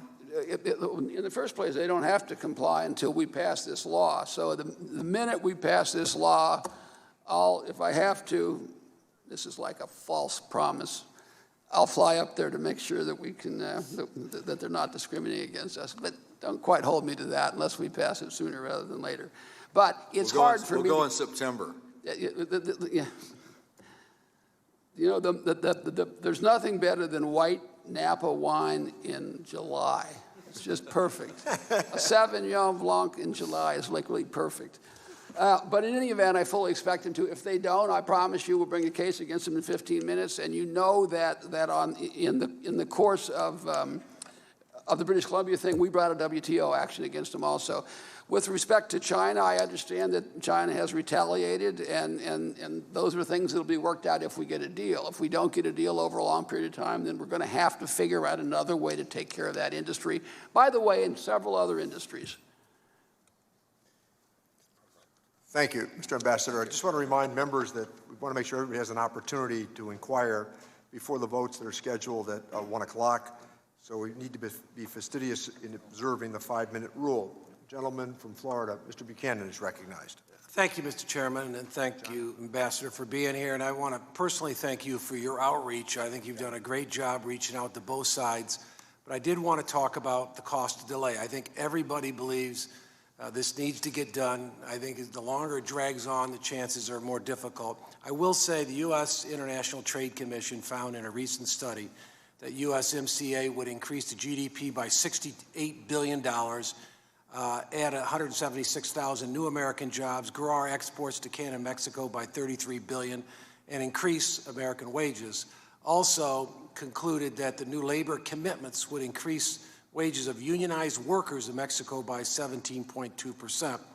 So let me just ask you, in terms of cost of delay, what impact does that have? Do we have any kind of a timeline? Because I've been in business a lot of years. If you don't have a timeline, you don't get anything done. It just drags on forever. You mentioned it's been 9 months. I know a lot of my colleagues, I've talked to them, say, hey, slow down. We got to go at our pace. And I understand that.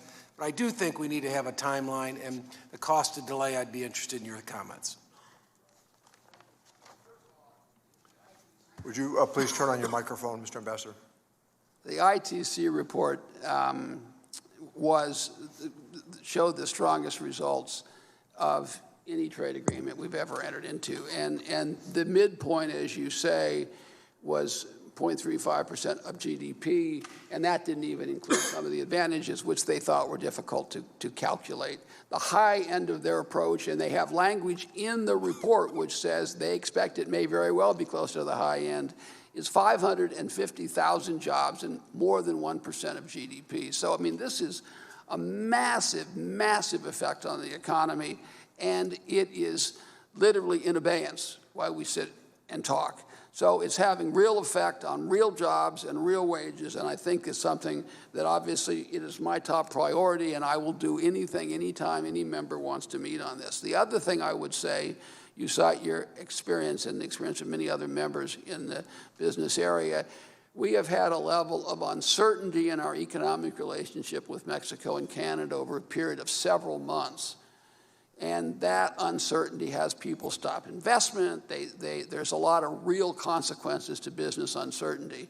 And I think it is costing people jobs and it's costing us economic growth. So it's not a situation where there's no cost to this. Let me add also, I want to focus a little bit on Florida. And I know we've had this conversation, but on specialty crops, fruits and vegetables, I have to, again, go on the record. I can tell you in our area at one point we had I think it was the largest tomato growing county that I represent, the heart of my district.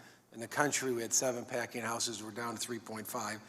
But there's a general feeling for unfair trade practices, dumping, that's impacting Florida. And I can tell you, every Democrat and every Republican, we're all together in terms of our 29 members in the state of Florida. So what can you tell me, or what's your thoughts on where we're at, or what we might be able to do in terms of having it where it's a little bit more fair for our farmers in Florida? So first, as you say, we have an import issue in this area. First, I should remind members that Mexico is either our first or second best agriculture export market. But net, we have a trade deficit in agriculture with Mexico. We don't have a trade surplus. There's this view that and the reason we don't is because of the seasonal fruits and vegetables that you're worried about.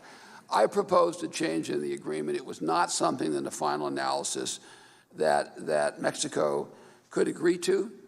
And but I think there are ways to try to modify the current laws against unfair trade. The problem they have is, in this area, is that the current laws are really not set up for seasonal products. It's just the way the laws work. You have to prove injury over a period of time, and it makes it very difficult for someone who's in the seasonal business. So I think we have to find some way to help those people. There's no question that they're hurting. On the other hand, for Mexico, this is also an extremely important issue, right? This is, they would say, a $2 billion industry. So I think we have to try to find that sweet spot. It'll be outside of the context of the agreement, but clearly this is a legitimate concern that the administration takes It's a very big seriously. concern in Florida for our farmers, and they create millions of jobs there. Anyway, thank you, Mr. Ambassador, and I yield back. Thank you, Mr. Buchanan. Let me recognize the gentleman from Connecticut, Mr. Larson, to inquire. Thank you, Mr. Chairman, and thank you, Ambassador, for your ongoing work, and we really appreciate the cooperative nature that exists between you and the members of Congress. My question deals with NAFTA, or Mexican and Canada agreement, and seems to me from an environmental provision that some of the Montreal protocols, and most notably that of climate change, were left out. Can you comment on that, and where we think many of us on this dais believe that need to address climate change is vitally important to that relationship, ongoing relationship between Canada and Mexico?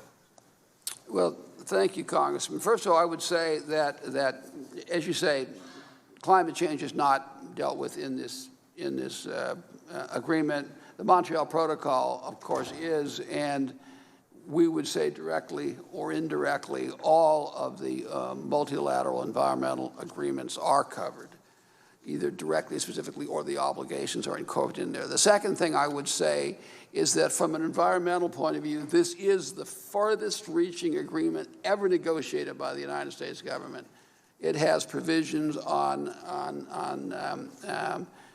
wildlife. It has provisions on what we call ocean litter, but you think of it as plastic. I mean, it is by far the most far-reaching environmental agreement, trade agreement, I shouldn't say other agreement, but trade agreement just ever negotiated. And I think the combination of these provisions and enforceability is going to have a real impact in this area. And I keep repeating this because we're very proud of the fact that we went out on the limb and did what we thought the furthest you could possibly push in this area.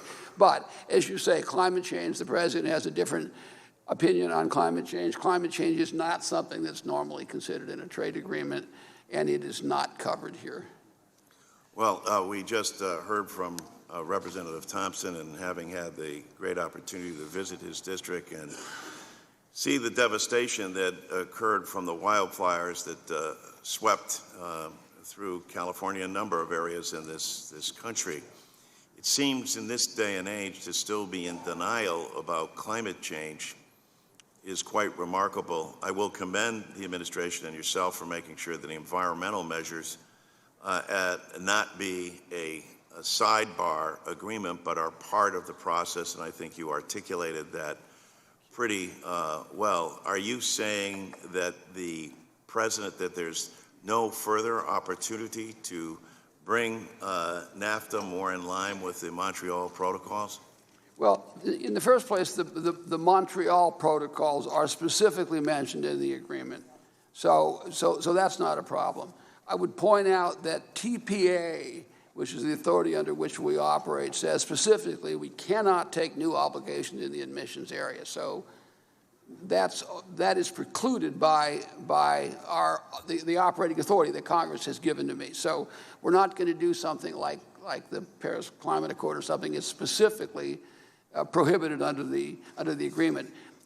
Taking steps to make sure that members are sufficiently happy that we are going to actually enforce after I'm gone, because everyone's comfortable it'll happen while I'm here. But after I'm gone, all these environmental provisions is a legitimate concern, and one that I specifically look forward to working with you specifically on, you and actually the colleagues on either side of you. to make sure that members are comfortable with that. That's a legitimate position, and I certainly endorse it. We look forward to working with you, especially on the enforcement side, which you note has had some gaps over the years. And thank you for your testimony. Thank you. I would say I've spent a good part of my career complaining about lack of enforcement of trade agreements, so I'm completely with you on that. Thank you. Let me recognize the gentleman from Nebraska, Mr. Smith, to inquire. Thank you, Mr. Chairman. Thank you, Ambassador. A very timely hearing. And Ambassador, thank you for your presence here today. These topics, as you know, and as you are articulating, are very important. And engagement on these trade issues is vital. Let me begin by thanking the President for bringing down the 232 steel and aluminum tariffs on Canada and Mexico on May the 17th. I certainly advocated for that course of action, and I'm grateful that the USTR is making that a reality.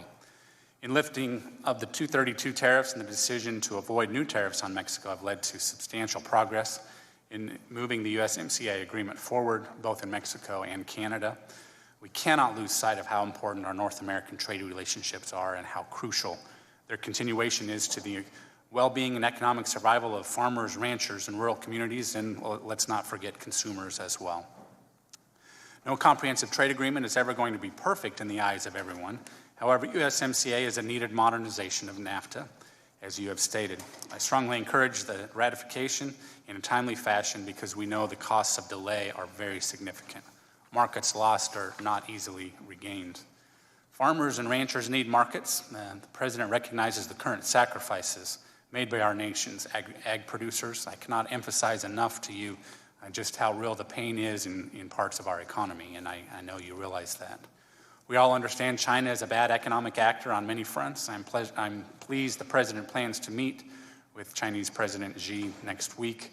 Engaging with China is certainly a step in the right direction. Thank you for also engaging with Japan on how best to reach a successful trade agreement. And even while those talks continue, Nebraska's livestock producers face declining market share due to competition from nations which have preferential trading terms already with the Japanese. We need to level that playing field. Mr. Ambassador, the current struggles of our ag producers are very real. We must work toward timely, principled, productive solutions and work toward sustainable and robust markets. Thank you again for addressing the committee. I was wondering if you could reflect a bit on the current progress of talks with Japan. Well, thank you, Congressman. As you say, first of all, I make the point that I make here, with all the issues in agriculture, and there are substantial ones, most of which predated this administration, but that we're trying to deal with, as you know, as farm income has just been a problem for a number of years, and then you dump on top of it, 1 million tons of rain, and all of a sudden you go from a really bad situation to a crisis. The President is very concerned about this. It's something that I literally never have a meeting when he doesn't bring it up, and I meet with him a lot, so it's on his mind an awful lot. The Japan thing specifically that you mentioned, I would say this: Japan has been a pretty good market for the United States in a number of products. It should be much better. They still have a state-organized agricultural sector, and they also have fairly high tariffs, but we have a fair amount of access, particularly like in beef and some other areas. We're in a position now, some members may not know, I know you do, that because they entered into TPP and a separate agreement with Europe, we're going to be in a position where we're treated worse than our competitors. Our competitors will be all of our competitors in Europe, of which there are substantial, but also Mexico, Canada, and New Zealand. So it's a big, big problem, and it's one that we have to take care of in a very swift manner. So the President has instructed me to get on this. I've had a number of meetings.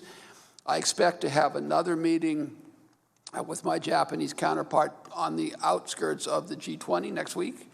I had a meeting with him here in town last week. So this is, and our staffs have met more or less continuously. We understand the nature of this problem, and we have to resolve it, because if we don't, these farmers are going to lose that market because of nothing they did, just because Japan gave more access to somebody else, and they may never get those markets back. And the Japanese understand completely our position, and I'm hopeful that we'll have something resolved in the weeks and months ahead. But there's an enormous amount of urgency, and we completely agree with your assessment. Well, thank you. And certainly, as you look at 40+% tariff on some U.S. beef heading to Japan to reduce that. Obviously, it's good for our producers here, but it's great for Japanese consumers as well.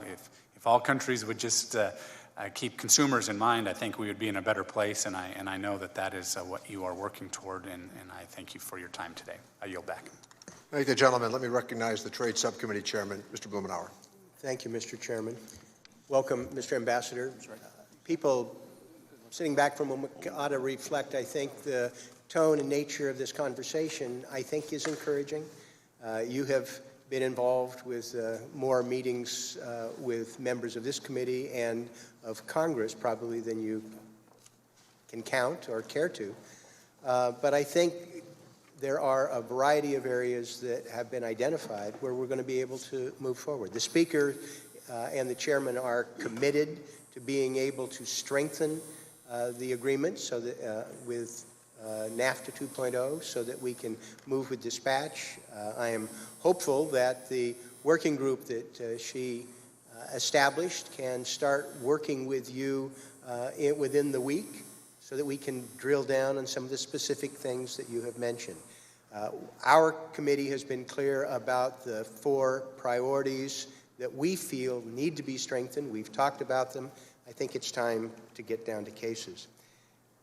I have welcomed this overall view of the trade agenda because we can't just deal with NAFTA 2.0, and we've referenced what's going on with China, European Union, the enforcement of ongoing agreements, and concerns about the WTO.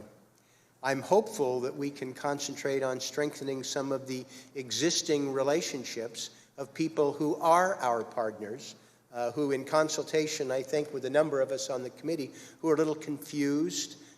The Canadians really don't think they are a national security threat to the United States. And there have been some, I think, some opportunities that have been lost to have people who share our values and our concerns, who are our friends, to be enlisted to help us, for example, with concerns that we have with China.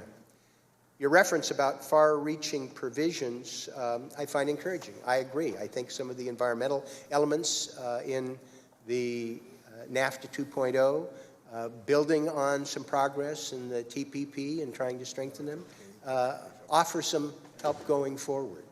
But as you mentioned, just dealing with what's going on with Mexico, and I truly believe they want to enact these reforms themselves. But they have challenge. You mentioned 700,000 agreements that have to be renegotiated, plus new ones going forward. And it's going to be an extraordinary challenge for them to do so. I am hopeful that one of the things we can drill down and make some progress is being able to help Mexico with that implementation, and that something that is not just based on who happens to be the trade ambassador at the moment, to give the sort of confidence that American workers, unions, and I think this committee want. I have appreciated your commitment to enforcement. You mentioned the environmental consultation with Peru, something that, as you know, has been something that is a deep concern of mine, and your predecessor caused me no small measure of consternation that we seemingly did not move to stop the illegal logging in Peru, which was explicitly prohibited with the mechanisms that we negotiated in the Peru Free Trade Agreement. With an eye towards what's going to happen with enforcement of environmental provisions in the future, can you comment for a moment about what the significance of the environmental consultation is and what that is going to portend in the foreseeable future? Well, first of all, thank you for your comments. And for your leadership and those of your colleagues in this issue. The Peru situation is a good study in why we have to negotiate our agreements. I mean, why we have to enforce our agreements. Number one, we brought 2 different actions against them, as you know, on illegal dumping, and then they were going to renegotiate or reorganize their government in a way that was inconsistent with our agreement, and we stopped that also. So really by insisting on our rights under that agreement, we had 2 or 3 significant victories. And I don't want to criticize my predecessors, but I can assure you that this administration is going to move forward on all of those kinds of things. You mentioned the big areas and the USMCA. My own heartfelt view is that I could sit down with the members that I have to sit down with on the labor provision and come to a conclusion in a half a day. I don't need weeks or months. Now, there's a whole separate issue of the floor time and the speakers and all. That's a whole separate issue. But in terms of coming to agreement with members, I could sit down in a half a day and work out the labor provisions. I could sit down in a half a day and work out the environmental provisions, right? And we all know what they are. I'm not on the other side, right? I'm on the same side. And I think the commitment here is to be able to move the dispatch to do that. Right. I agree. And I appreciate your making yourself available and your schedule and all of that, and that's an important part of it because members are in a position where they have a lot of stuff that they're trying to do. Thank the gentleman. Let me recognize the gentleman from Texas, Mr. Marchant, to inquire. Thank you, Mr. Chairman, and thank you, Ambassador, for the hard work that you have done on USMCA. And I would also like to thank the group sitting behind you, the staff from your office and the staff from the White House for their continued work on that. I can't remember an issue where there has been this level of involvement on a day-to-day basis from that group. And my district would also like to thank you for your renewed interest and the re-engagement of the Chinese on that tariff agreement. My district is a very concentrated district that relies on trade very much. Also would like to say a few words about and a few words of thanks to the President and the country of Mexico in their just recent agreement that they had to settle this previous tariff agreement, this tariff thing, and thank the government of Mexico for its renewed efforts in trying to solve the crisis on the border. And I think all of us see that the Mexican government is very serious about that. And I think it shows that they're very, very serious about this trade agreement as well. As I travel throughout the world and meet with countries that are not involved in these two tariff agreements, we find that there are a lot of countries that would like to sit down and begin to work out trade agreements with us. And one of those that I've just recently visited with is Switzerland. And I would like for you to comment on what you think the possibility would be with Switzerland and countries like Switzerland who have see this as an opportunity for us to step forward and do something. I know that President Trump met with Swiss President Maurer in the Oval Office not too long ago to talk about that. And what is your assessment and the President's assessment of the possibility of that trade agreement?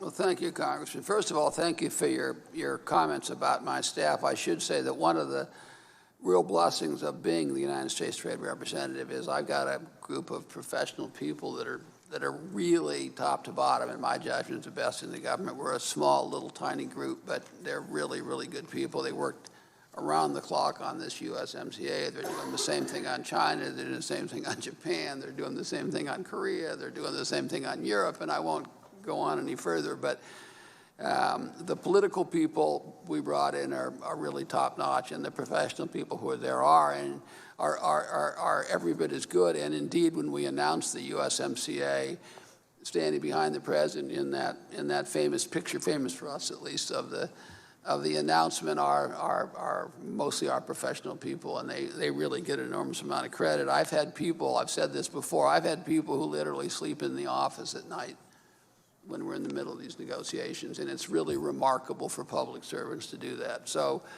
I'm really, really pleased that you brought that up.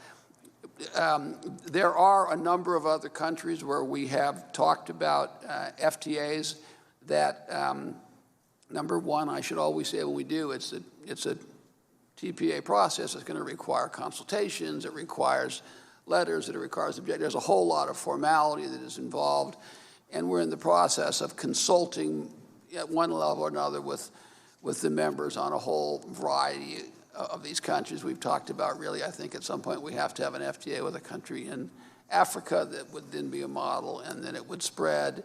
We've talked about the TPP countries and that.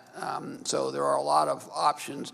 As you say, one country that has come around and met with the president, also came around and met with me, is Switzerland. It's something that we are exploring.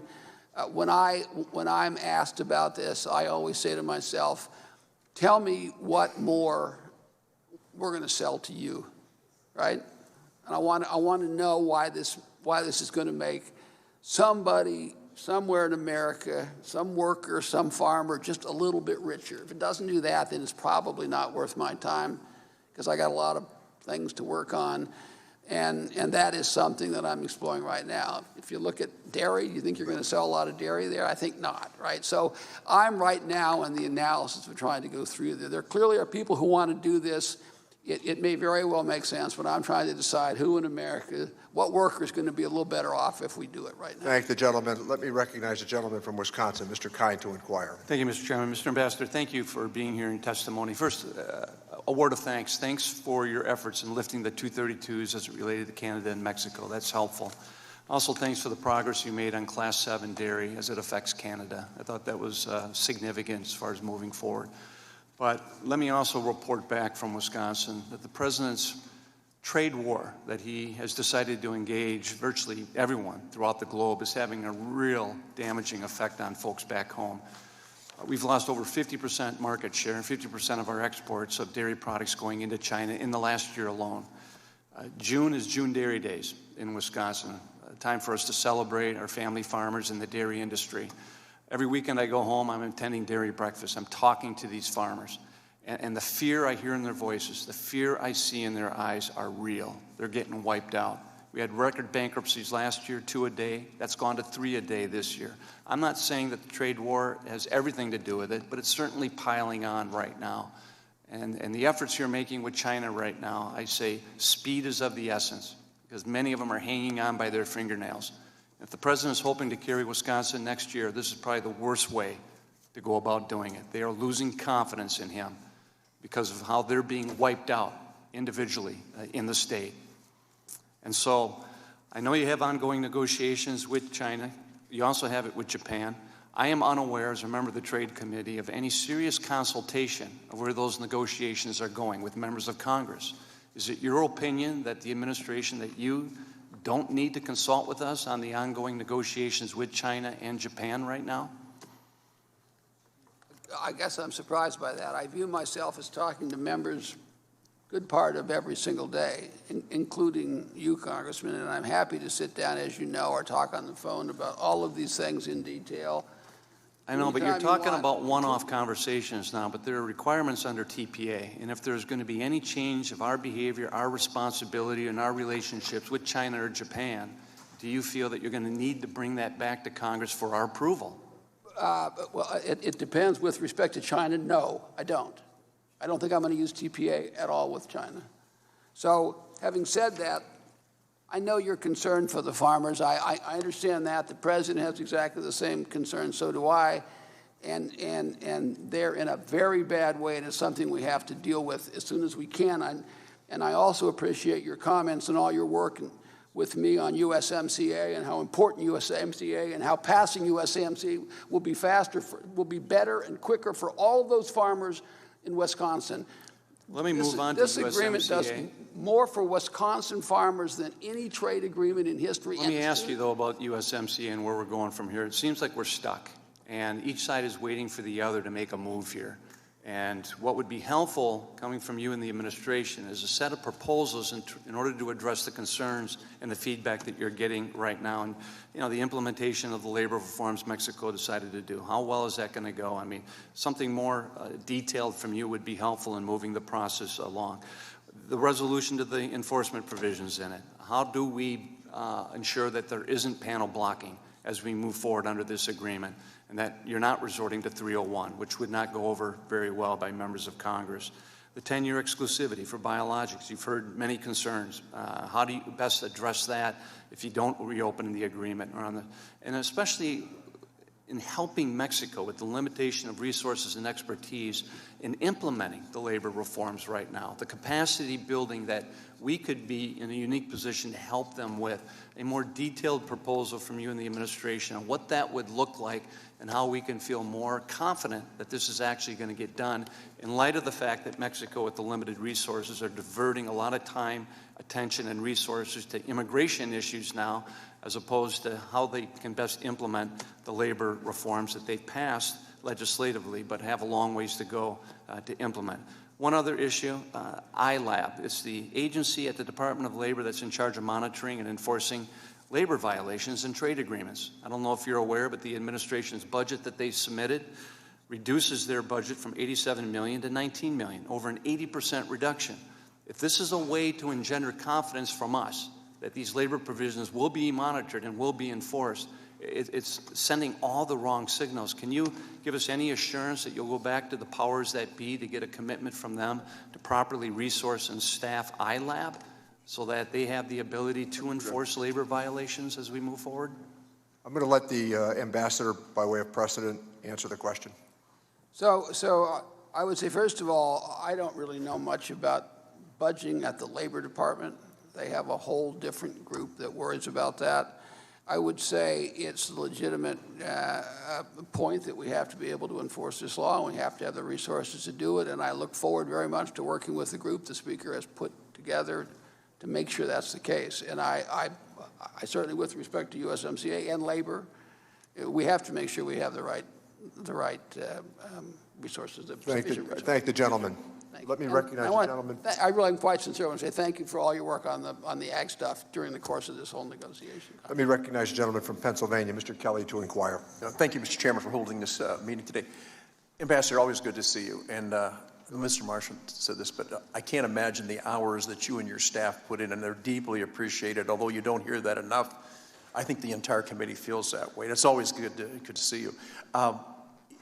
You know, what you talked about in your opening remarks, you talked about jobs and the creation of jobs and regaining of jobs and what this is really all about, because it is about America regaining market share. I think there's a saying out there that you can't forfeit the game and then cry because you lost. We've had 40 years of losing market share and sitting back and saying, geez, I wish these other countries would quit stealing our economy from us. So the efforts that you're putting forth right now are really good. You know, and with that in mind, I think we all have different concerns based on the districts that we represent. One of the concerns I've had, and we've talked about this, and you've been very good about this, is in the implementation of Canada's U.S. home shopping obligation that will allow more home shopping networks like QVC, who's a major PA employer, with vendors in the district I represent to provide service in Canada without a lot of red tape and delays. And I'm asking this question because our experience with past FTAs has shown us that implementation and enforcements are not always perfect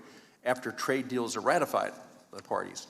And in addition, Mr. Ambassador, as you know, I have really the privilege of representing so many different people. One of the hardwood lumber people, they're concerned about what's happening in their market. Another thing that people were and they're gonna get a real visual display of this is in a couple of weeks, is the fireworks people. And where I'm from, Zambelli's Fireworks, one of the oldest fireworks companies in the country, is based there, and also Pyrotechnico is there. And almost everything that they use to make these fireworks comes out of China.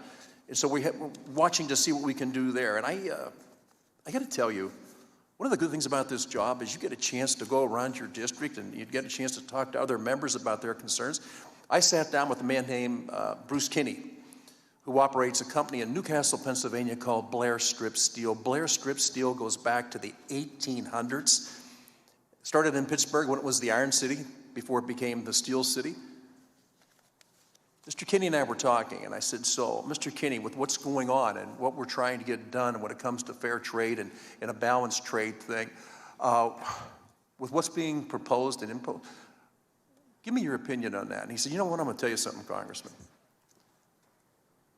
The one thing I would change in all this, if I could, I wish we would have elected this guy 40 years ago, because we've been losing market share for so long. And during campaigns, everybody talks about what they're going to do for the American workers and how they're going to bring the economy back to life and how it's going to be real vibrant, and we're going to take back our market share. I got to tell you one thing, me in the automobile industry, once you lose market share, you don't get it back. You don't get it back.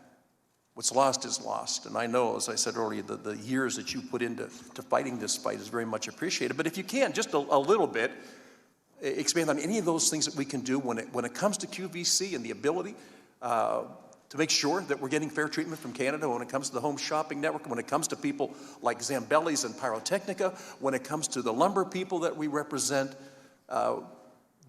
Just a brief summary of what you think you can do on that. And I know you're getting barraged all day with this, but I really do appreciate what you've done and what your staff has done. But anything we can tell those folks back home on what's going to happen. First of all, I appreciate your comments.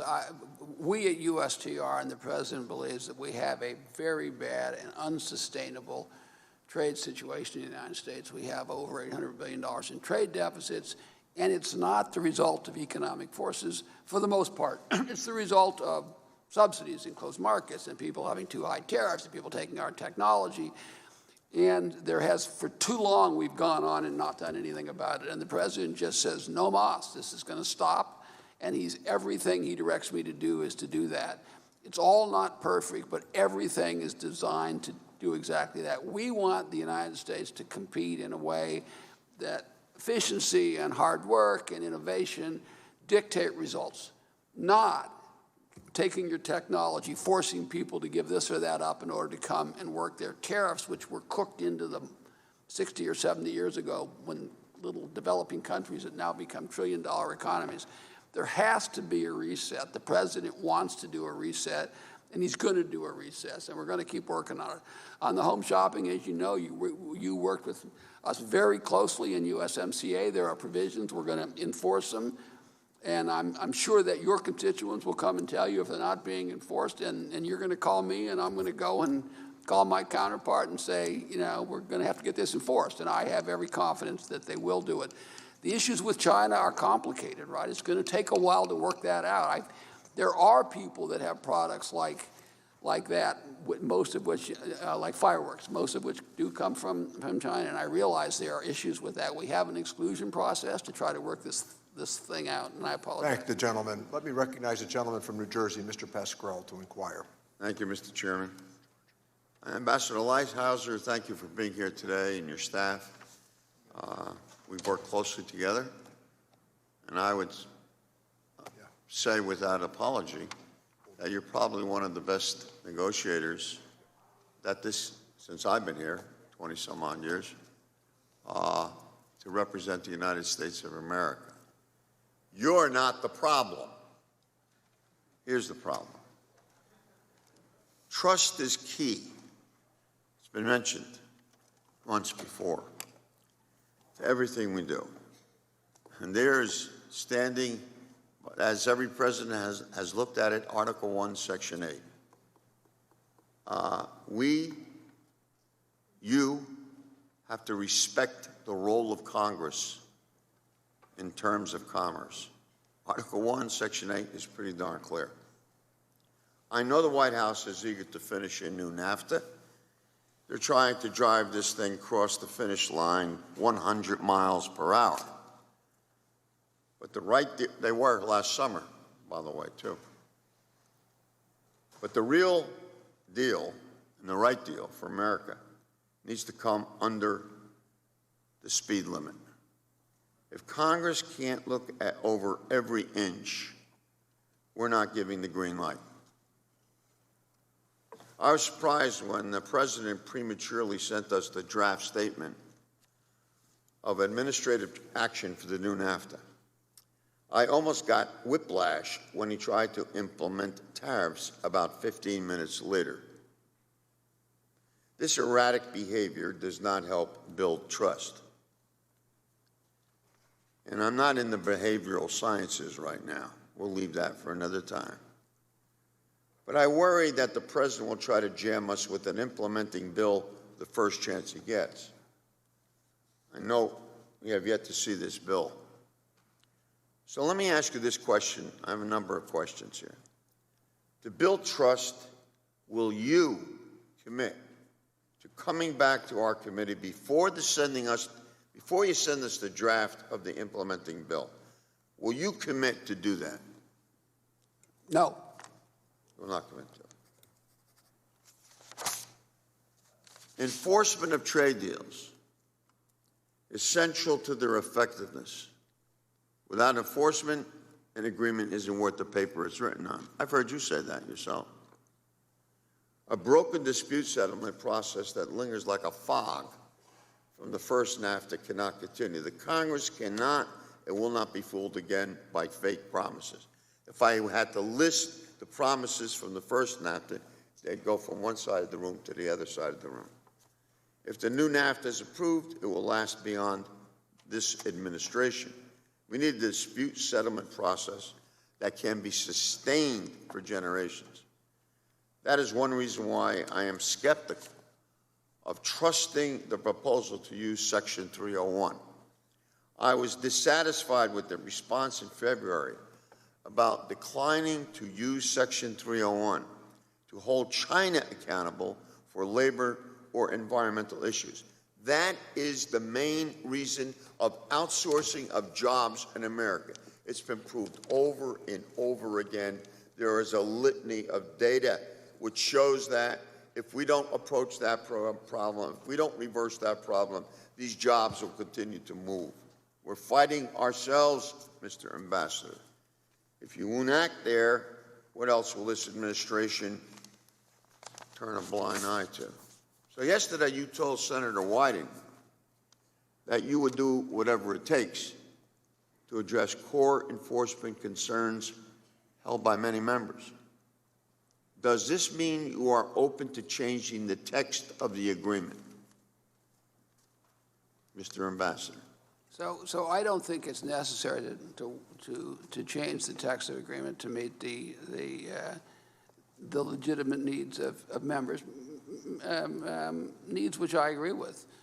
But as a general matter, I have a process. The Speaker has given me a process. I'm going to work with the members the Speaker has instructed me to work with, and I'm going to come up with a conclusion, and that conclusion will be what it is. And I'm going to satisfy those members, and I'm going to do what is necessary to satisfy those members on things that I think are legitimate, which, by the way, 99% I agree with them on walking into the room, as you know well. And I'm out of time, but I also appreciate working with you this year and last year on this process, Congressman. Thank the gentleman. Let me recognize the gentleman from North Carolina to inquire. Mr. Holding.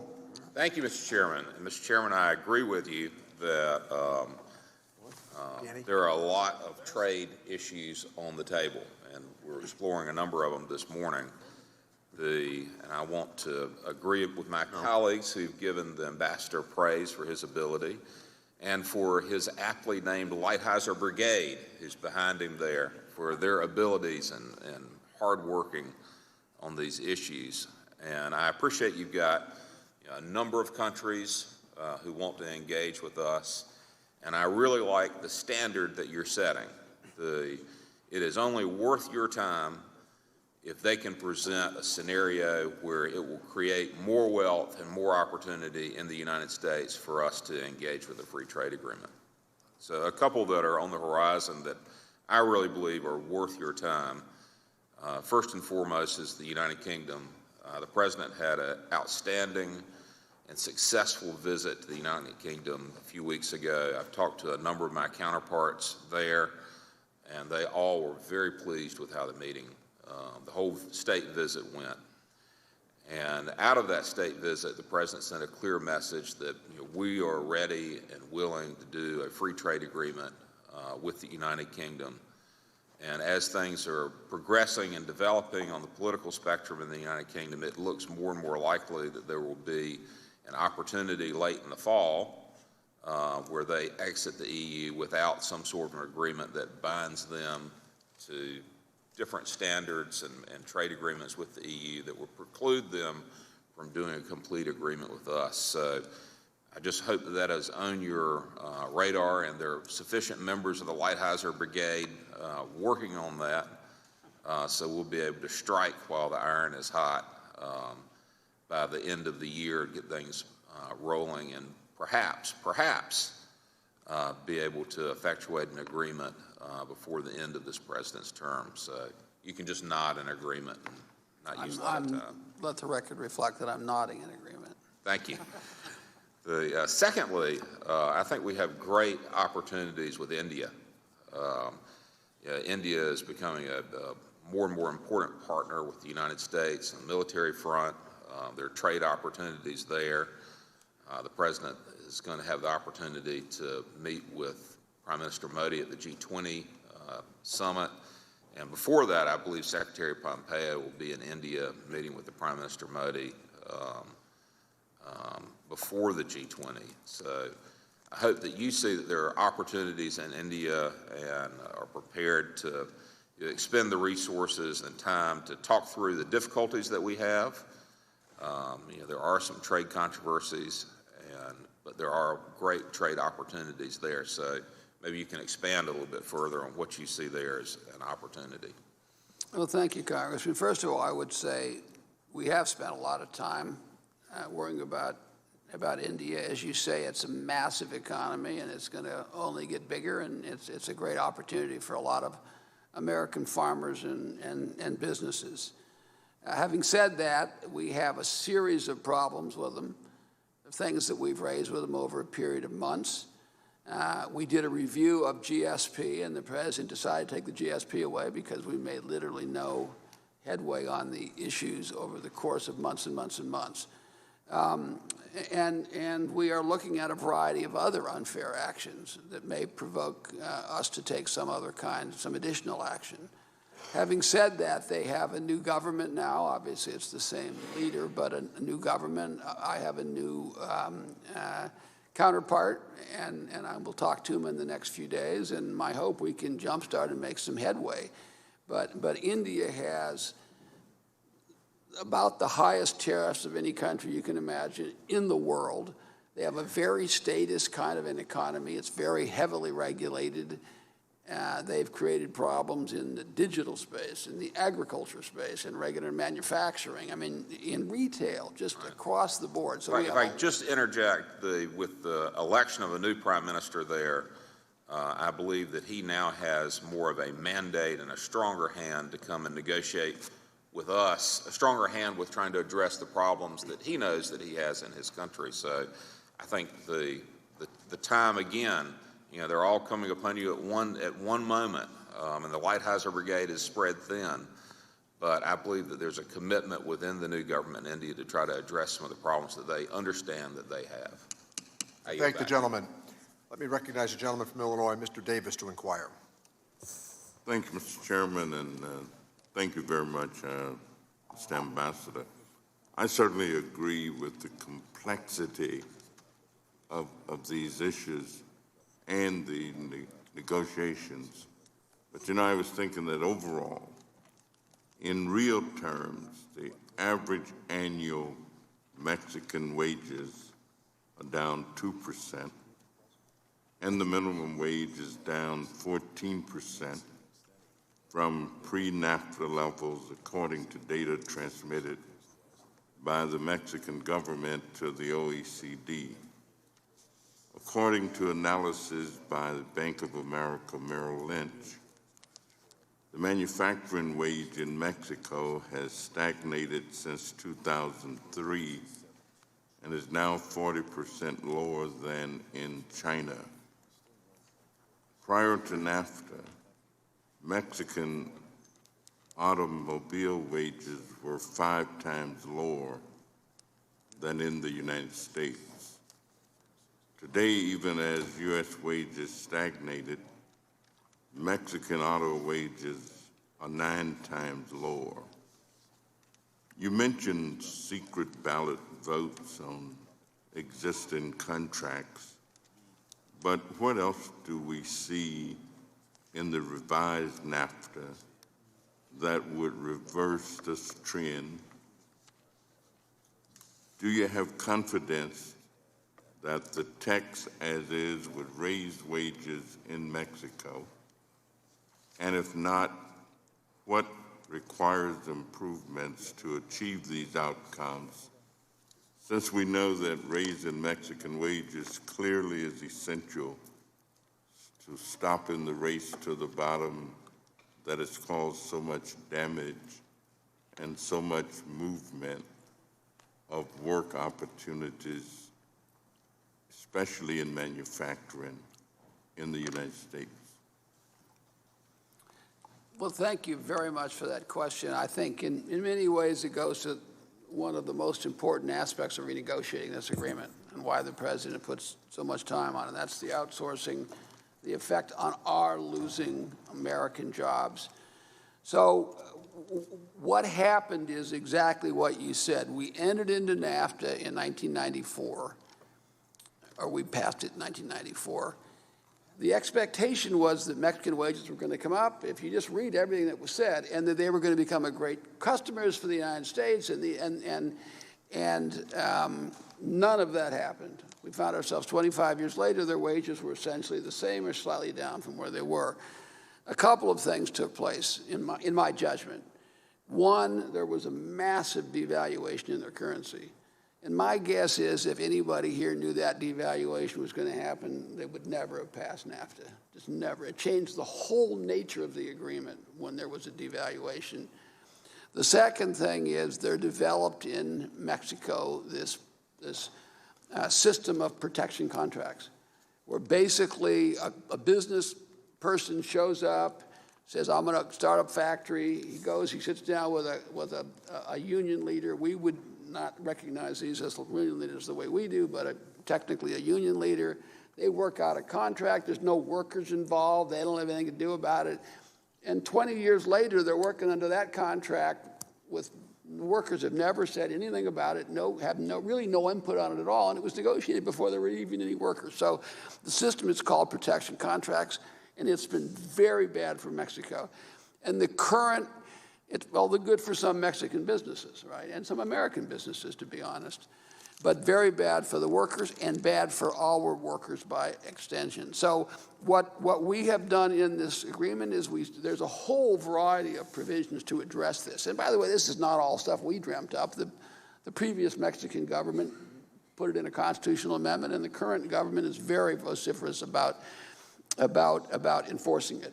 But you have labor courts now. I won't go into all the detail, but there used to be a system where you couldn't even get an arbitration on how you were treated badly if you were a worker. They have real labor courts. They're going to have registration of all these contracts. There's a whole system of government that's set up, and it's one of the things the members are talking about. Lighthouse, you got to make sure this happens, and that's legitimate. But to me, the key is you have a secret ballot vote on getting a union, getting rid of a union, and on collective bargaining agreements, existing and new ones. And if you do that, I think over a period of time, the workers are going to assert themselves. And that, as long as we insist on enforcement of that, my view is that we will have the needed effect, we'll get the promise, and we'll help to stop outsourcing. There are a lot of other provisions. I won't go on about stopping outsourcing in here. Thank the gentleman. Let me call upon the gentleman from South Carolina, Mr. Rice, to inquire. Thank you, Mr. Chairman. Thank you, Ambassador Lighthizer, once again for appearing before the committee. You know, the reason I ran for Congress was what started me down this path was my sons were graduating from college, and it became readily apparent in 2012 that they did not have the same opportunities that I had when I graduated from college. And I said, you know, maybe I can do something about that. Maybe I can help.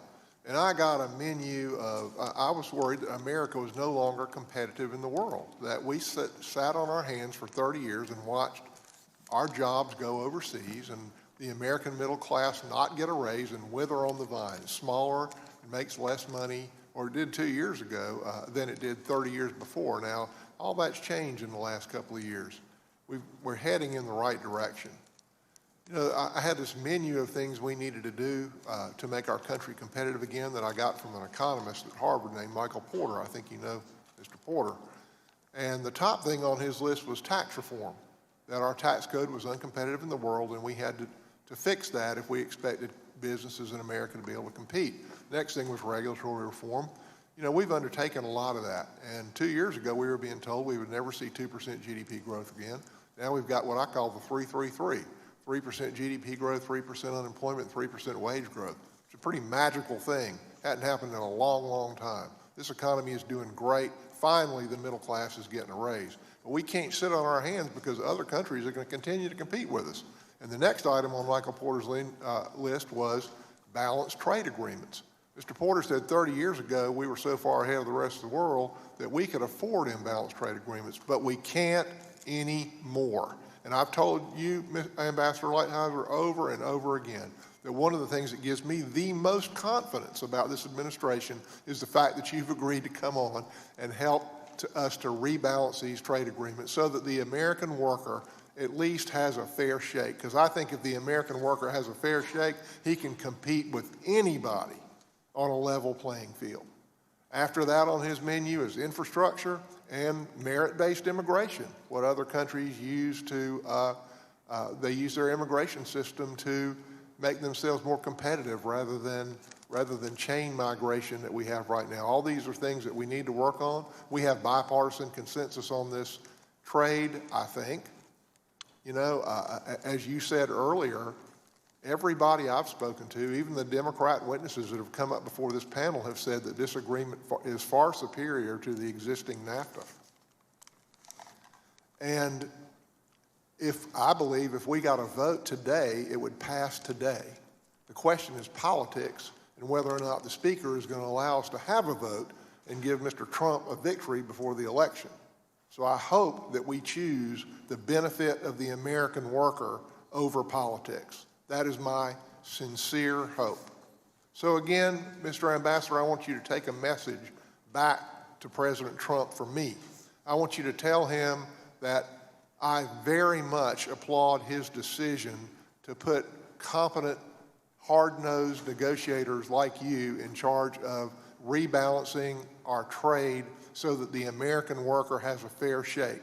If we can get USMCA done and the China agreement done, we can expect to have the 3-3-3 for a long time, for the foreseeable future. If we don't, we can expect it to deteriorate. And you tell the president that South Carolina is behind him. We are rooting for him. Keep charging. I yield back. I thank the gentleman. Let me recognize the gentlelady from California, Ms. Sanchez, to inquire. Thank you, Mr. Chairman. Ambassador Lighthizer, I want to hit a number of topics this morning, so I'm going to get right into it. The key to any trade agreement is enforcement, and unfortunately our track record on that front has been incredibly poor, particularly with regard to labor provisions. I was around in Congress for the negotiation of our agreements with Central American countries, Colombia and Peru, and in each case the countries made strong promises about the labor reforms they were going to make, and they often even made significant changes to their laws, and they called them sweeping and the best ever and the strongest ever. I can't tell you how glowing the terms were about how great their labor laws were going to be, and they even passed some of these really great labor laws. But 5 and 10 years later, the situations for workers in those countries still remains dangerous and frankly unchanged. So I'm deeply concerned that we appear to be in the same position today with Mexico. And your assertion that if we just give secret ballot elections to workers, that suddenly all of the labor problems are going to magically correct themselves, I think is a little Pollyannish. Mexico has just passed what appears to be a historic reform of their labor and justice systems, but our committee staff just returned from a fact-finding mission to investigate what the implementation process will look like in the coming years. And while there is, some reason to be hopeful, reforming their labor system is a massive undertaking that's going to require years to implement. It's going to require significant resources, and it's going to require technical expertise from outside experts. And I'm, quite frankly, very concerned that the new NAFTA repeats the same mistake that we keep making over and over again in our trade agreements. It lacks the necessary enforcement tools to ensure that our trading partners are living up to the promises that they made before the agreement enters into force. Instead of repeating the same mistakes, We need new, creative monitoring and enforcement tools that provide the United States with the leverage to ensure compliance 5 and 10 years down the road. Because as has Mr. Pascrell stated, without enforcement, the trade agreements are not worth the paper that they're written on. And so I'm curious to know if you will commit to working with House Democrats on a monitoring and enforcement mechanisms that we can write into that agreement. Well, thank you, Congresswoman. First of all, I've been called a lot of things, but I've never been called Pollyannish before. So I will note. Well, I just did it, so I stand by it. I understand that. I'm sure it was meant in the best possible way. No disrespect to how hard you work on negotiating this, but clearly just giving people access to the ballot for union elections doesn't cure threats of murder, doesn't cure threats of intimidation. These are common practices that go on. There are a variety of other provisions in here. There are specific provisions against violence, for example, which you just mentioned. The point, which are not exactly ironclad. I have some concerns with that, but the question is. But we agree that they've never existed in a trade agreement before. Great. In the history of the world. They've never we existed. Agree on that? Certainly, right. but can we agree that there's no mechanism for enforcement as yet? Well, in the first place, no, I don't agree with that. And in the second place, I have a system where I'm going to sit down and work with members consistent with the way the Speaker has asked me to do it, and to plus up the enforcement. I've made that very clear. I'm happy to do that. I agree with that. I think it has always required changes in U.S. law. Okay, then I will take that as a yes, that you're willing to work with us on the monitoring and enforcement mechanisms. I have several other questions that I want to get to. I also have significant concerns regarding USTR's stance on CDA 230. That provision, which gives broad immunity to technology platforms from the harms caused by third-party content they distribute and profit from, has become increasingly controversial. In fact, last year, Congress amended the law for the first time to exclude sex trafficking claims. Many policymakers have been talking about other amendments to that law relating to illegal opioid sales, deepfakes, material support for terrorism, civil rights claims, or discrimination against certain political viewpoints. For over 2 decades, there was no effort to get CDA 230 into U.S. trade agreements, and I'd like to know why USTR has made this shift.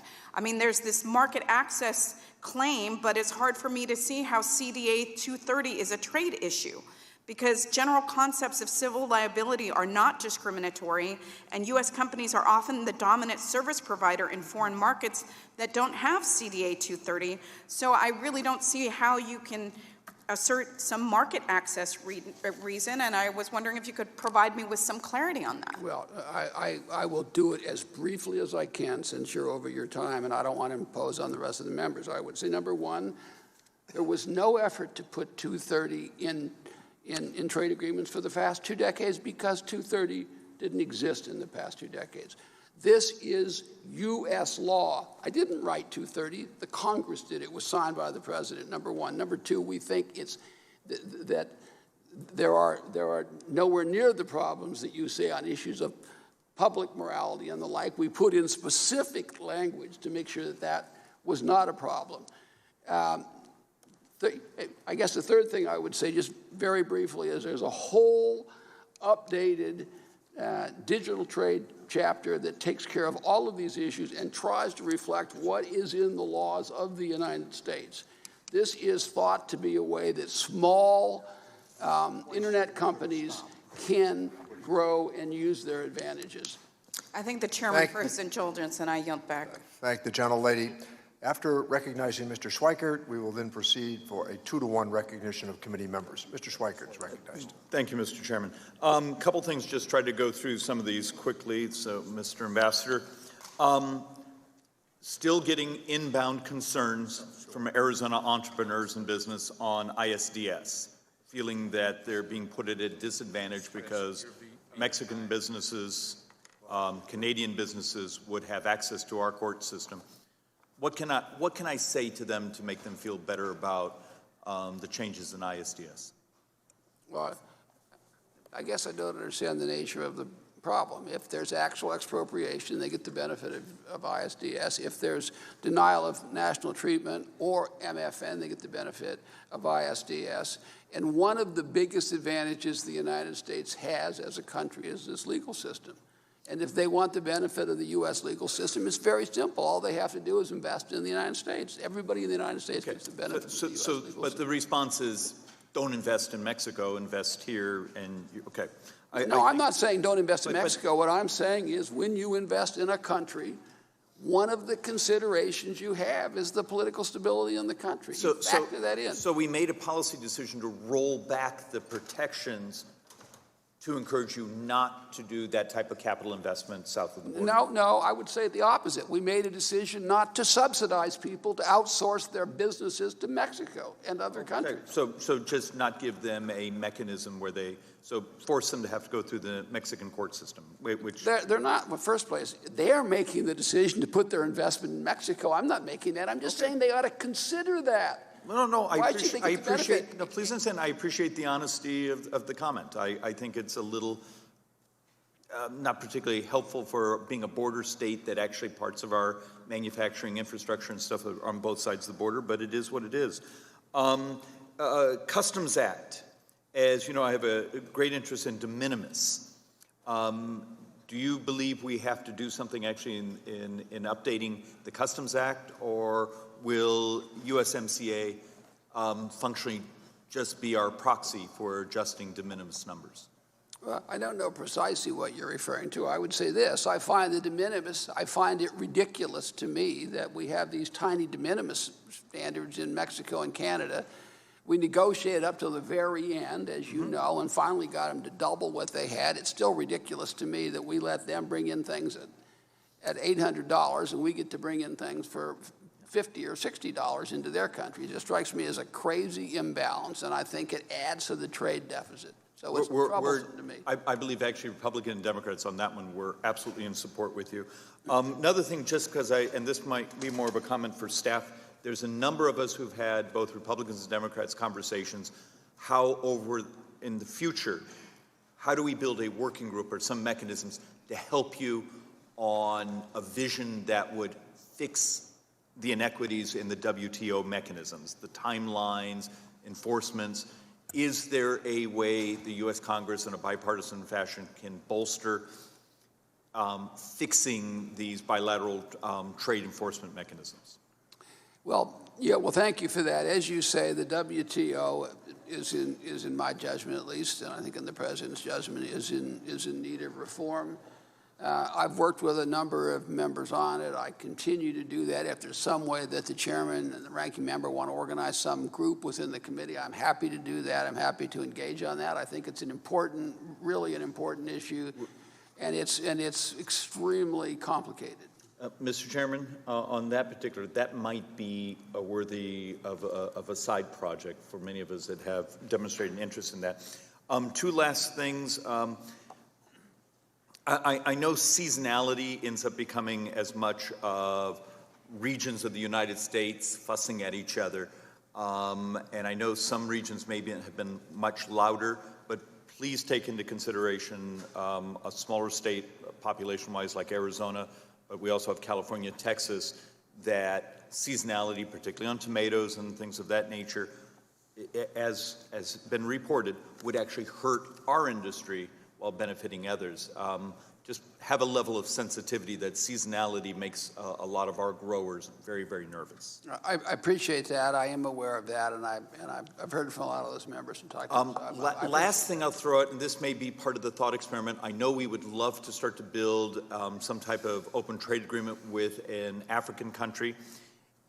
Just please, in parts of that consideration and thought, I know you made a great statement earlier that trade agreements should be about maximizing economic vitality for the United States. Absolutely agree. But we do have a country like Tunisia, even though technically it's a North African. They were the tip of the spear on sort of, shall we say, the revolution, the only successful country out of the Arab Spring to develop an open constitution. small country, I think actually that should be rewarded. Thank the gentleman. Let me recognize the gentleman from New York, Mr. Higgins, to inquire. Thank you, Mr. Chairman. The United States economy, Ambassador, is $21 trillion. It's 70% consumption. It's a population of 327 million people. Canada is a population of 37 million people. It's almost a $2 trillion economy. What the United States and Canada share is that they're both mixed economies, highly integrated, with a high level of respect for worker wages, labor standards, and the environment. Mexico is a population of 130 million people. It's a $2.5 trillion economy. Since NAFTA, Mexican's economy grew by a little bit more than 1% a year. The poverty rate is still the same after 25 years, and the minimum wage in Mexico is $5 a day, a little bit less than 63 cents an hour, assuming an 8-hour workday. As has been said here before, trade agreements are worthless unless they are explicit and enforceable. Reading through the North American Free Trade Agreement, the primary goal was the integration of Mexico with the highly developed, high-wage economies of the United States and Canada. This, in the North American Free Trade Agreement, was referred to as wage convergence. You're familiar with the Maquiladora factory concept, which was accelerated under NAFTA. It's essentially 3,000 factories that do manufacturing, assembly, and export that are owned by U.S., Japanese, and European companies.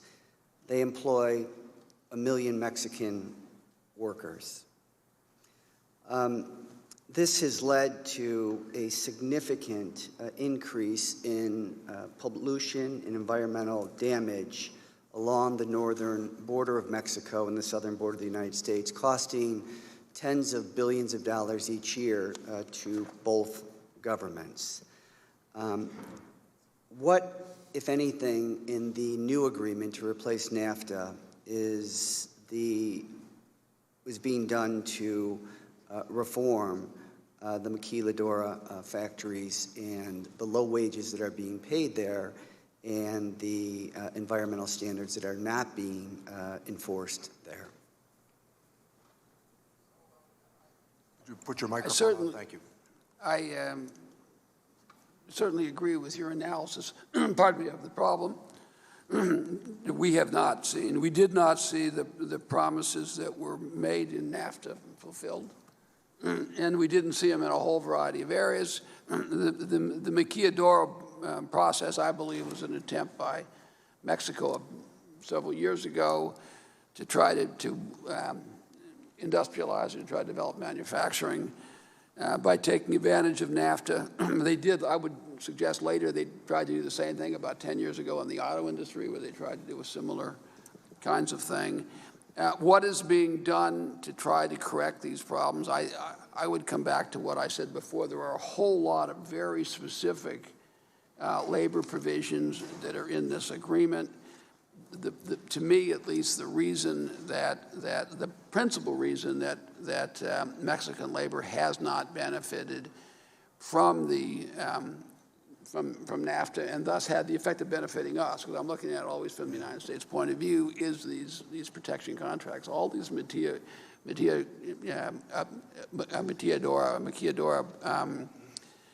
contracts, or companies have basic contracts that were entered into by these, like we would suggest, not, I don't want to call them fake unions, but at least not real progressive unions like we're used to.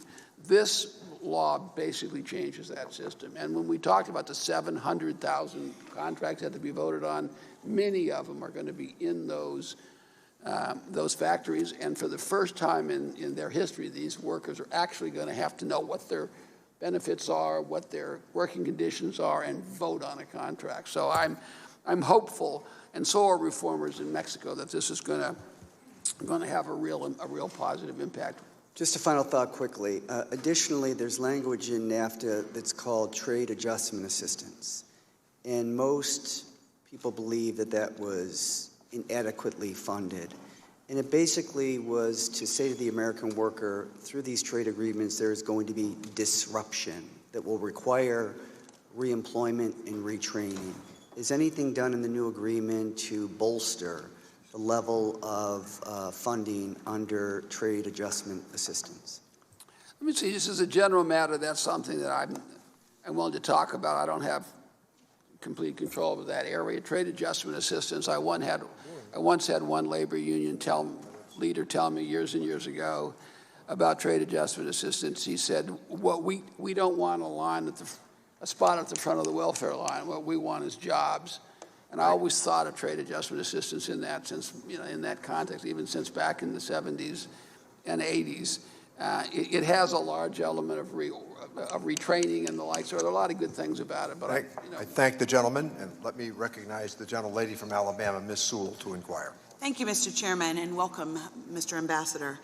I have so many questions for you today because my constituents are hurting from many of this administration's trade policies. The economic pillars of Alabama's 7th Congressional District are agriculture, forestry, and manufacturing. But workers in all these sectors are struggling.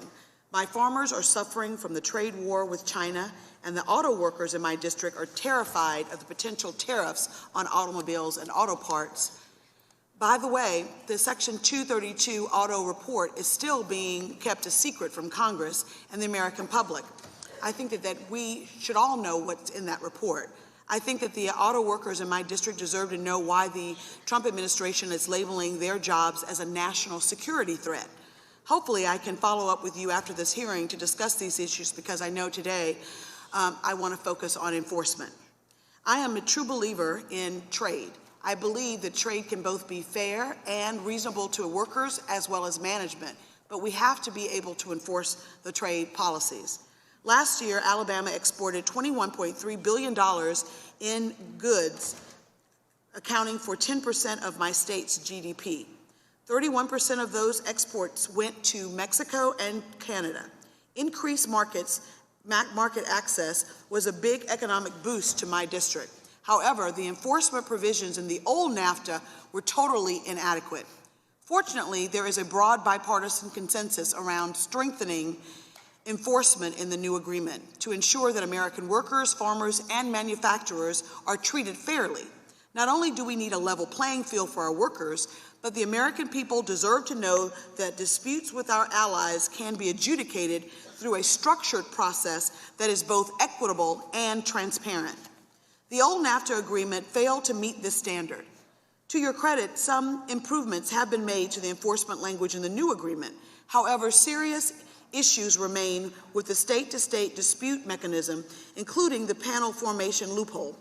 But what is even more concerning to me is your proposed solution in this flaw in the new agreement. I will tell you right now that the unilateral Section 301 tariffs are not a substitute for a strong enforcement mechanism. Just look at the Section 301 tariffs currently being used against China. They have yet to produce any tangible results and have trapped American workers, manufacturers, farmers, and consumers in a trade war with no end in sight. Mr. Ambassador, I know that you want a deal that will outlast this administration and be a landmark trade agreement for years to come. What if the next administration is more reluctant to use unilateral 301 tariffs to address disputes? Should we really be leaving enforcement up to the discretion of future administrations when we have the opportunity right now to strengthen enforcement in the base agreement? Would you agree with that? Well, let me say, first of all, thank you for your comments. In terms of the manufacturing in Alabama, I would just note that there's going to be new investments, major investments announced by Mercedes, Honda, Hyundai, Toyota, and Mazda, all in Alabama. So the auto workers there, of which there are many and growing, ought to be very happy. They are happy, sir, but they really are concerned about the Section 232 using them, considering what they do to be a national security threat. Well, We still are on uncertain ground with that. I mean, I know that there's been a 6-month reprieve, but where is this administration with respect to auto tariffs? So my suggestion to you is that one of the principal reasons why at least some of this investment is going to Alabama is because of fear of 232 auto tariffs. But how could that be let when me say all also, they would do is increase the price to consumers? I couldn't.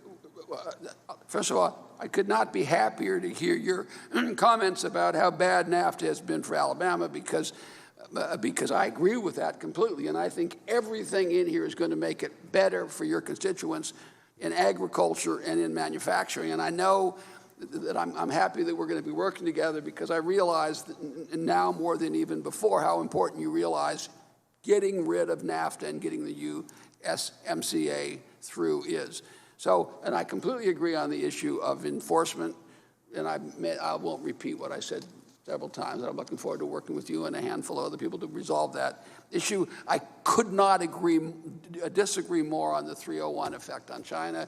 We did I nothing. can tell you that a lot of my nothing for consumers decades and are decades and decades with China. All we're seeing is an a outrage. war on pricing, and the consumers, especially the low-income consumers, really are hurting the worst. Thank you, Mr. Chairman. Thank the gentlelady. Mr. Schweiker has requested that I include in the record a letter that he has submitted to me, and that is so ordered. And with that, let me recognize the gentlelady from Indiana, Ms. Wolarski, to inquire. Thank you, Mr. Chairman. Ambassador Lighthizer, great to see you. I have a lot of ground to cover in a short amount of time, so I apologize for my speed this morning. First off, I want to thank you, Mr. Ambassador, for all the hard work on the USMCA. The agreement goes a long way to drive exports for farmers and manufacturers in the Indiana 2nd District. It sets a strong standard for the great innovators that call the Hoosier State home, and it levels the playing field for workers to ensure that we don't lose jobs to unfair labor practices abroad. With the steel and aluminum tariffs lifted on Mexico and Canada, I think it's time for Congress to act. It's time to vote on the USMCA. Next, I want to ask unanimous consent, Mr. Chairman, to insert into a record a letter from over 600 companies and associations urging a deal with China. This is number one. Mr. Chairman? Yes. Unanimous consent. Are there other letters that you would like to have inserted as well? Number two. Okay. That's it. Just 2 letters. So ordered. Thank you. Finally, I want to turn my attention to the exclusion process for the Section 301 China tariffs. Mr. Chairman, wow, I already put that in unanimous consent. I also want to thank Mr. Kind as well as Senators Langford and Coons that assisted us in these letters. I have a few questions and would appreciate being able to get these in. Mr. Lighthizer, Ambassador, the letter I just mentioned noted that exclusions from lists number 1 and 2 that USTR granted are expiring soon. Will you commit to automatically renewing those exclusions that were granted and that haven't experienced a change in their circumstances? It seems it could be a simple act that could save USTR's limited staff resources and allow you to devote more time to things like evaluating List 3 requests. No? You have to put your mic on. No, I won't. Okay. I want to voice strong concern that items USTR excluded through the notice and comment period for lists 1 through 3, including things like medical devices, were added back onto list 4. I've heard from companies already who thought they had escaped the tariffs, but now are distraught to have to go through this whole process and the expense all over again. It seems like a waste of time for them and time for your staff too, who have to reevaluate these petitions. Why were these lists put back on list 4? So list 4, Congresswoman, includes all of the rest of the trade in the United States, between the United States and China. So that was the President's direction, and that's what we're looking at. When will the list 3 exclusion process officially begin? So we have the form up now, but the electronic process at the end of the month. If the list 4 tariffs go into effect, will you commit to establishing an exclusion process consistent with what you've done for lists 1, 2, and 3? Yes. And I've spoken with some companies that have received exclusions from the steel and aluminum tariffs only to be added to list 4 and again have to stare down the potential of a 25% tariff. Another federal agency has already ruled that a product isn't a national security threat and isn't available domestically. Will this factor into your analysis? No. have one more question, Mr. Ambassador, and I so much appreciate you being here. As you know, Congress raised the U.S. de minimis level just a few years ago, and we continue to believe that $800 is the right level. Rather than lowering our level, should we not be continuing to engage with Canada and Mexico to raise their own? Is that the end? Yes. So we engage quite a bit on it, and unfortunately, their retail lobbyists are stronger apparently than our retail lobbyists. And so after months and months and months, and as one of the last items, they made a small move in our direction, but not nearly sufficient. And the imbalance to me is very problematic. And when you say engage with them how? One way to engage with them is to say you get the same thing in the U.S. that we get there. That's one way to engage with them. Now, some members don't like that, but that's one way to engage with them. Otherwise, I don't know how to engage with them. Call them on the telephone and say, please, what I had, whatever I had a year of doing that. Their retail lobbyists is just very, very strong. Thank you, Ambassador. Thank you, Mr. Chairman. I yield back. The chair now recognizes the gentlewoman from Washington, Ms. Del Bene, for 5 minutes. Thank you, Madam Chair, and thank you, Mr. Ambassador, for being with us today. First, I want to reiterate many of the concerns brought up by my colleagues on the impact of retaliatory tariffs on our farmers. They have been struggling for a long time, and it is critical that we address this issue so that they continue to have access to markets. It will be hard for them to get some of those back again if this issue is addressed. So I want to make sure that that is a top priority for you. In particular, speaking of China, earlier this year, we discussed reforms to China's digital regime. You told me you're optimistic about securing commitments from China on cloud restrictions. Are you still optimistic about this outcome, or is this one of the areas that China backtracked before talks broke down? And I just want to kind of add on to that, beyond cloud issues, what is your realistic assessment of the commitment you'll be able to secure from China in the digital trade space, and is this a priority of the president's when he talks to President Xi at the G20? First of all, I appreciate your comments on agriculture and the effect on agriculture of retaliatory tariffs. As others have pointed out, the president did remove the steel and aluminum tariffs on Mexico and Canada, and that's gotten rid of a lot of that, and I greatly appreciate it. I also China, the tariffs on China have a big impact on a lot of our farmers, too. Well, I also should note that 960 agriculture groups have come out and endorsed passing as soon as possible USMCA. So I think there clearly is in the agriculture community a strong view that this is something that should be done and done quickly. Now, on the area of digital cloud services, we'll see. I certainly can't in this hearing talk much about it, although I'm happy to have a private conversation with you about it. It's clearly the digital space generally are areas where there was a backtracking for sure, and the actual details of it, I just want to talk to you about it privately. Okay, I look forward to discussing that. Also, over a year ago, the administration put tariffs on imported steel and aluminum, those 232 tariffs. Many of us had issues with putting tariffs on our allies, but I think we all agree that Chinese overcapacity is a real significant problem.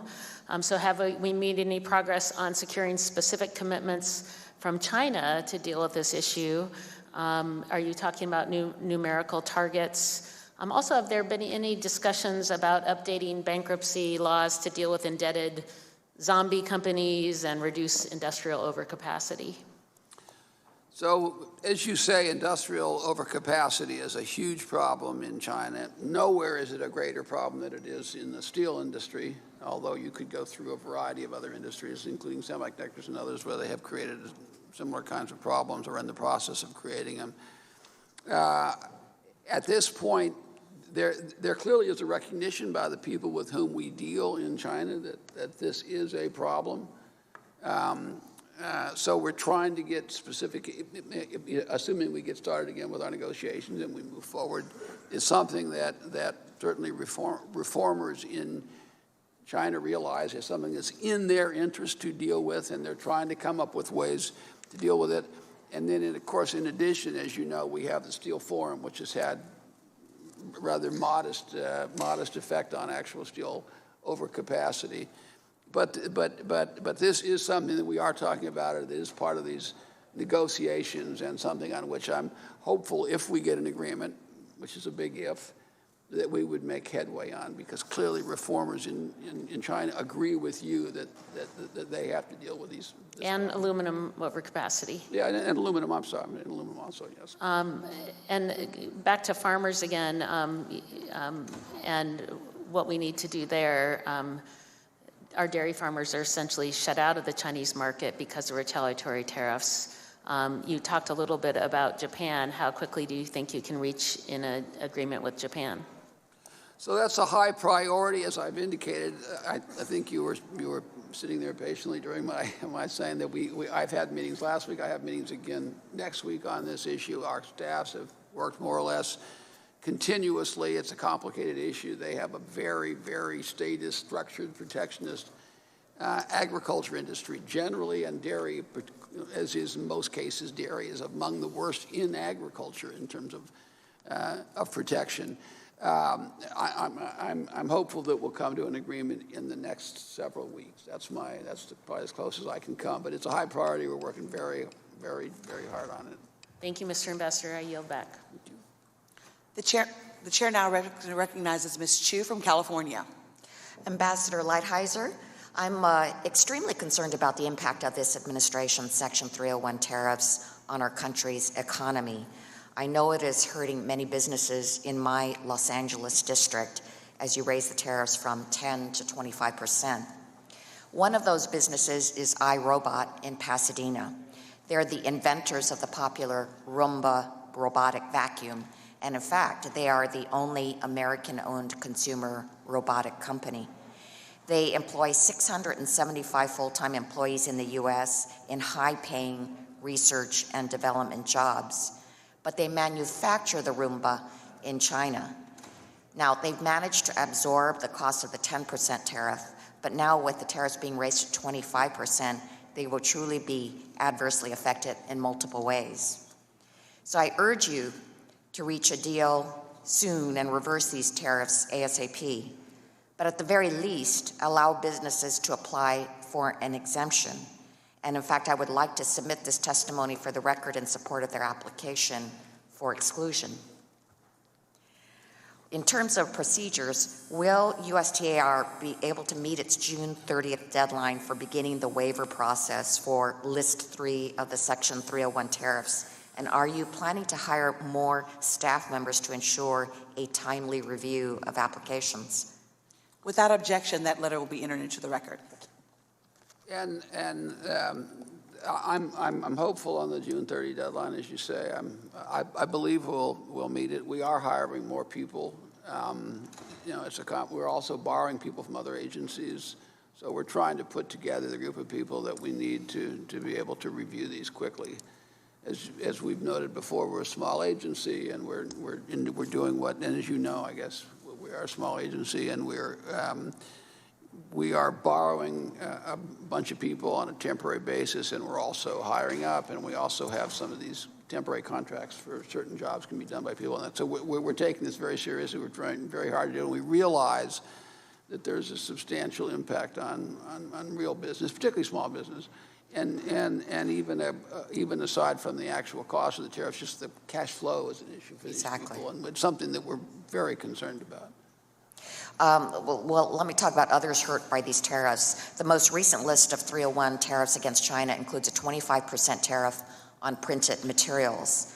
This means children's books, textbooks, technical, scientific, and professional books, many of which are created in the U.S. by American authors and illustrators, but are printed on unique paper exclusively made in China. I understand that under the International Emergency Economic Powers Act, that information and informational materials are exempt from these types of restrictions. So how is this tariff justified? Well, in the first place, we're not using IEPA for the legal authority to put these tariffs in place. We're using Section 301. And under Section 301, we're permitted to put duties in place. There's no exclusion for paper or whatever there was under IEPA. I'm not an expert on IEPA. I know it reasonably well. In terms of the last group of products, as you know, we have hearings that started, I guess they started on Monday and they're going until next Tuesday.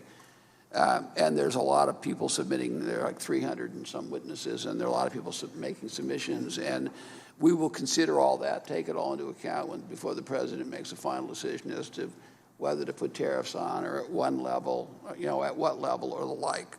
Thank you. Last question. I recognize that you've taken the labor provisions of the USMCA further than it's been taken before, but I continue to be concerned about the enforceability of those provisions if it is not in the agreement itself versus a side letter. And also, Mexico would face many challenges in seeing these reforms through. So, Ambassador Lighthizer, to what extent has USTR been engaged with the Department of Labor to ensure they're ready to provide assistance to Mexico? So I'm happy to do that. I've talked to the Secretary. He's also quite happy to do it. I think it's an important part, capacity building, that we should do down there. I should also make the point that the labor provisions are in the USMCA. They're not in any side agreement. One of the problems that so many members had with NAFTA, of course, as you know well, was that these all labor and environment were all in side letters, which were basically unenforceable or enforceable in kind of strange little ways.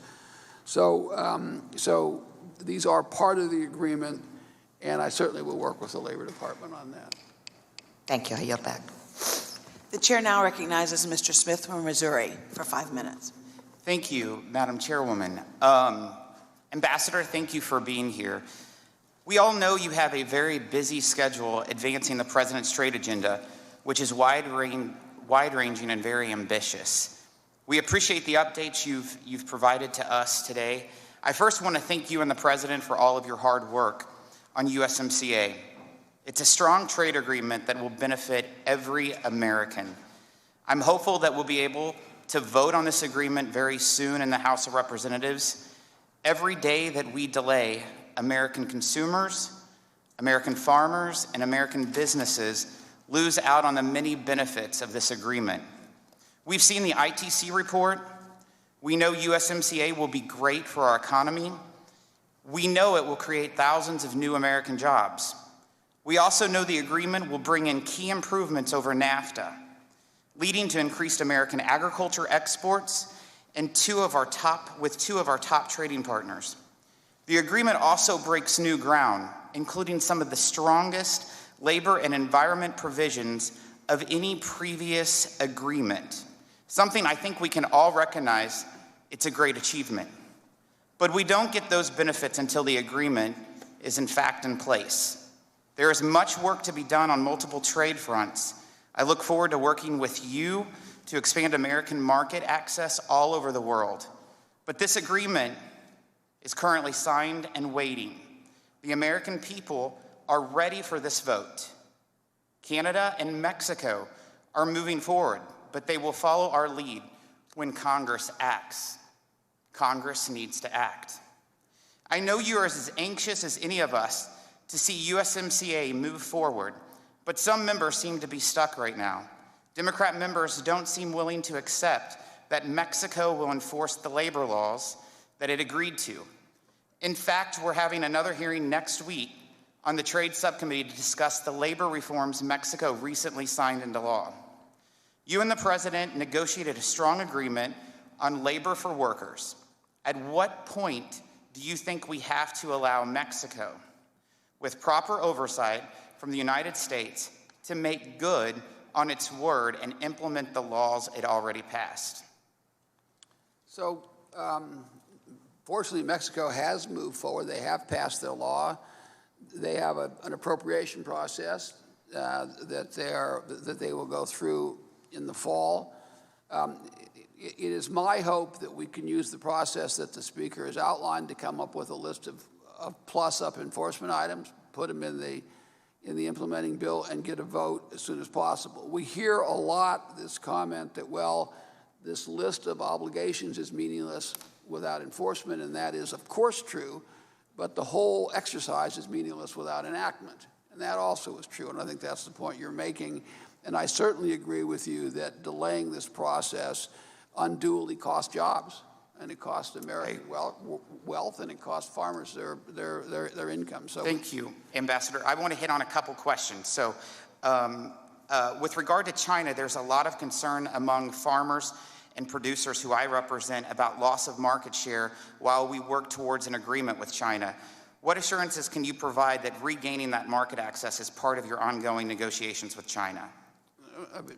For sure, that's getting rid of those retaliatory tariffs, and also new purchases by the Chinese is an important part of what we're working on. It's something the President focuses on every day. Something else I want to hit on. After promising to open the rice markets in 2001, the U.S. has yet to ship one kernel of rice to China, thanks to trade barriers China has put in place. China is the largest importer of rice in the world. Can you offer any indication that U.S. rice farmers will have access to a market they were promised nearly 20 years ago in these trade negotiations?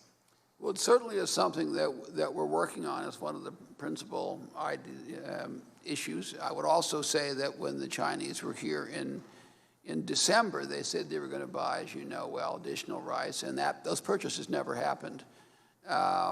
Not because of anything that happened in the negotiation, they just literally never happened.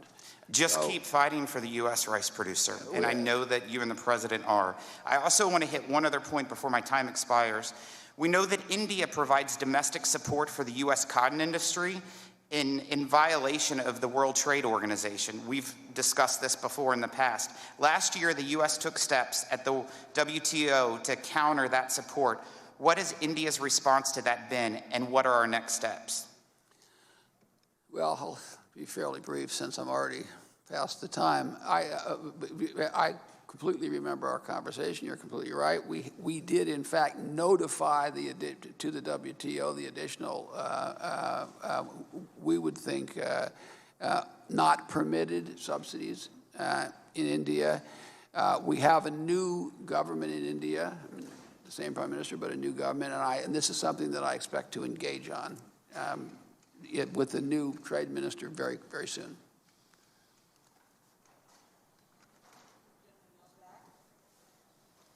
The gentleman yields back, and the chair now recognizes Mr. Kildee from Michigan.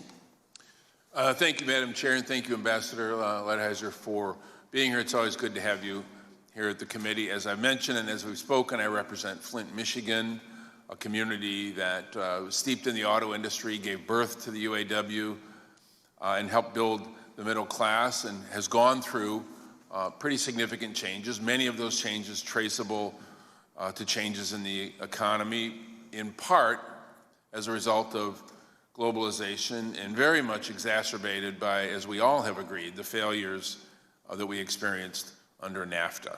The difficulty that we have is that at the time that NAFTA was enacted, and I know it's a dramatically different deal than what has been negotiated, but there were promises made that things would change, for Mexican labor conditions, the Mexican workers would be lifted up, that the American worker would be protected because of that, and of course we know that the history certainly did not bear that out. The reason I mention that, again, acknowledging this is a different deal, is that for many of us, this is not a question of being sold on the idea that this is a better deal. You can read the language and see that it's clearly better. But having more comfort on this very important point that you were just addressing, that there will be rigorous enforcement. So while Mexico changes its law, there's a lot of questions about whether they will fully fund the new regime that will be required to implement and enforce this agreement. And I'm interested in the notion that there would be some additional overlays, independent monitoring, for example, of Mexican labor conditions. And there's a lot of details that need to be worked out, and I don't necessarily want to ask you to respond to a specific proposal, but the underlying intent, for example, of Brown-Wyden might be a starting point to work on this issue. And I wonder if you might be willing to commit to work with myself and others who are interested in this area to ensure that enforcement will be done in such a way that won't hurt the auto workers that I represent that feel like they're just getting their feet under them as we're trying to rebuild a strong U.S.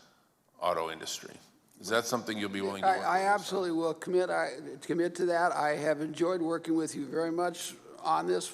As you know, the effect of this NAFTA on auto workers is one of our principal motivators. We have to turn that around. It's one of the things I don't want to take up all your time talking about it, but I have enjoyed working with you on that. You're a strong spokesman for that point of view. I completely agree with you. I will continue to work on it, and I think the auto workers, both the ones in Michigan, but also the ones sort of in the southern tier, where the acting chair, is that the right term, whatever the acting chair is, are the biggest single beneficiaries of this agreement, and they were the ones who were punished the most by particularly your constituents, by the existing NAFTA. And this is going to be a binary choice at some point. Do you go with this horrible agreement that everyone knows is horrible, or do you go with agreement that is either spectacular or just really, really good? Yeah, and it will be a binary choice at one point, and that does distinguish it from some past decisions that we've made. But our issue is making sure it's the best binary choice that we can possibly have. And I wonder if you could just comment quickly on two things, then I have one more point. The four-year implementation schedule or program or plan in Mexico, how realistic do you feel like that is, given the magnitude of the changes that need to take place? And secondly, do you think, and again, this relates to the magnitude of the problem, will the Mexican government act to commit the resources, the financial resources it will take for implementation? If you could just quickly answer, because I have one other quick question that I would like to pose. So the answer to me is, I think 4 years is aggressive. It's something that we insisted on at the request and advocacy of organized labor. So it was the American unions that wanted that. The Mexicans wanted 6 years. We took 4 years because we were going along with organized labor. And it's aggressive but doable, and they think it's doable, and I think they will do it. Thank you. And then just quickly changing gears, I wonder if you could just comment quickly on regarding China. As you and I have discussed, we need to address China's blocking of polysilicon coming from the U.S. to support manufacturers of polysilicon and getting access to that Chinese market. I know it's a difficult issue, but it's one that's really important to the people that I represent. Can you comment on that? Can we be more forceful, I suppose, in dealing with China on this issue of polysilicon? So it is clearly an issue we have talked to them about. You know the issue very well. An unfair trade case was brought against our polysilicon industry. We believe it was retaliation for something totally unrelated. We think it was unfair. But this is clearly an issue that's within these negotiations, something we have raised and will continue to raise. Thank you. Thank the gentleman. Let me recognize the gentlelady from Wisconsin. There's more to inquire. Thank you so much, Mr. Chairman, and Mr. Ambassador, thank you for your indulgence. I have had a lot of other responsibilities, so forgive me if I ask some questions of material you've already covered. In terms of NAFTA 2.0, I am wondering about the sort of protecting capital versus workers, the allegations that this agreement doesn't move far enough in the direction of creating additional incentives for firms to move their operations to Mexico and take advantage of the low wages and permissive regulations. So I'm not going to say it's perfect, but this was among our principal objectives, and we did a whole variety of things to try to stop this outsourcing, you would call it. I would call it outsourcing of jobs down to Mexico, and I think we've made an enormous amount of progress in this area. Well, obviously, that's the case, but you know, they talk about a loophole. Whereas the U.S. oil and gas, for example, this particular industry, can still contractually sue the Mexican government directly under those rules. And so and there's no incentive or no effort to really close that particular loophole for that industry. Was there a reason why we are retaining loopholes for certain industries? So on this issue of ISDS, it's a difficult issue. It's a difficult issue and one on which a variety of members have very strong views. We thought that ISDS was a source of outsourcing, and there were other issues that we thought needed to be corrected. I think we struck a good balance. We improved the situation from your perspective, but probably not as far as you want to go. If you say, how would I distinguish the oil and gas industry from other industries, I would say it's to me that allowing ISDS that would incentivize moving a factory to Mexico is something that I think is a mistake and is bad as a subsidy. But that doesn't apply to a natural resource where the industry has to go there. I mean, there's no way they can't. Mr. Ambassador, let me move on here. You've waxed on about the increase in the GNP and the lowering of unemployment and how wonderfully things are ticking along. But many economists say that these are short-term, they're small gains, they're temporary, and that they are unsustainable for the long term. And that, we can always talk about how we've had an increase in GNP, but like 86% of that benefit just goes to the wealthiest people and not really to workers. That any increase in wages is marginal. What would you say to that? I would say those economists are crazy. There's no truth to that at all. I just think they're crazy. Call me crazy. This 84% of this last tax cut, for example, went to 1%. But this is, I think this trade agreement is different. I'm not arguing. No, it might not be. Can I ask you a question? And I've brought this up with you before, Mr. Ambassador, about juvenile furniture that's made in China, really for new parents. I'm wondering why we are not excluding that from our, I want to put that in the record, Mr. Chairman, a roll call article. So ordered. To talk about, I would love, Mr. Ambassador, for you to continue in my last couple of seconds to lean into looking at juvenile furniture as one of the things we really need to prevent sudden infant death syndrome, keeping children safe. And right now, that the cost-effective way to do that is to make sure that there aren't tariffs, I'm sort of throwing that in, that there aren't tariffs that will interfere with the transportation of those products? Well, I'm not much of an expert on child chair safety, but I think, first of all, we'll certainly look at, exclusion requests. We have a process. We're happy to do that.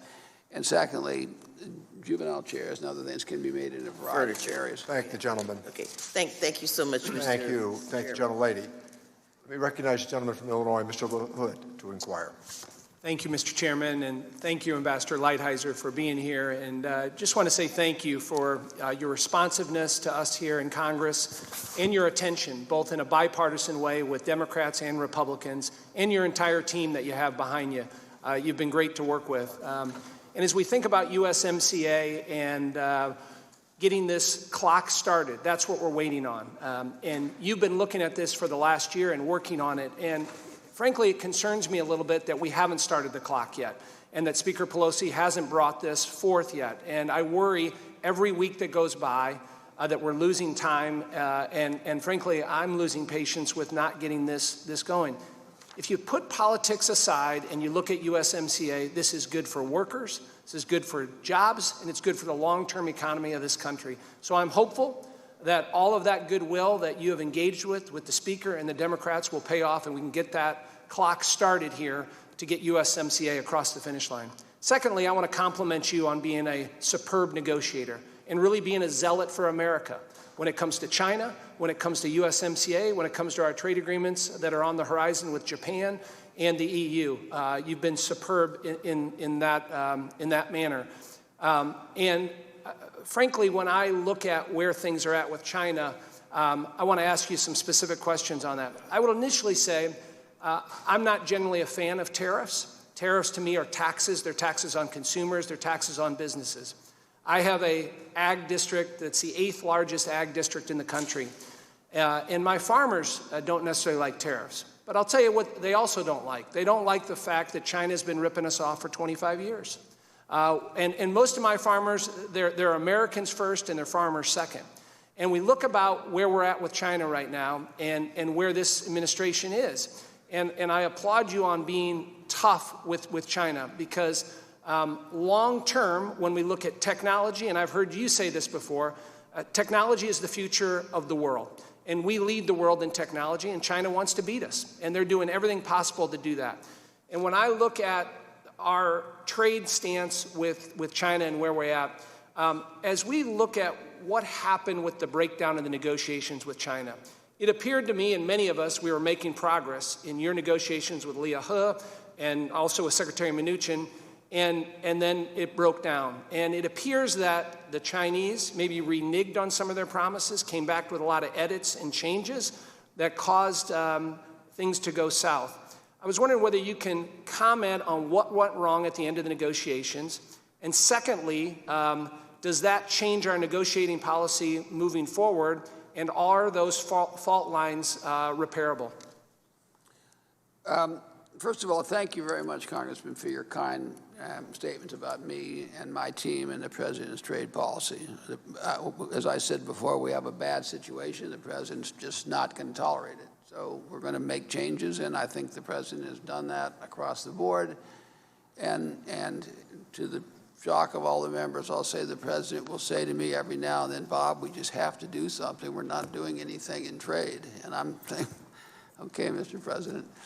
On what happened is in the China talks, it's more or less speculation, right? Now, my speculation is that some forces in China decided that they had gone too far. The negotiators had gone too far, went out beyond their mandate. You know, I don't know whether that's true or not. I'm just speculating on that. The issues that we talked about, first of all, I have trust and complete good faith in the people that I'm dealing with. They're tough, professional negotiators, and you know, but they're professional. I don't have any question that they're doing what they believe their mandate is. The issues haven't changed. The issues are the same issues. They have to be resolved. The President's never going to agree to any agreement that doesn't deal with these issues of technology transfer and IP protection and the whole stuff right down the line, and agriculture and other issues. And my hope is we can get back on track. I think it's in their interest. I think it's in our interest. And hopefully the politics over there will line up in a way that allows that to happen. And just as a follow-up, what are your expectations for the G20 summit next week? And then secondly, what are your plans for additional tariffs if talks continue to stall? So if there's stall, we have a process ongoing. In a couple of weeks, we'll have the legal authority. We believe we will have done the process. The President will at that point make a decision as to whether he wants to put them in place. We'll keep everyone informed, and he'll also decide on which specific products and on what the amount is. We're looking at up to 25%. So in terms of the G20, you know, we're hopeful. Thank you. Let me recognize the gentleman from Pennsylvania, Mr. Boyle, to inquire. Thank you, Mr. Chairman. And first, I just want to echo the comments that my colleague from Illinois made about you and your staff and your bipartisan approach. I do appreciate it and appreciate your public service. In only 5 minutes that I'm allotted, I'm going to attempt to hit 3 different issues, so kind of around the world in 5 minutes, so please bear with me. The first is just overall approach. We are just under 5% of the world's population. So clearly, to remain the #1 economy in the world, we need to trade. But of course, that trading needs to be done on fair terms.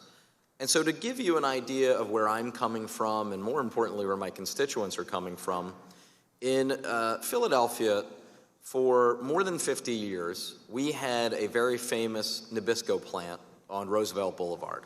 It was in a largely residential area, it was the only multi-story building. It made all of the sort of Nabisco products that you'd be familiar with, Oreo cookies, Chips Ahoy. You could smell the cookies from miles away. This plant, importantly, was profitable. This was not one of these companies that had to go out of business and understandably liquidate or move.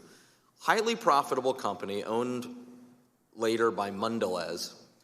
They decided to close that plant, lay off 325 workers, including neighbors of mine, who had good family-sustaining jobs, and they shipped those jobs to a brand new plant they built in Mexico. They did the same thing to their plant in Chicago. And at the time, I believe candidate Trump picked up on that. I talked about it on the House floor, railed against it, unfortunately to no avail. And now those plants in my district in Philadelphia and Chicago are closed, and you have those jobs in Mexico where they pay approximately $2.35 an hour. Is there anything in the new NAFTA 2.0 or USMCA that will in any way prohibit or discourage companies from making that sort of behavior or that sort of decision? So I would say, and I'll try to be as brief as I can to respect your time. I would say in the first place, these are the kinds of cases that drive us crazy, that have driven the president crazy literally since 30 years before he ran for president. And I would say in terms of this happening again, I'd say there's a number of things in here, because this is the cutting edge of what we have to discourage. Now, there's always going to be the wage thing, right? But so we talked about in some sectors, the rules of origin will have a big impact. The labor provisions will have a big impact because it'll change the nature of the relationship between labor and employment down there. This issue of ISDS, which we just talked about, was in my judgment, at least in my judgment, a subsidy for people to move down there. So there are, the environmental provisions will in some industries will have a discouraging fact or impact. So this was a primary objective, and it was a consideration literally in every single part of this that we discussed. So that's a perfect segue into conversation on enforcement, because when I was first elected to the state legislature over a decade ago, I thought I had an agreement with someone, and a wise 30-year veteran let me know there's a difference between a promise and an agreement, and that difference is the extent to which it can be enforced. So specifically on enforcement, could you explain why the administration seems to still be skeptical about having a binding dispute settlement mechanism? So I would say, first of all, I would just say what I said many times. It's very brief. I want to work this out. I want to do it quickly. I think I could do it in an afternoon with the group that the speaker has identified. So we believe the thing has to be enforceable for sure. So what you're talking about is panel blocking. All right, so the question is, do you want to have the right in a rare circumstance where someone challenges something of particular importance to you, not on a regular basis, but it's particular importance to you? Do you want to have the right to block that panel if you have another way to still enforce your own rights? That's what we were trying to find, that balance. So the question is, what's the risk that, for example, you're going to have a problem with a challenge to the trade laws? We have a challenge in the trade laws under the WTO. The trade laws are fundamental to all these workers that we're all talking about, getting laws against unfair trade. And the question is, that's the balance that I'm trying to strike here. But I want to work it out with the members. I want members to be happy. If members say, no, I don't care about that balance, then I'll consider that. Well, the other two I'll follow up with. I'm out of time, so the other two I'll follow up I should have at been different. quicker. I'm sorry. Thank you. Thank the ambassador. We all want the members to be happy. Thank you, Mr. Ambassador. Let me recognize the gentleman from Virginia, Mr. Beyer. Mr. Chairman, thank you very much. And Ambassador, thank you for working diligently to try to come to some good trade agreements. I confess I've been extraordinarily frustrated, sad by this president's approach to tariffs. You have said, I just look at what happened to steel. Production went up 5% last year. The steel industry created 200 new jobs, 200. So we ramped up production at a highly efficient mini mills with the electric arc furnaces that employ very few workers. So what happens is steel companies made a lot greater profits, but the impact on American workers was negligible. And you've said the president gets very frustrated with unfair trade practices around the world. It drives him crazy, quote unquote. So he has a temper tantrum and basically reacts with tariffs that hurt us more than he hurts the people that we're trying to punish. It reminds me of the child that gets so frustrated that he just starts destroying his own toys because he doesn't know what else to do. So were you involved in the president's decision to levy the anti-refugee tariffs on Mexican products, escalating from 5% to a possible 25%? Let me say, first of all, that I disagree with almost everything you just said, which won't surprise you at all. I've never seen the president have a temper tantrum or anything remotely like that, and I think the steel and aluminum program has been wildly successful and has saved thousands of jobs and created thousands of additional jobs. So I don't agree with you on any of that, and I certainly think tariffs are a tool which can be very useful, and in many cases have been useful and successfully used. And I think they've changed the nature, for example, of our relationship to China, which was heading right down the rat hole, and now at least we have an opportunity to turn that around. So, in terms of the president's decision to put tariffs on Mexico in the case that there isn't some solution to the immigration problem, that's not specifically in my area of expertise. I'm not an immigration person. But shouldn't we, as a committee with jurisdiction of a trade policy, find it disconcerting that our U.S. trade representative didn't have input into those decisions? Well, I didn't say I didn't have input. I was certainly involved in the meeting. I'm just not an immigration person. I don't know enough about that. It's just not my area. I do know that if you're sitting here and you're the president of the United States and you think there's a legitimate national security threat, you think there's a huge, huge problem, I don't want to go through the numbers. You probably know them better than I do. But if you see that, you have to do something. The president came to that conclusion. You had to do something. Is there anything and it worked out. So I don't know why people are so upset. Is there anything in the new NAFTA or any implementing language that you're considering that would constrain those authorities or limit the presidents to impose non-trade related tariffs on one of our closest trading partners? Well, just a yes or no answer if possible. I'm sorry. Well, but it's one of those things that can't really be quite yes or no answered, because you can always take national security actions in every trade agreement. Everybody reserves that. No one's ever going to be in a position where they say, if my national security is at threat, I'm going to let a trade agreement overrule my national security interests. So there's always that. But as a general matter, there is a restraint on what you can do with respect to tariffs and regulations and a lot of other things, all of which are in this agreement. I don't know if that answers your question. Not really, but I'm happy to expound on it if you like. Okay, Mr. Ambassador, when the allies in the business community come and talk to us about USMCA, they say the best part of it is the benefits of certainty. When the ITC did its report, they chalked up the lion's share of the economic benefits to certainty. Today, you mentioned certainty a number of times as the major benefit of USMCA. But if the president has a rule out imposing those broad, punitive, non-trade-related tariffs on Mexico, which would be devastating for both the U.S. and Mexican economies, and, oh, by the way, might lead to increases in migration, what's the point of a new NAFTA if anybody is living under the gun of the president's whims? How do you have any certainty if he can just come right back with these tariffs? So let me say two things. First of all, there is this national security exclusion, which we've talked about. But I always am so impressed with people that are so worried about certainty in business and NAFTA.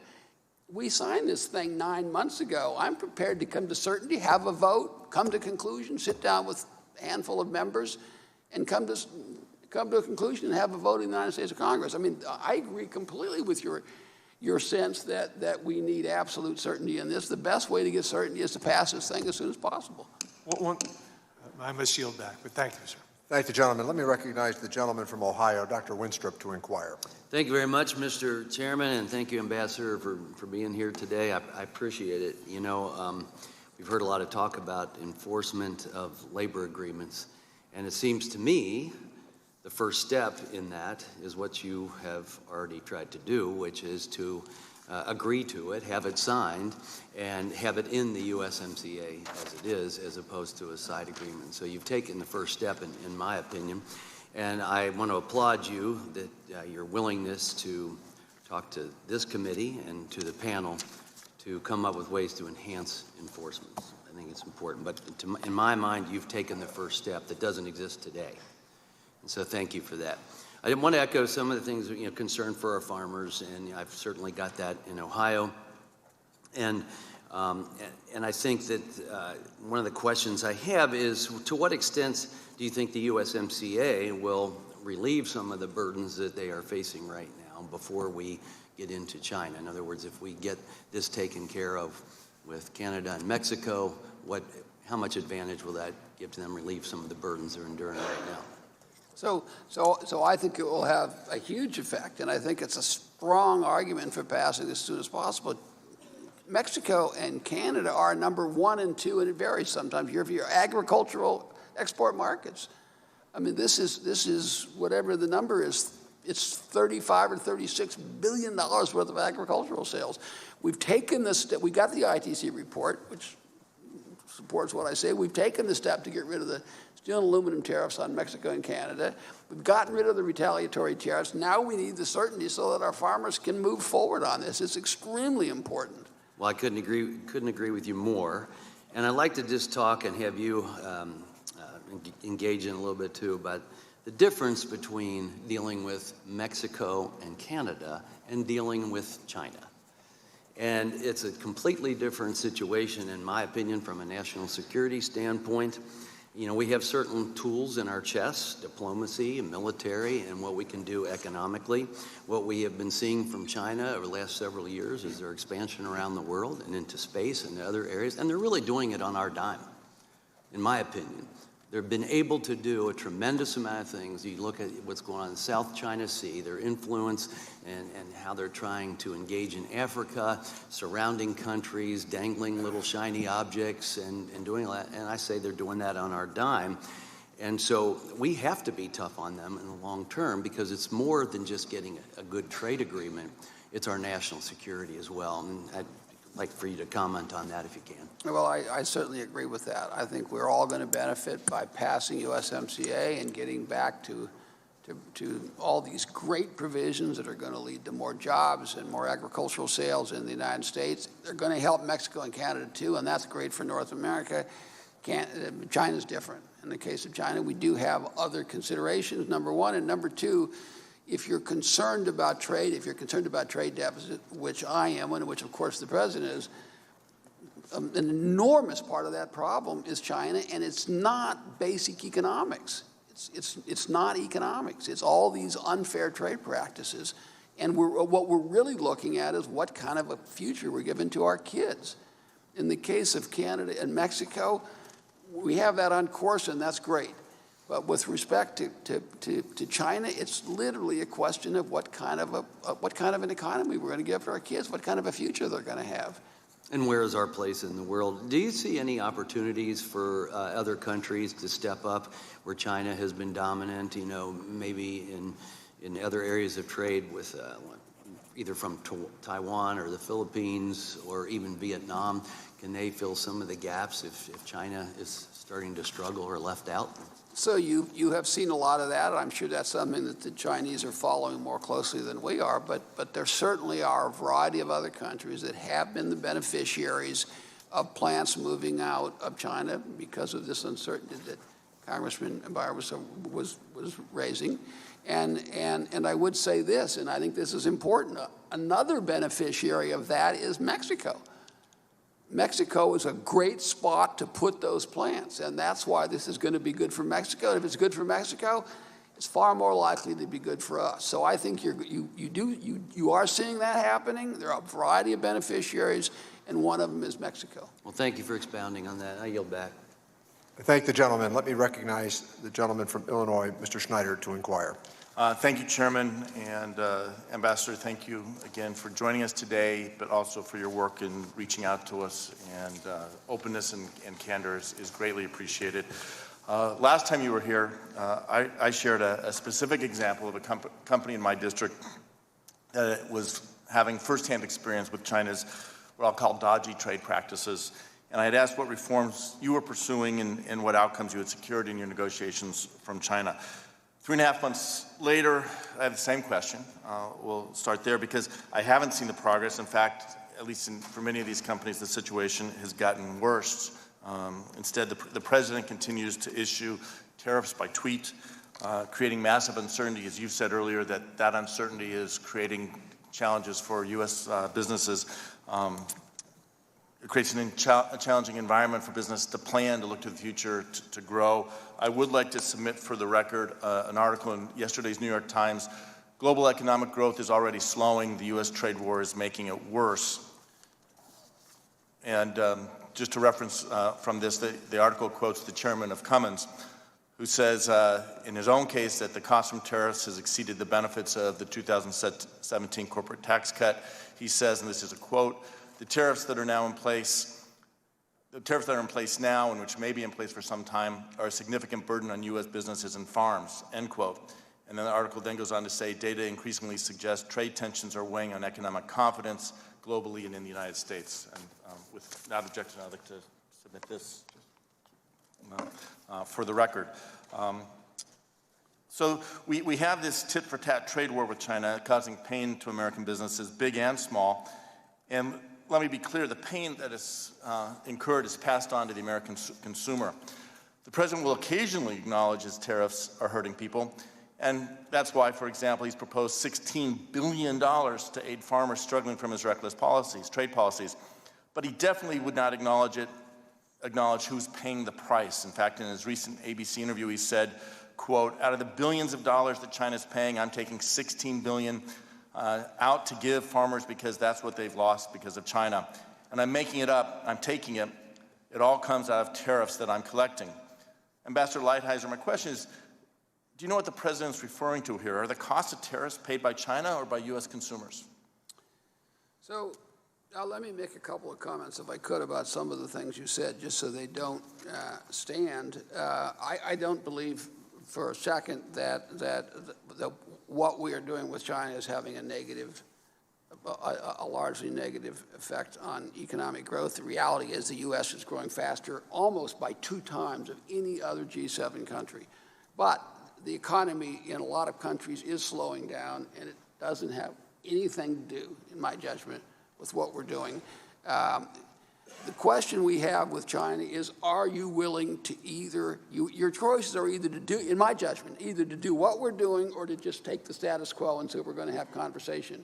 We had that for 20 years, Congressman. You know I've talked about this. We had 20 years of that, and it literally, the trade deficit went up and up, and we lost more and more technology. So it was the worst thing for the United States. We could not continue to go down in that direction, in my judgment. Now, if you have a different view, then this all looks different, right? If your view is... Yeah, no, and I'll be clear, China is a bad actor. We need to hold them to account. We need to work to change their behaviors. But the question is, the tariffs, are China paying the tariffs, or is it the U.S. businesses and consumers that are paying the tariffs? Well, I would say, first of all, it's a complicated question. The first thing is it depends on what products you pick. With respect to some products, clearly the Chinese are paying and not U.S. consumers. The second thing is if China devalues their currency, which they have, then they're making a decision to pay those tariffs and spread it across. Number 3, in many cases, they absorb the tariff specifically to maintain market share. Number 4, in many cases, they end up subsidizing the sales in the United States for a whole variety of economic reasons, in which case China pays for those things. So it's far more complicated.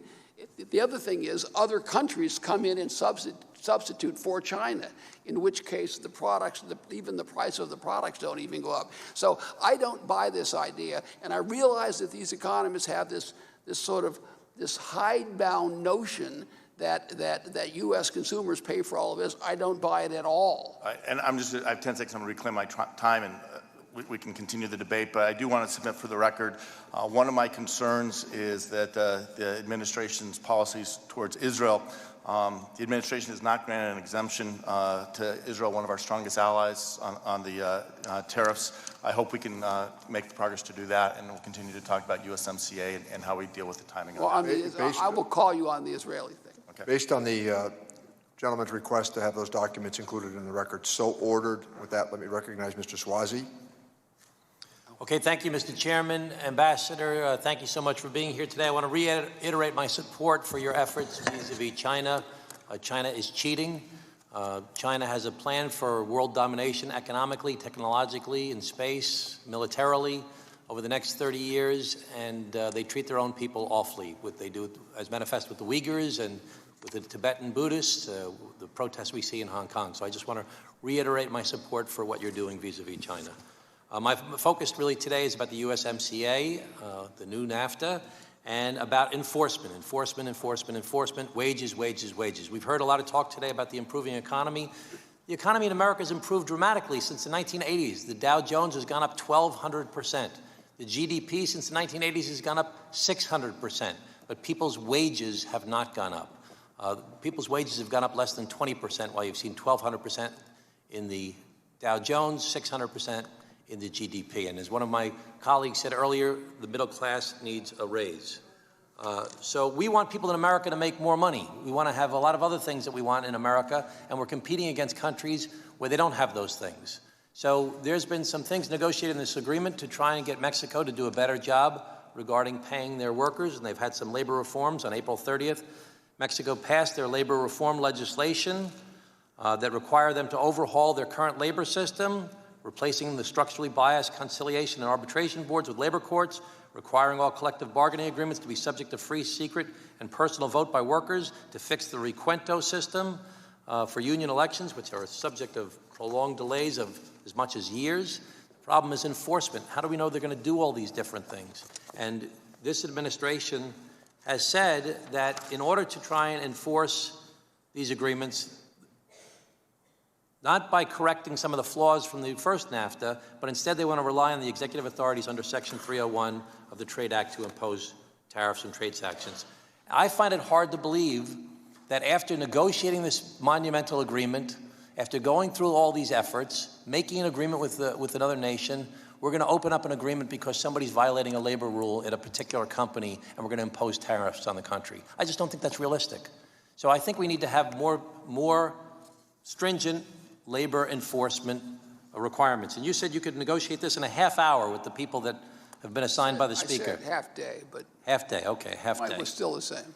So the Labor Advisory Committee, who's are folks that work with you from different labor representatives, have indicated there could be specific labor-specific enforcement provisions, such as an independent secretariat who would bring labor cases to courts, or more specific certification requirements that would ensure that trade agreement rules are abided by.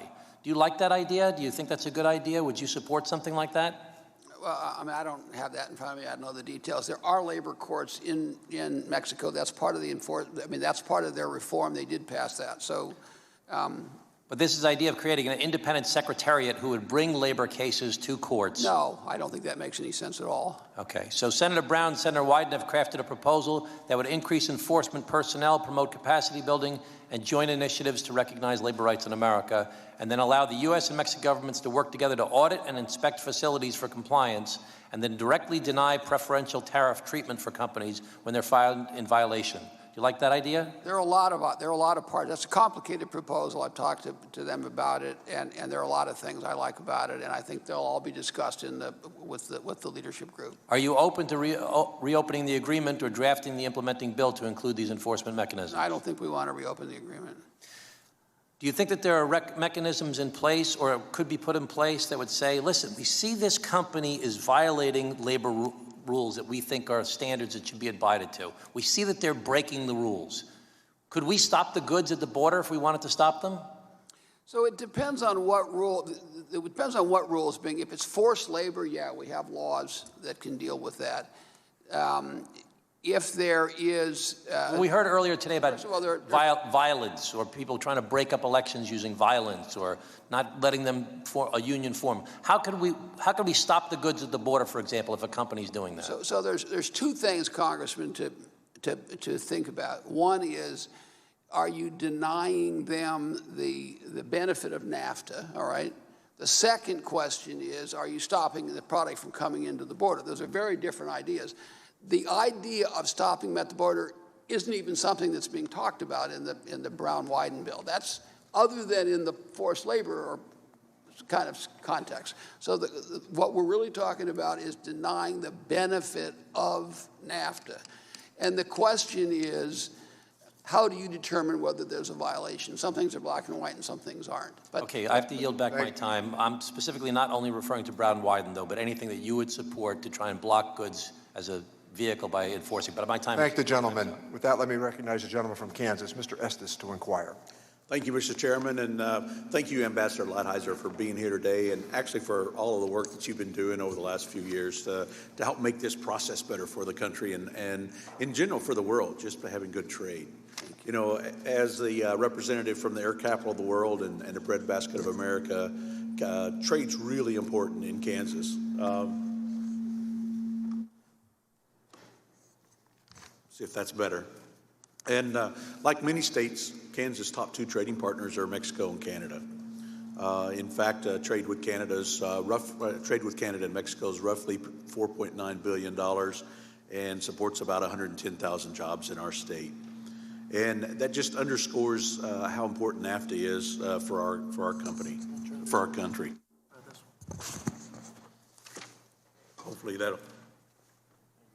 Hopefully this will help a little bit.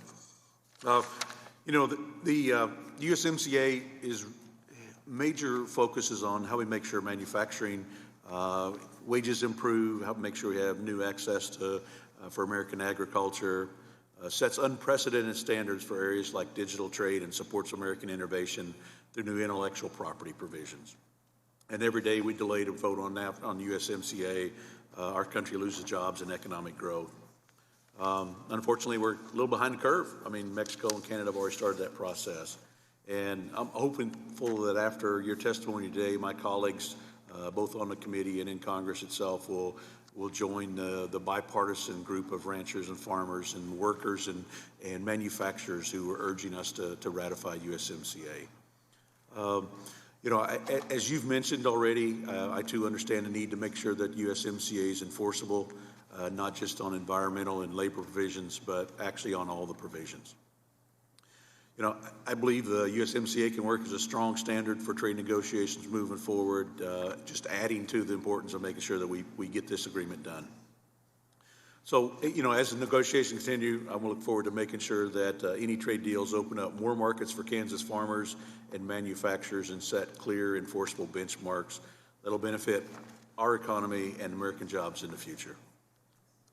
You know, as I mentioned, Ambassador, USMCA is just one trade area that you and the administration are focused on.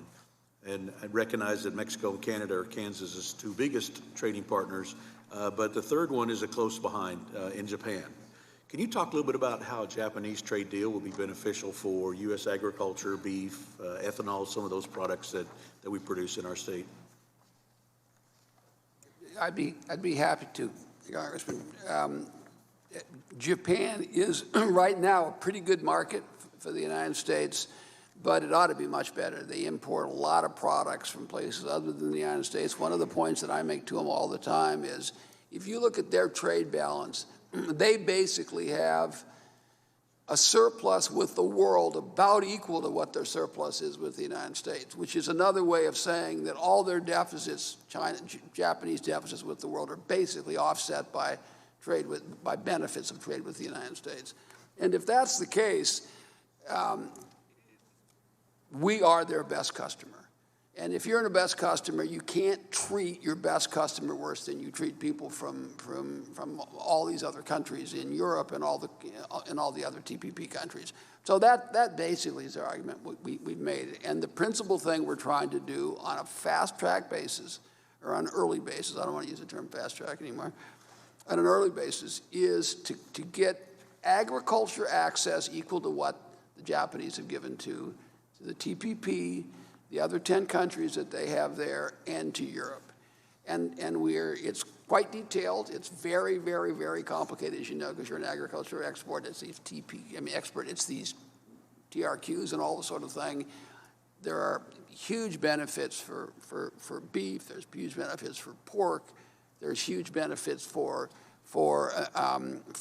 dairy products. There's just a lot of stuff in there that we're working our way through, and I'm hopeful that we'll make headway on that. But we realize how important it is, and if we don't do it now, we're actually going to move backwards, right? We're going to be worse off because we're going to lose market share to these other people. Thank you. One of the things I wanted to mention is we have talked some about the digital services tax and some of the things that countries like France and some others are looking at. I understand USTR is contemplating investigations into unilateral digital tax measures from France and some of these other countries. Can you comment briefly, or is there a quick answer, or is that something? I think the digital, yes, I think we ought to take an action against the digital tax if someone puts that in place. That's just one person's view. Thank the gentleman. Let me call upon the gentleman from Pennsylvania, Mr. Evans, to inquire. Thank you, Mr. Chairman. Mr. Ambassador, as you know, I'm all about finding out which tools in the toolbox can we use to fight poverty. Trade is an important tool that I would call a poverty buster. Trade needs to fight poverty by creating economic growth, providing jobs, and generating revenue. In my home city of Philadelphia, trade exports support over 185,000 jobs, generating about 8.2% or $31 billion of Philadelphia metropolitan annually. That being said, I believe it is important that any trade agreement that the U.S. takes up firmly protects our priorities and competitiveness in the global market. Mr. Ambassador, how do you or the policies that have been laid out with the President's 2019 trade policy agenda promotes the ability for trade to continue to be the poverty buster for the United States? Would you turn on your First of all, I agree with you completely. My basic view is that if we have fair trade, if we don't have these impediments, if we don't have these embedded unfair tariffs, that I would say unfair tariffs that we have agreed to around the world, that we're going to see an enormous explosion in the U.S. economy. And we're going to see more manufacturing, more agriculture. Personally, in terms of busting poverty, this is just my own perspective, I think it's manufacturing jobs more than any single thing that has the most direct effect right where the rubber meets the road. And if you look at what has happened since the last election, we've created 5.8 million jobs, but most importantly, to me at least, we've created 500,000 manufacturing jobs. These are the jobs that take people from high school to the middle class. And that is what we have to, when you say trade being poverty busting, that's what it means to me. It means you're taking people out of high school, you're putting them in a manufacturing job where they're making $20 an hour or more all in. That changes their life. Their kids are different, their family's different. And I think when you see the opposite side of it, where does the poverty come from? You're losing manufacturing jobs. You have hollowed out cities. You have hollowed out small towns now, which we never had before. You have crack cocaine and you have fentanyl, and all these bad things are coming from that, in my judgment at least. Not entirely, but a good part of it is losing those basic jobs. And if you can get those, and they weren't lost because of economics, that's the problem. And if you get those jobs back, you'll turn the cycle around. And that really is one of the motivations we have. Mr. Ambassador, I'm obviously very proud to be here on the Ways and Means Committee, but I'm also Vice Chair of the Small Business Committee. And as you know, trade is a critical important to provide growth and opportunity for small businesses. In your testimony, you mentioned securing new markets, access for farmers in dozens of countries around the globe. Can you elaborate on what this new market access looks like, and what will it work to support securing more access to our nation's small businesses? So I would say, first of all, one of the most important things we do when we think about small businesses and the economic vitality of small businesses, improvements in digital trade. There's an enormous amount of benefit to digital trade from small manufacturers, small companies, retail sellers who can now reach 4, 5, 6, 7, 8, 10 times the amount of customers that they could before. So this is something that we have stressed all over the world. There's an international, there's a WTO process that we're going through trying to put new rules in place. The United States has a real economic advantage in this area. We have the best technology. We have the best companies in this area right now. So it's an area that's very, very helpful. We also have in most of our trade agreements, we have these small and medium-sized enterprise provisions where we go through and try to, they're not always binding, but they are ways to try to encourage other economies as well as our own economy to make sure that we're not discriminating against small and medium-sized enterprises. But I would say, number one, if we have less fair trade, if we have more exports, it's going to help everyone, and particularly it's going to help small business. Thank you, Mr. Chairman. You're back. Thank the gentleman. Let me recognize the gentleman from California, Mr. Panetta, to inquire. Thank you, Mr. Chairman, Ranking Member. Mr. Ambassador, thank you very much once again for being here, as you consistently have been for the past 6 months here on this committee, as well as this term in Congress. As I mentioned the other day in the hearing with Ambassador Dowd, I do find you a pleasant presence here on Capitol Hill, and I hope that you continue to be, especially working through these issues when it comes to USMCA. Obviously, as you've heard, though, there are some issues that need to be addressed, and I think both sides here, Democrats and Republicans, want to work through them and get to yes when it comes to USMCA. You know, in my area, as you know, on the Central Coast of California, it's all about agriculture, and that's why NAFTA has benefited my fresh fruits and vegetable producers there on the Central Coast, especially with its trade with Canada and Mexico, as well as its investments in Mexico, and then taking some of that money that they've earned and put it back into our area on the Central Coast. So NAFTA has definitely been a big benefit, and I appreciate the improvements that have been made in the USMCA when it comes to agriculture, especially benefiting my producers. Obviously, the improved phytosanitary measures, treating biotechnologies, using science to do that, ending discrimination on certain wine products up in Canada. But most importantly, I think now the USMCA could obviously, as you've heard and as you know, could provide certainty to our farmers who have really been taking it in the shins lately, be it with the markets, be it with Mother Nature, be it with the lack of immigration reform, and also just based on the fact that these tariffs that have been imposed have hurt them, people in agriculture, as you know well. But there's also been some pretty good labor and environmental chapters that have been imposed in USMCA, the Mexico Annex, and it's led to positive change in the Mexican labor laws. But the issue is whether or not, as you've heard over and over, it's all about enforcement. Now, recently we've had a representative from AFL-CIO come up and talk about certain recommendations, such as having an independent labor secretariat, more specification when it comes to acceptable work conditions, or requirements to prosecute when there's worker violence, as well as protections for the recruited migrant workers, some of those workers who come to my district up there and help our agricultural industry. And so I guess, you know, in what you said earlier, and you talked to Congressman Pascrell up there, when you said that, you know, you don't believe that changing the text of the agreement is necessary, and that you would work with the working group that you've mentioned and come up with a conclusion of how to proceed.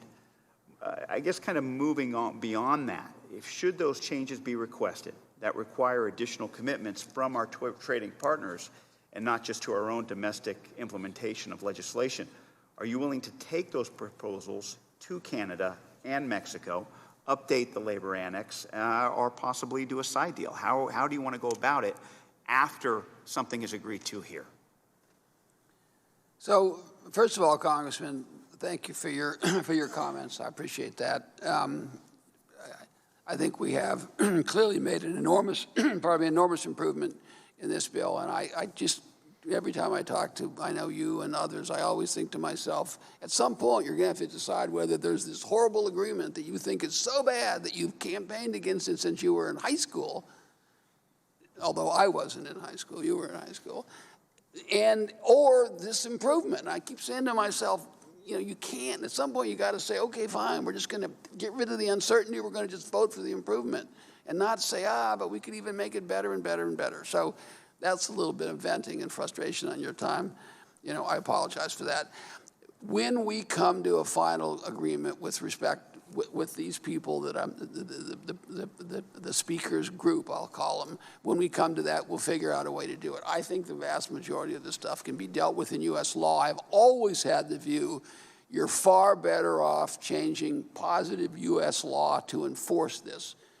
For example, if you change U.S. law and you say you have to come forward with somebody who comes forward with a complaint, that there's an obligation to take that complaint to the binational panel, and if you don't, you have to explain why you didn't to the Ways and Means Committee. I mean, there are things like that that can be done. But I don't want to fool anybody. In the final analysis, enforcement is about people. And if you have people that don't want enforcement, and if the Ways and Means Committee doesn't force the people to enforce it, it's not going to be enforced. Okay. Thank you. I yield back. Thank the gentleman. Let me recognize the gentleman from Texas, Mr. Arrington, to inquire. Thank you, Mr. Chairman. Mr. Ambassador, thank you for your hard work, for your patience through this process, your persistence. I can appreciate your venting. We've had 7 months to look this deal over. There's never going to be a perfect deal, but this deal is substantially better in every way, from the 170,000 jobs to the overall economic impact to the worker, not only in the U.S., but in our partner nations, including Mexico. What happens if we don't pass this with respect to the new labor provisions that are not just a sidecar deal like it was in NAFTA, but actually part of the core of the USMCA agreement? If we don't pass this, for heaven's sake, what happens to all those provisions that the labor union reps who lined this panel here spoke with glowing sentiment about, even praised you for your great work in substantially improving the position of the worker? What happens to those, Mr. Ambassador, if we fail to pass USMCA? See, I think that is just so important. That's the fundamental question. It would be great to have perfection. By the way, we wouldn't even all agree on what perfection was, but notionally, if you did, but right now, we're going to have a catastrophe if this doesn't pass. You're not going to have labor enforcement. You're going to have economic, there are tens of millions of jobs at stake. And I would say, finally, just so I can shut up so you can talk more during your time, I would say it's going to have a bad effect with respect to our relations with China and everyone else if we're in a position where we literally can't pass this agreement. What does it say about our resolve to have a fair trading system? I've heard some of my colleagues express concern on behalf of the farmer, and I don't want this to be misunderstood as bragging because I'm from Texas and bragging's a sport there. But we do produce more ag product out of Texas. We trade more ag product than any state in the union. We've got 250,000 farms in the great state of Texas, 3 times more than the next state on that list. And I think I've got a pretty good pulse on the farmer. And the farmer has legitimate concerns. Times are tough. They've got some stiff headwinds. The last several years, they've seen a reduction in 50% of their income. You know and sympathize, as does our president, with the current plight of the farmer and all that they're having to endure. But let's be clear. The farmer knows exactly what's going on and how China has taken us for a ride for decades. And nobody has experienced the adverse effects of that like our farmers. Our farmers are fair and tough and strong, and they want somebody fair, tough, and strong to negotiate for them like this president and like you, Mr. Lighthizer, and they understand that there's never going to be a good time to renegotiate a deal with China, to hit reset and hold them accountable for all of their unjust and unscrupulous behavior. America's the only country that can do that. You know that, and I know that. And you know they're one of the greatest existential threats to the future of this country and the world. And the farmer knows that this president is fighting for them and for this great country, and they know there'll be some pain between here and there. And I continue to be vexed by the question of, what's the end game? What's the end game?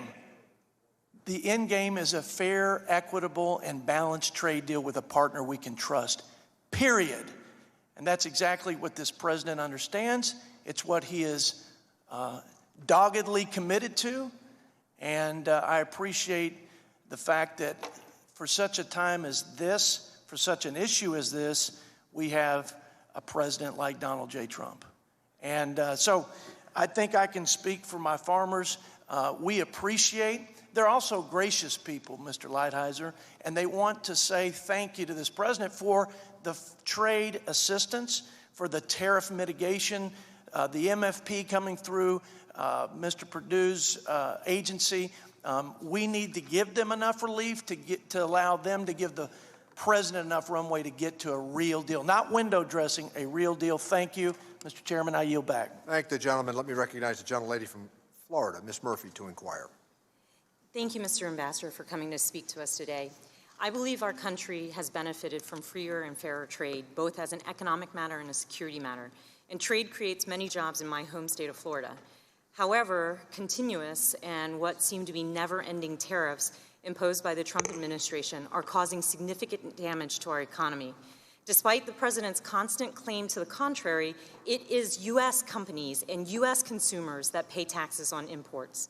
The tariff list is long: 232 national security tariffs on steel and aluminum, retaliatory tariffs, the threat of auto tariffs, and then there's China, 25% tariffs on $250 billion of Chinese imports, Chinese retaliation, potential 25% tariffs on the remaining $300 billion of Chinese imports, whose products are mostly consumer goods, including toys, computers, school supplies. Products where, when their prices increase, it'll really be noticed back at home at those kitchen tables across my district. And the negotiations seem to have stalled, but our constituents are still paying the price for this trade war. And then there was Mexico. Only a couple weeks ago, the president threatened to impose tariffs on one of our closest allies for something completely unrelated to trade, putting U.S. jobs at risk. So when is this going to stop? Mr. Chairman, I'd like to enter into the record a letter from the Consumer Technology Association highlighting the negative impact of tariffs on the economy. So ordered. In none of these cases has the administration consulted in a meaningful way with Congress prior to imposing the tariffs. And in many cases, the tariff actions have been opposed by members of Congress on a bipartisan basis.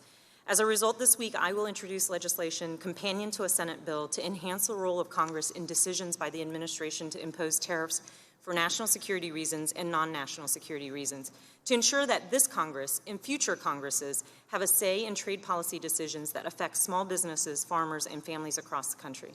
My first comment is related to the new NAFTA. Mr. Ambassador, I have really appreciated the outreach you've been doing, but I want to state for the record that Mexico's unfair practices have severely harmed our seasonal fruit and vegetable sectors in Florida, something that you and I have talked a lot about. And I look forward to working with you to find a solution to ensure that all seasonal producers in Florida have access to effective enforcement tools that my friends in the western states have. Mr. Ambassador, the last time you were here, I told you about the plight of David, who owns an electronics firm in Orlando. He was hit with 10% tariffs for List 3, and in response, you said that the stronger dollar would offset these costs. Well, now these products are facing a 25% tariff, and he's not a farmer, so he's not receiving any of the subsidies to blunt the impact. He doesn't know whether or not his company will be able to survive this. What do you think I should tell him? Well, I guess I don't know precisely which products he has or what the tariff situation on it is. I don't know enough about his business. I would say I would say, first of all, we have an exclusion process, and we have an obligation to try to do the most we can to try to reduce the effect of these actions on David and other people in that position. But one has to start one's analysis, I believe at least, with whether or not we have a problem. If you don't believe we have a problem with China, if you don't think that's Ambassador a problem, Lighthizer, then I none don't of believe this that makes any anybody sense. disagrees with you that we have a problem with China, but the problem for David is that we have entered into this trade war, and for him, there's no end in sight. And you know that for businesses, predictability is key to their ability to continue to work and employ workers in our community. It doesn't look like this negotiation is progressing forward. How long does he have to hang on? Why is it that some industries get assistance to hold on, whereas others don't? I think my point here is that as you move forward with, if we are moving forward with these negotiations, that you understand the human and economic cost in every one of our districts of this policy, and everybody is just hoping and praying that we get to an end at some point. But that doesn't help them in their day-to-day management of their businesses. My final question for you is, in yesterday's Senate hearing, you said that you still believed it was the right decision to withdraw from TPP. But in this hearing earlier today, you pointed to Japan being in TPP with other countries as the reason that the U.S. is disadvantaged. How do you square that? Well, that's quite easy, and it's going to take more than 8 seconds, unfortunately. So number one, why was TPP a bad idea? Let me give you an example. You could make a car under TPP 45% in Vietnam, 65% or 55% in China, and bring it into the United States. What effect is that going to have on the U.S. auto industry? This is just an example. It didn't deal with currency stuff. It didn't, from top to bottom, it was just plain a bad agreement. Now, were there agriculture advantages? Yes, there were some. And what we want to do is obtain those in our negotiations with Japan. Does that more or less square that for you? Thank the gentlelady for her inquiry, and thank the ambassador for his response. And with that, let me recognize the gentleman from Nevada, Mr. Horsford, to inquire. Thank you very much, Mr. Chairman. I'll get right to it. Thank you, Mr. Lighthizer, for being back with us. I also want to echo my colleagues' sentiments, expressing the need that there are many of us that are trying to get to yes. I'm a little concerned with today's hearing and the tone by some of my colleagues on the other side that are making this more partisan than it needs to be. Every time that you've spoken to us, you've said that this needs to be nonpartisan, and it needs to be about the workers and American businesses, not an individual or a partisan agenda. And I hope that we can work towards that goal. I want to bring up 3 points. One is on the Trump tariff taxes, which in Nevada, 39,000 jobs are dependent upon Nevada exports. Over $37 million of these trade taxes on Mexican goods and products would cost Nevada consumers and businesses, again, an additional $37 million from everything from vegetables to fuels to alcohol. I want to ask you specifically how I respond to my constituents about why we are even going down this route. I am glad to see that the president has, stepped back from that, but why are we even bringing those proposals forward? Secondly, I want to ask about the digital services tax, the fact that France has drafted a digital services tax which would disproportionately affect U.S. technology exporters and could potentially be double taxation. Third, I want to ask about the Trade Adjustment Assistance Program. I asked you about this in our caucus meeting when you briefed us, and you indicated your team was going to get us some information. There's no provisions in USMCA regarding TAA, and this is the program that directly supports workers, and I would like to know what the plan is there. And finally, I'm concerned about the sunset clause and the fact that it has some automatic renewal provisions that could go around congressional authority and approval. So could you speak to those 4 points for me, please?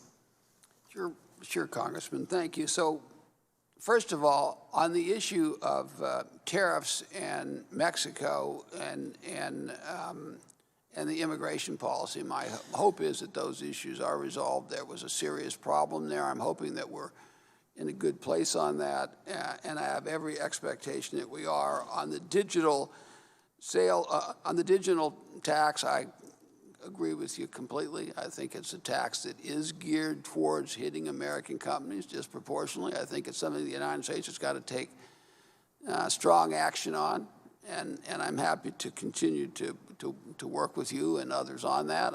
It's something on which we have to have some debate within the administration. As you know, there was a talk about doing it at an EU-wide basis. There was some objection to that. That still may happen.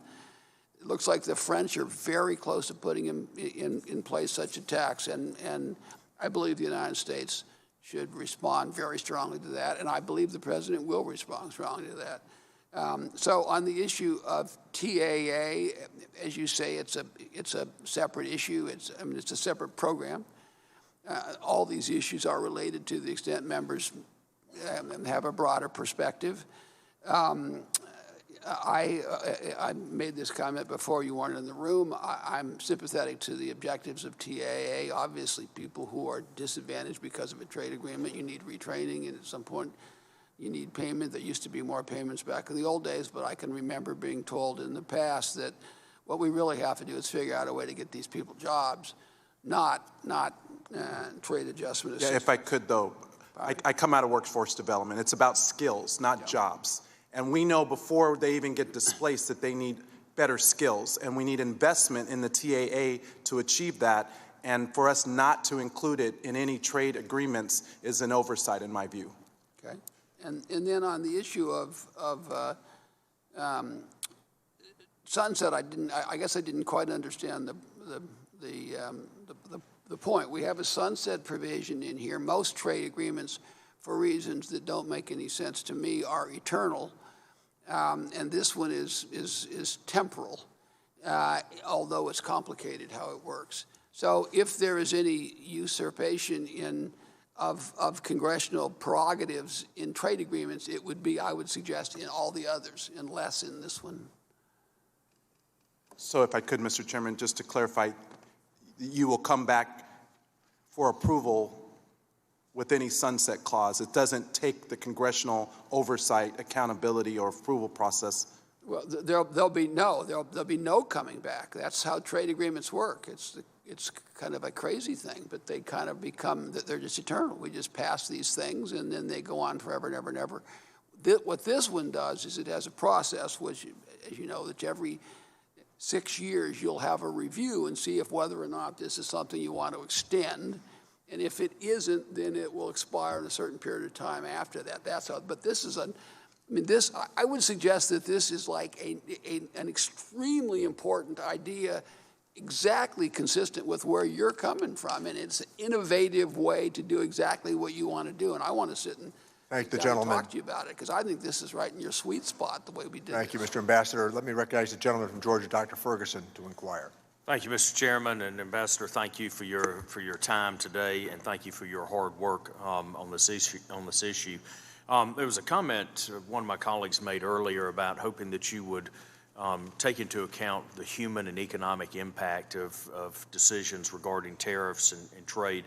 And sir, I want to thank you for doing just that, recognizing that for a community like mine that lost tens of thousands of textile jobs following the NAFTA trade agreement, that has seen that it for far too long had seen job losses in manufacturing to China and other areas around the world, understanding the impacts of bad trade deals on the human and economic conditions in communities all across this country. I want to thank you for recognizing that and fighting to make sure that the men and women in our communities have opportunities at great careers in manufacturing jobs that are so vitally important to our small towns and our communities. So I want to thank you for that.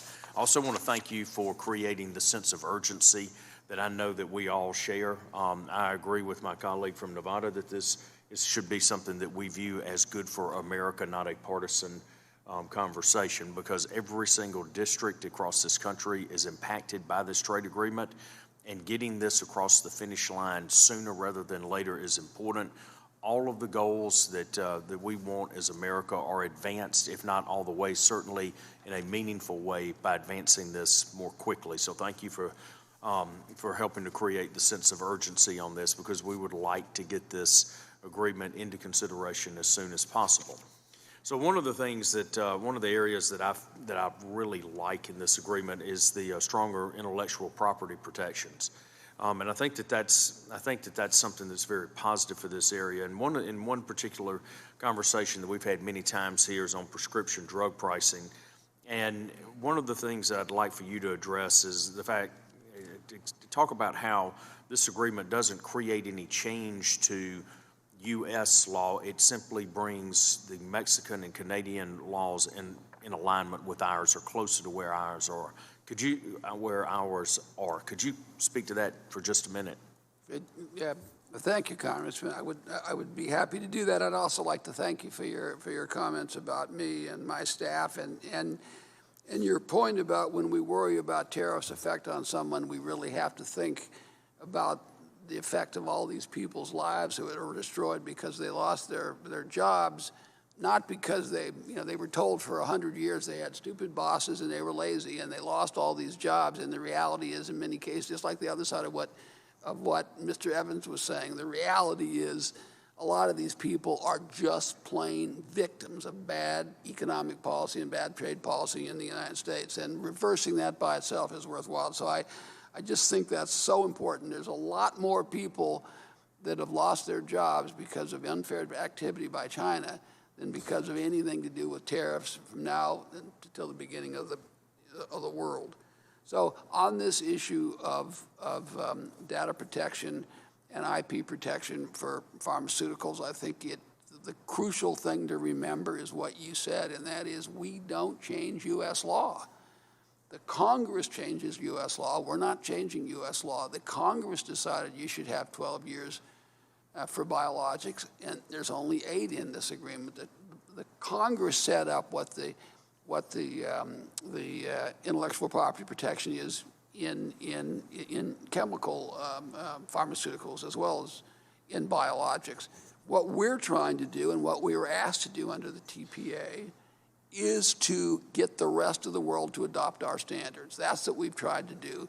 That's all we do. There's nothing in here that in any way is going to have any negative impact on drug prices in the United States. Mr. Ambassador, if we're making one of the big arguments that we're making for better trade agreements with China is the intellectual property theft. If we fail to adopt the USMCA, wouldn't we have concerns about loss of intellectual property under the current agreement or with the lack of protections that we have? Well, if we don't pass this agreement, all of these plus-ups in digital economy and in intellectual property, and you can go agriculture, and all of them are all going to disappear. People tend to focus on the issue of biologics and data protection, but there also are a whole lot of other things. There's an extension of the copyright term. There's full national treatment for copyright and related kinds of issues. There's a 15-year protection for industrial designs. There's a lot of criminal and civil penalties for camcording, for stealing these are a lot of real serious issues that are out here that are also addressed, all of which will disappear. Thank the gentleman. Thank you. I yield back, Mr. Chairman. Let me call upon the gentleman from California, Mr. Gomez, to inquire. Thank you, Mr. Chairman. Ambassador Lighthizer, first let me thank you for meeting with me last week. You have been more engaging than I think anybody in this administration has been on a particular issue.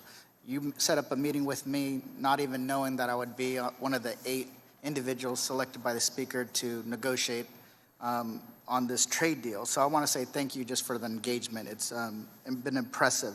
But I also want to emphasize a point on the timing. And I heard some frustration from you on your part that you've been negotiating with Congress for over 9 months. But I don't think that tells the whole story, because in the 9 months since the Democrats won, we had over 100 brand new members of Congress who got sworn in January.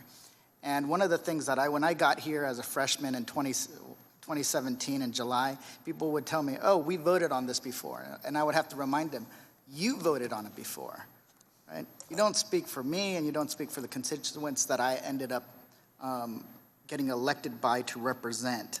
So I know you guys want to, the administration wants to work on this immediately.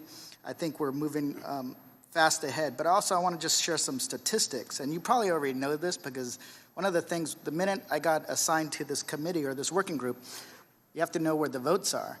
And out of the Democratic caucus, we have 134 members who have no recorded vote on FTAs. That includes myself, 134 members with no recorded votes. You have 16 who have voted for all the previous FTAs in the past. But and you had 45 that have voted for less than 50% of the FTAs in the past. So we need to have a lot more outreach. And that's what I want to emphasize is that these members haven't had given the time to really think about some of this stuff when it comes to the USMCA.